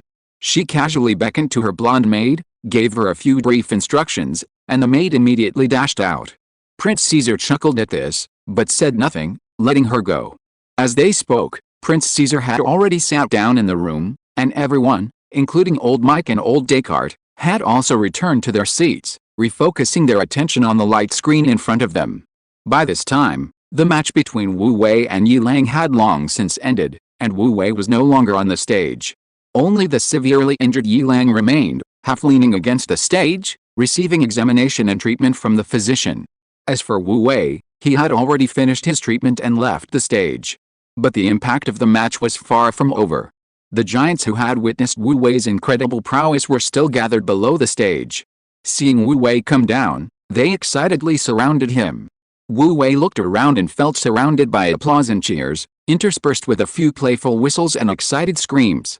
Everyone stared at him with burning eyes, their gazes filled with fervent anticipation and awe, as if welcoming a triumphant hero. Even the giants whose faces were painted with dawn patterns in black paint looked at him with no resentment, but rather with reverence. Wu Wei had defeated Yi Lang fair and square on the arena through his own strength. This had fully proven his status as a strong man. And the strong deserve everyone's respect. In the crowd, some giants even secretly wiped off the dawn patterns on their faces, asked Wu Wei's fans for blue paint, and were painting tide patterns on their faces. And there were quite a few giants doing the same thing. Seeing this, Wu Wei felt somewhat helpless. He hadn't expected things to turn out this way. To be honest, he had crushed the gene serum simply out of desperation and a desire to gamble. In his estimation, the worst-case scenario was that his bloodline power would surge or simply become useless, while the best-case scenario was that his bloodline power would be further stimulated, resulting in a significant increase in strength. As for awakening the golden bloodline, he truly hadn't expected that. After all, who could have imagined that the giant corpse he had unintentionally picked up would possess such an incredible bloodline? Meanwhile, on the other arena, Garfield and Landon finally finished their fight. The two were evenly matched, and the match was incredibly close, no less exciting or intense than the one between Yi Lang and Wu Wei. However, Wu Wei's awakening of a second bloodline attracted too much attention from the giants, causing the number of giants watching from below the arena to dwindle considerably. The commotion caused by the match's end was naturally less. Of course, this didn't significantly affect Garfield and Landon. Garfield, having finally won the fight, was so exhausted he could barely stand. After his injuries were treated with a medic's help and he took an energy-replenishing potion, he hurriedly left the arena before fully recovering. A group of friends were already waiting to celebrate with him. But preoccupied with the battle between Wu Kun and Yi Lang, he wasn't in the mood to talk to them, exchanging only a few hurried greetings before turning his attention to the other arena. With that one glance, he noticed Wu Wei surrounded by the crowd. Seeing Wu Wei's helpless expression and lack of joy, he sighed. He had indeed lost. He knew it. His brother had only just completed his deep bloodline awakening. How could he possibly be a match for Yi Lang? At times like this, it was his turn as the brother to step in. Garfield straightened his hair and strode towards Wu Wei. Brother, victory and defeat are common in war. Losing is losing, it's no big deal. He put his arm around Wu Wei's shoulder and said casually, come on, brother, let's go for a drink. Once we're drunk, all our troubles will be gone. With that, he pulled Wu Wei towards the edge of the crowd. However, when he looked up, he noticed that all the giants around him were staring at him with strange eyes. Even Wu Wei's gaze was odd. The atmosphere was incredibly quiet, and awkwardness gradually spreading through the air. What's wrong? Garfield was confused, but a strange sense of unease crept into his heart. Bro, look over there. One of his friends who had followed him secretly winked at Garfield, signaling him to turn and look at the arena. It's just an arena, what's so interesting about it? Garfield muttered, still confused, as he turned to look at the arena. What he saw there stunned him. On the arena, Yi Lang was still lying on the ground, unable to get up. And above the arena, where the winner's name was written, were two bold, powerful characters, Qwa. W1. After a long while, Garfield turned to Wu Wei with a dreamy expression and stammered. Yes, you won. Wu Wei nodded painfully. Garfield looked at Wu Wei, then at the crowd, then back at Wu Wei, then back at the crowd again. After a long while, he finally covered his face and silently squatted down. Wu Wei looked at him with immense pity. He had actually wanted to stop him earlier. Garfield spoke too fast, giving him no chance to speak. The current situation was a major social disaster, and even he felt embarrassed for Garfield. But just as the atmosphere was incredibly awkward, a deep bell suddenly rang out from the square. Everyone froze for a moment, almost instinctively shutting their mouths. Giant Square fell silent. Wasn't the competition just over? Why was the bell ringing again? Everyone was puzzled and immediately turned to look at the central platform. Her Majesty the Queen has decreed that, given the smooth progress of the morning's competition, the final of the qualifying rounds, originally scheduled for the afternoon, will be moved to the morning. Reg, the deputy captain of the inner court guards responsible for overseeing the platform, announced in a deep voice, please invite the two semi-final winners to ascend the platform. After speaking, he slowly walked to the side. A bronze arena slowly appeared in the center of the platform. The arena's surface was modeled with marks and engraved with mysterious and complex ancient characters, exuding an aura of vicissitudes from the inside out, yet still unable to conceal its grandeur and majesty. Judging by its specifications, this arena was clearly a level above the other bronze arenas in the square. It was obvious that this bronze arena was the venue for the final. Below the arena, Wu Wei and Garfield exchanged bewildered glances. Only then did they realize that as the winners of the previous semi-final, they would soon be opponents in the upcoming final. No way. Garfield's expression immediately fell. How am I supposed to fight this? My Earth bloodline has only just awakened. His friends couldn't help but glance over, their faces showing utter dismay. Brother Garfield, why don't you just admit defeat? The friend who had just reminded Garfield said weakly. No way. If I dare to admit defeat, my aunt will kill me. Garfield said bitterly, on the verge of tears. Even knowing he would lose, he had to finish this final match on his knees. Chapter 598 My kid is awesome. Please, the two semi-final winners, come to the stage. Seeing that the two were still not on stage, Vice Captain Reg urged them from the platform. The giants in the square couldn't help but cast puzzled glances at the two. I'll go first. Garfield knew he couldn't delay any longer, so he reluctantly went up to the platform with a bitter face. Under the midday sun, his short golden hair, which represented his lineage as a descendant of the Earth Lord, seemed to have its own halo, making his innate cheerful temperament even more obvious. He was like a small sun, radiating endless light and heat, making people want to get closer. He had always been very popular among the star giants, and when he saw him, cheers immediately rang out from below the stage. His friends whistled excitedly. Now, everyone should be very familiar with the one who is coming up. He is the heir of the Pete family, the most outstanding young talent of this generation of Earth giants, Garfield Pete. Vice Captain Reg's unique deep voice rang out in the square. He calmly introduced Garfield's identity and strength to the audience, including his past achievements and honors, showcasing Garfield's outstanding talent and ability in a comprehensive way. His wording was quite official, and the introduction was also standard, without any excessive exaggeration. Under normal circumstances, Garfield's resume would be considered truly impressive, enough to make 99% of the young people of the Star Giants feel ashamed. However, Garfield inexplicably felt his face burning. "Uncle Reg, please stop. Can we move on to the next segment quickly?" he said with a bitter face, unable to help but secretly transmit his voice to Vice Captain Reg. His achievements and honors sounded impressive, but compared to the Kiowa brothers, they were nothing, okay? If he continued to boast, he would almost get a severe case of embarrassment. Receiving Garfield's signal, Reg paused suspiciously. Immediately, he naturally withdrew his lines, which were originally supposed to last at least 2 or 3 minutes, and summarized them into one sentence: "Let's cheer for him. Garfield. Garfield." A deafening cheer erupted from below the ring. Garfield almost wanted to cover his face. Inside the room, those who saw this scene through the light screen couldn't help but laugh.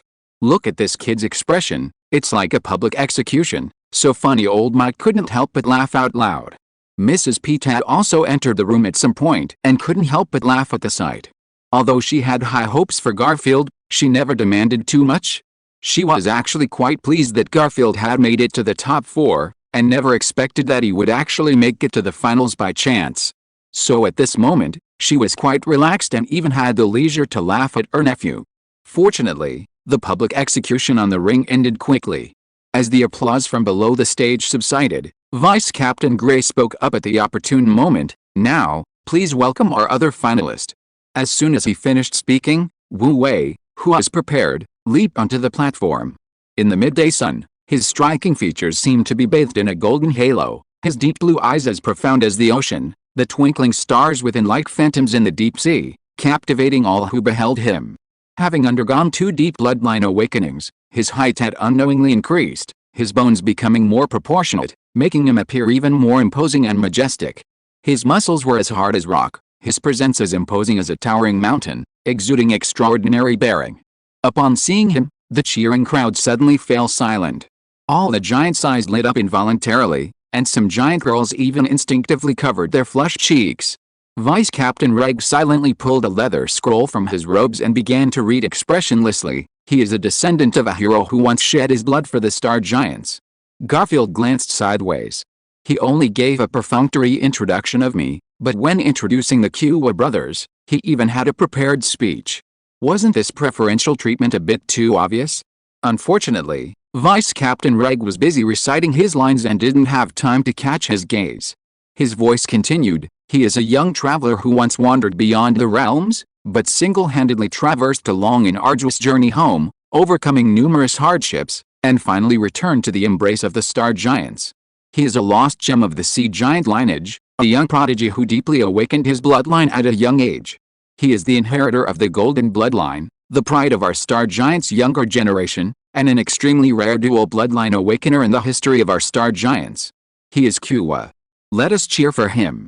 Vice Captain Reg's deep and powerful voice echoed throughout the entire Giant Square. As soon as the words fell, a deafening cheer erupted from below the arena. Countless Star Giants couldn't help but applaud, and Wu Wei's die-hard supporters were flushed with excitement. The time between Wu Wei's defeat of Yi Lang and his return to the stage was too short. Although the news of his dual bloodline awakening had begun to circulate within a small circle, it hadn't had time to spread widely, and some Giants in the crowd below the arena still didn't know much about Wu Wei. But now, with Vice Captain Reg's introduction, all the Giants recognized this young genius and were captivated, willingly offering enthusiastic applause. Amid the enthusiastic applause, Vice Captain Reg announced in a deep voice, "Now, please welcome the 2 contestants to the arena for the final match." Hearing this, Wu Wei and Garfield stepped onto the bronze arena in the center of the high platform. The applause and cheers from below the arena immediately became even more enthusiastic, everyone anticipating the match between the 2. "Brother, please go easy on me later." On the stage, Garfield looked at Wu Wei with a bitter face, his expression like that of a warrior about to die bravely. Wu Wei was amused by him. "All right, "Stop fooling around, let's begin," he said with a smile. "Then I'll begin." Garfield took a deep breath, and then his whole body trembled. A yellowish-brown light, accompanied by a powerful aura, burst forth from his body. In an instant, he seemed to have undergone a complete transformation. Not only did he grow nearly a third taller, but his muscles also swelled up to twice their original size, as if inflated. He seemed to have transformed into a human tank in an instant. An indescribable aura enveloped his entire body, as majestic as a mountain, as vast as the earth. In that instant, he seemed to merge with the earth, making everyone's heart tremble. Bravo! Below the stage, many giants couldn't help but cheer. Wu Wei couldn't help but secretly praise him. The earth body truly lived up to its reputation as a bloodline talent of the earth giants. The visual impact alone was quite astounding. "Brother, watch out!" With a roar, Garfield pushed off the ground with one leg, charging towards Wu Wei like a human tank. In an instant, dust and stones flew across the arena, and even Wu Wei felt the immense pressure coming his way. Seeing this, Wu Wei remained calm. He didn't even draw his trident of Poseidon. Instead, he activated a newly awakened power of his starry sky bloodline. Golden bloodline power, shimmering with starlight, flowed within him, as peaceful as the night, yet radiating a chilling pressure.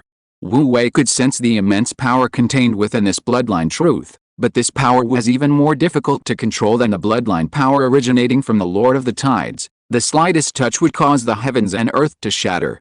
For an ordinary giant, controlling this power would be incredibly difficult.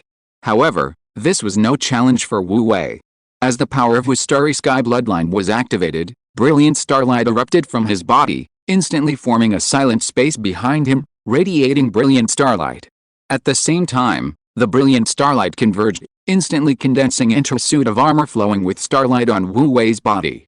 This armor was deep and heavy, even the patterns on its surface were clearly visible, as if imprinted with the mottled marks of time. Under the armor, Wu Wei seemed like an ancient warrior who had walked out of time, exuding an indescribable aura of killing intent. Upon seeing this, the giants watching below the arena immediately exclaimed in surprise. The silent void behind Wu Wei was clearly a bloodline phenomenon. Awakening a bloodline impression was not unusual. Yilang had also awakened one when he used his bloodline power before. But how long had Wu Wei awakened his golden bloodline? To be able to wield bloodline power so skillfully in such a short time, Wu Wei's talent was simply astonishing. Not to mention, the star armor Wu Wei conjured this time was noticeably more refined and solid than before, indicating that his control over bloodline power had improved another level. Such rapid progress was truly astonishing. On the arena, Wu Wei was completely unaffected by the gasps from the audience. The moment the gasps arose, Wu Wei moved. He pushed off with one leg, charging directly towards Garfield. Brilliant starlight adorned his surroundings. Physically, he was smaller than Garfield, but the aura he exuded was no weaker. Almost instantly, Wu Wei and Garfield collided head-on, then simultaneously threw punches at each other. Bang! The fists collided. A deafening thud instantly echoed throughout the arena. Garfield was jolted and sent flying backward. Garfield's body, already possessing the earth body, was utterly vulnerable before Wu Wei, who had only activated the star body. Whoa! The crowd erupted in uproar. Even the giant Queen Ilger, Prince Caesar, Old Mike, Old Descartes, and others watching the battle from the giant court were astonished. I'd heard that even a star giant awakened with dual bloodline power, in their initial combat state, is far stronger than others of the same level. I used to think it was just an exaggeration, but I never imagined the difference was so vast, Mrs. Dillon exclaimed, covering her full red lips. Hearing this, Old Mike and giant Queen Ilger both wore proud smiles. Their son was truly amazing. Chapter 599 Her Majesty the Queen invites you. Bang! Bang bang bang! A series of deafening crashes echoed as Garfield's mountain-like body was smashed and sent flying everywhere. The difference in strength was overwhelming. Despite Garfield's full power, he was like a mantis trying to stop a chariot in the face of Wu Wei's attacks, utterly ineffective. And this was without Wu Wei even using the power of his deeply awakened bloodline. Seeing this, everyone couldn't help but suspect that if Wu Wei used the full power of his dual bloodline awakening, Garfield might be smashed to pieces with a single punch. Less than a minute into the match, Garfield was unable to stand up again. The outcome was clear. I declare that in the final of this Royal Guard selection competition, Garfield vs. Kua. Kua wins. Vice Captain Reg's voice was unusually excited. Congratulations to Kua for becoming the champion of this Royal Guard selection competition. As soon as he finished speaking, a deafening cheer erupted from the audience. Although the outcome of this match had been foreseen, the sense of ceremony was still important. Especially when the final moment arrived, they couldn't help but get excited. Kua's effortless and confident handling of Garfield instilled in them a sense of pride and honor in witnessing the birth of a strong man. Inside the Giants' court, everyone, including Queen Ilgul and Prince Caesar, couldn't help but applaud, both for the birth of the champion and for the rise of a strong man. It was conceivable that after today, Kua would become a rising star, one day shining brightly throughout the entire Star Giant race. Brother, congratulations. Garfield lay on the ground, looking at his good brother who seemed like a god descending to earth, feeling both proud and helpless. Proud because such an outstanding genius was his good brother. Helpless because his opponent was none other than himself. Alright, get up. Wu Wei smiled and pulled him up, waving to the audience below. In the midday sun, their figures were bathed in a golden light, looking particularly dazzling. Cheers erupted from below the ring. At this moment, almost everyone looked up at them, their eyes filled with awe and admiration. This was the glorious moment. Yi Lang watched this scene from afar, his feelings complex and indescribable. He had thought that with his strength, the championship would be a piece of cake. Who could have imagined that he wouldn't even make it to the finals? He also never expected that Kua, this nobody he had previously underestimated, would possess such immense potential, repeatedly exceeding everyone's expectations, fighting his way through to win the championship. Well, with such talent, he certainly had the qualifications to challenge Her Majesty the Queen. On the other side of the crowd, McCullen felt as if he had been struck on the head, dizzy and disoriented. The champion. This was the champion. How could that kid Kua possibly win the championship? How could that kid Kua become the champion? Even now, McCullen had a strong sense of unreality, as if he had just woken from a long nightmare. When he awoke from his nightmare, he discovered that everything in his dream had become reality. He was finished. While some grieved, others rejoiced. Bee Slave, come here. From the other side of the crowd, Flame Walker Cole beckoned to the sky. A bee slave immediately responded and flew down to him. Help me calculate how much money I made this time.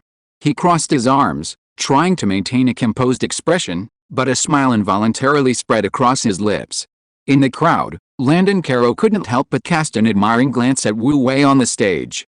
He had prepared for this Royal Guard selection competition for a long time, secretly hiding several trump cards, all to make a name for himself in the competition.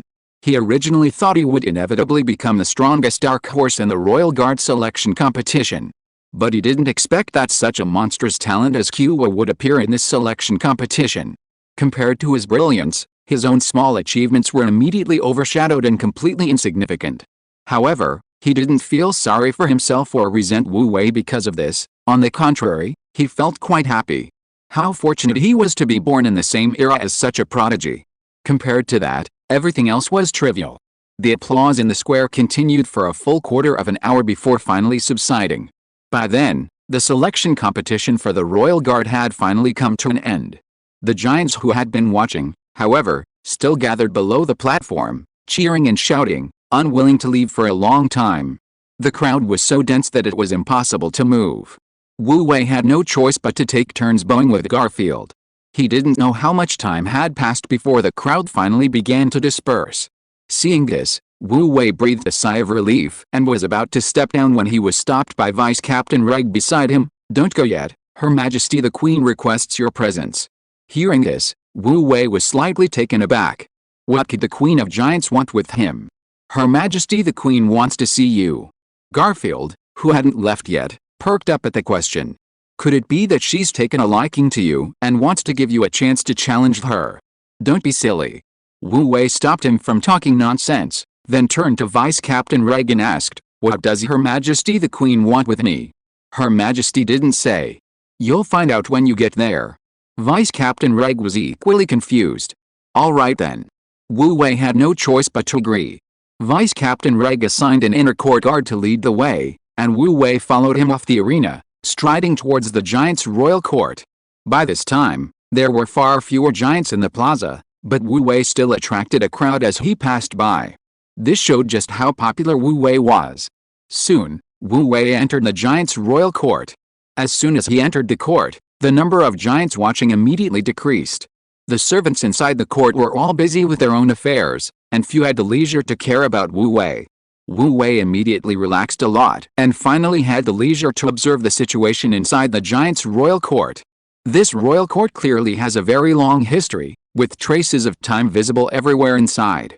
Even so, its grandeur and magnificence have not diminished in the slightest. On the contrary, they have become even more imposing with the sculpting of time. Wu Wei, this avatar of a star giant, is now nearly 600 meters tall, but when he stands within this giant royal court, he still feels incredibly small and insignificant. The sheer height contrast creates a powerful visual impact. Unconsciously, Wu Wei followed the palace guard leading the way to the door of a room. Her Majesty the Queen is already waiting for you inside. Please go in. The palace guard stepped back and gestured for Wu Wei to enter. Wu Wei pushed open the door and was immediately stunned by the scene inside. He hadn't expected the room to be so densely packed with people, young and old, men and women. And among these people, the only one he recognized was Mrs. Peter. However, after a moment of surprise, he immediately realized what was going on. The royal family of the star giants is characterized by purple hair, and those who have deeply awakened their bloodline will have dazzling golden eyes, making them very easy to identify. At this moment, there were only 2 star giants with purple hair and golden eyes in the room. One was a middle-aged male giant with a calm demeanor and a fierce aura, and the other was a young and pretty giant girl. It was obvious who the giant queen was. Star Giant Qiwa greets Your Majesty the Queen. Wu Wei stepped forward and bowed to the giant queen Ilgul according to the etiquette of the star giants, his posture quite proper. No need for formalities. Giant Queen Ilgul said calmly. Yes, Your Majesty. Wu Wei responded, then bowed to the other giants present before straightening up again. Good, good, good. As expected of the pride of my sea giant lineage, truly outstanding in appearance and radiant in style. Old Mike couldn't help but laugh heartily. Although they had already seen Wu Wei's heroic figure on the light screen, seeing him in person was a completely different experience. The others in the room were also observing Wu Wei, some openly, some subtly. Noticing his physique, appearance, and demeanor, they secretly admired him. His looks and bearing aside, the composure he displayed in front of the queen and other important figures was unmatched by ordinary giants. Even Prince Caesar, who had extremely high standards for his people, couldn't help but nod inwardly. He looked at Wu Wei and asked, Qiwa, would you be willing to join my royal family and become a member of the royal family? A faint smile played on his lips. It should be noted that Prince Caesar usually gave off a very serious impression. He wouldn't have acted this way if he didn't genuinely admire Wu Wei. Become a member of the royal family? Wu Wei was immediately taken aback, but I'm not of royal blood. Normally, those without royal blood are not qualified to become members of the royal family. But since you've awakened the golden bloodline, you're an exception, Prince Caesar said calmly. Don't worry, Elder Nuile has already given his approval. As long as you agree, no one can object. He then glanced at Old Mike. Even the ancestor of the Tide Lord lineage wouldn't be an option. Old Mike huffed and turned away. Seeing this, Wu Wei immediately understood. If it were before, he would have wanted to keep a low profile and would never have agreed to become a member of the royal family. But things were different now. Since he was already being so high profile, he might as well go all the way. His status as the #1 young member of the Star Giants, and his status as a member of the royal family, would help him enter the core decision-making circle of the Star Giants more quickly. This was beneficial to his plan to obtain the key to the stars. The only problem is that becoming a member of the royal family will inevitably involve dealing with top experts of the Star Giant race, and even Elder Nuile, whom he has only heard of but never seen. If he's not careful, he might inadvertently reveal a weakness. But in reality, even without becoming a member of the royal family, these things are hard to avoid. In summary, the advantages outweigh the disadvantages. Having figured this out, Wu Wei immediately agreed. Okay, I agree. Chapter 600 Extraordinary Treatment. Hearing this, Old Mike's expression immediately fell. The giant Queen Ilgul, however, instantly broke into a smile. Ha ha ha, I knew it. Halfway through her laugh, she suddenly realized something was wrong, quickly suppressing her smile and nodding seriously. Very good. This is a wise choice. Wu Wei's lips twitched. This giant queen's style seemed a little different from what he had imagined. The others present, however, seemed quite used to this situation, their expressions remaining unchanged. Only Prince Caesar's eyebrows twitched, his gaze towards the giant Queen Ilgil carrying a hint of helplessness and doting. He sighed, composed himself, and looked at Wu Wei, his tone revealing a touch of approval. Your performance in this selection competition was outstanding. You deserve this championship. As agreed beforehand, from now on you will be Her Majesty's personal bodyguard. Hearing this, an ordinary star giant would probably have been overjoyed. But Wu Wei wasn't a true star giant, so he couldn't truly empathize. Thank you for your grace, Your Majesty. He maintained a serious and formal expression, giving a perfunctory bow, seemingly unfazed by praise or criticism, but in reality, showing little emotional fluctuation. His performance, observed by Prince Caesar and the others present, made them look at Wu Wei with even greater respect. This composure was not something an ordinary young giant possessed. Prince Caesar inquired about Wu Wei's situation further, confirming he had no other matters to attend to and could assume his post immediately. He then summoned a maid and instructed her to escort Wu Wei to handle the various onboarding procedures. Wu Wei took his leave and followed the maid out of the room. The maid who led him had long blonde hair and fair cheeks with small freckles, looking clever and cute. Wu Wei chatted casually with her for a few moments, learning that the maid's name was Lisa, one of Her Majesty the Queen's personal maids.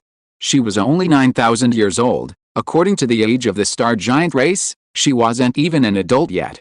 Lisa took Wu Wei to the royal court's archives to register his identity information, then led him to several departments to collect his new identity badge and various related items, while also familiarizing him with the layout. Not all areas within the giant's royal court are open to citizens.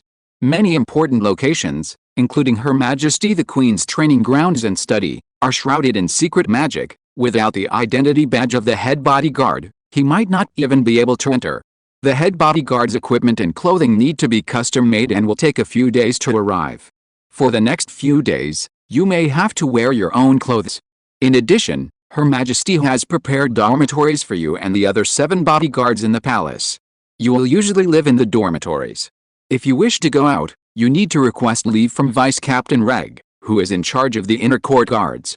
Of course, as Her Majesty the Queen's head bodyguard, as long as Her Majesty approves, you only need to send someone to inform Vice Captain Reg and make a record. Lisa was very respectful to Wu Wei.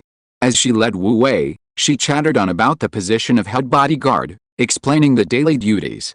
Listening to her explanation, Wu Wei finally understood what the head bodyguard did. As head bodyguard, he didn't need to personally stand guard for Her Majesty the Queen. His main job, in essence, was to arrange for his personal guards to stand guard for the Queen. Who stood guard during the day, who stood guard at night, and how the shifts were arranged were all up to him. As for himself, he only needed to stay within a certain range of the Queen, ensuring he could arrive promptly in case of any incident. Whether he was reading, drinking tea, or chatting idly was entirely up to him. No one would interfere. Of course, he couldn't go too far. Understanding this, Wu Wei was immediately delighted. His previous lack of enthusiasm for the position, besides not wanting to stand in the limelight, was largely due to his reluctance to stand guard for the giant queen. Since he didn't have to stand guard personally, he naturally wasn't so averse to the position. Moreover, both McCallum and Yi Lang made it into the top 8, meaning they would both be his subordinates from now on. Although he didn't intend to torment them, being someone else's subordinate was different from having someone else be his subordinate. By the way, who is that royal member who spoke to me earlier? As he spoke, Wu Wei suddenly thought of Prince Caesar, who had spoken to him earlier, and couldn't help but ask. That was His Highness Prince Caesar, Lisa replied respectfully. Prince Caesar? Isn't he on the front lines? Wu Wei was taken aback. He had some understanding of the Star Giant's royal family. Prince Caesar was quite famous outside, and everyone described him invariably as serious and strict, disciplined in military affairs, and a skilled warrior, among other things. He spent most of his time not in the royal court, but leading troops on the front lines.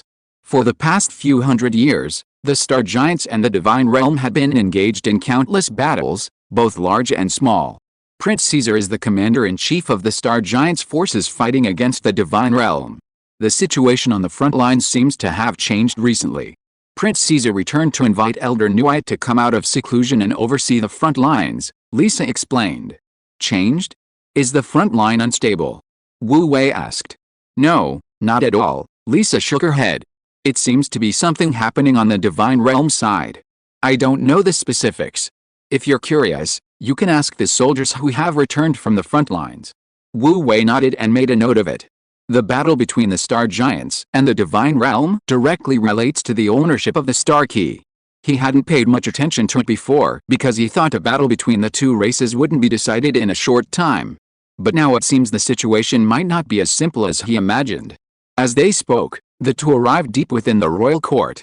This area was the living quarters of the giant royal court. The scale and layout of the palaces, including their grandeur, were noticeably a level lower than the main hall in front. However, compared to the small towns in the countryside, the palace here was still considered magnificent and imposing. We're here. Lisa led Wu Wei to a temple-style building with a small training ground, pointing to the palace and saying, as the head of the personal guards, your dormitory is already a level higher than that of ordinary personal guards. Because of your royal status, Her Majesty the Queen has also personally upgraded your treatment. Lady Dylan, who is in charge of the dormitories, has assigned this courtyard to you. You will live here from now on. Wu Wei was somewhat surprised. The building's exterior resembled a courtyard, and even for a star giant, it was quite spacious, somewhat like a small villa. He roughly estimated that, according to human units of measurement, the temple-style building covered an area of approximately 20 million square meters. It was truly astonishing how large the area was. He had thought he'd be lucky to get a small dormitory as a guard. He never expected the giant's court to be so extravagant. My lord, you don't officially start work until tomorrow. You can arrange your time freely this afternoon. If there's anything that needs to be arranged, you can take care of it this afternoon. It's getting late, I must return to report to Her Majesty. Having led Wu Wei to his dormitory, Lisa's task was complete. She bid farewell to Wu Wei and turned to leave the accommodation area, heading back to report to Her Majesty the Queen. Wu Wei watched her leave before turning around and pushing open the door to his dormitory. This dormitory was constructed of brick, stone, and bronze. Upon entering, there was a small courtyard with various exercise equipment. The equipment wasn't anything special. Wu Wei glanced at it briefly before looking away and walking further into the house. The house had 4 bedrooms and a living room. The central room was the living room, with 2 bedrooms, 1 main and 1 secondary, a study, and a gym. Compared to the inn he had stayed in before, the decorations in this room were noticeably more understated yet luxurious. Even the teeth, bones, and fur of the star beasts adorning the walls didn't look like ordinary items. If an ordinary star giant were here, they might be dazzled and awestruck by these decorations. However, Wu Wei was, after all, the master of the Kingdom of Light.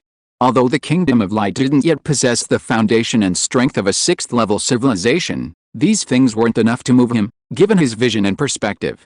After walking around the house, he had a general understanding of its layout and even planned how to set up an array to isolate it from external detection. My lord, is there anything I can do for you? At this moment, a deep, hoarse male voice suddenly came from outside the door. Could it be?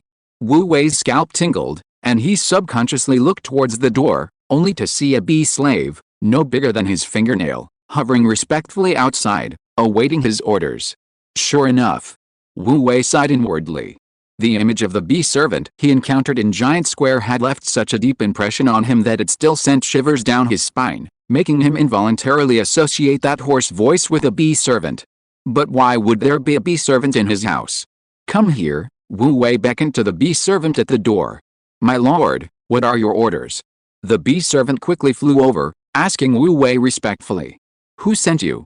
Wu Wei asked. My lord, every room in the royal court is equipped with its own bee servant. Your room is a 3rd-tier superior dormitory, with 5 dedicated bee servants responsible for cleaning the courtyard and room, the bee servant explained respectfully. We live in the beehive under the eaves. I am your head servant. If you need errands or cleaning, you can simply give me your orders. I see, Wu Wei suddenly understood. He peeked out and indeed saw a small beehive under the eaves. By human standards, this beehive wasn't small, probably around 80 or 90 square meters, but compared to his nearly 20 million square meter courtyard, it was incredibly small. No wonder he hadn't noticed it at all. Wu Wei truly hadn't expected his personal guard to be treated so well. He wasn't here to be someone's guard, He was clearly here to be their master. End of this chapter. Thank you so much for reading until the end. Don't forget to give it a like. Looking for more exclusive content and immediate access? Subscribe to our Patreon. Remember, every like, subscription or donation encourages us to continue. Thank you all. See you in the next video.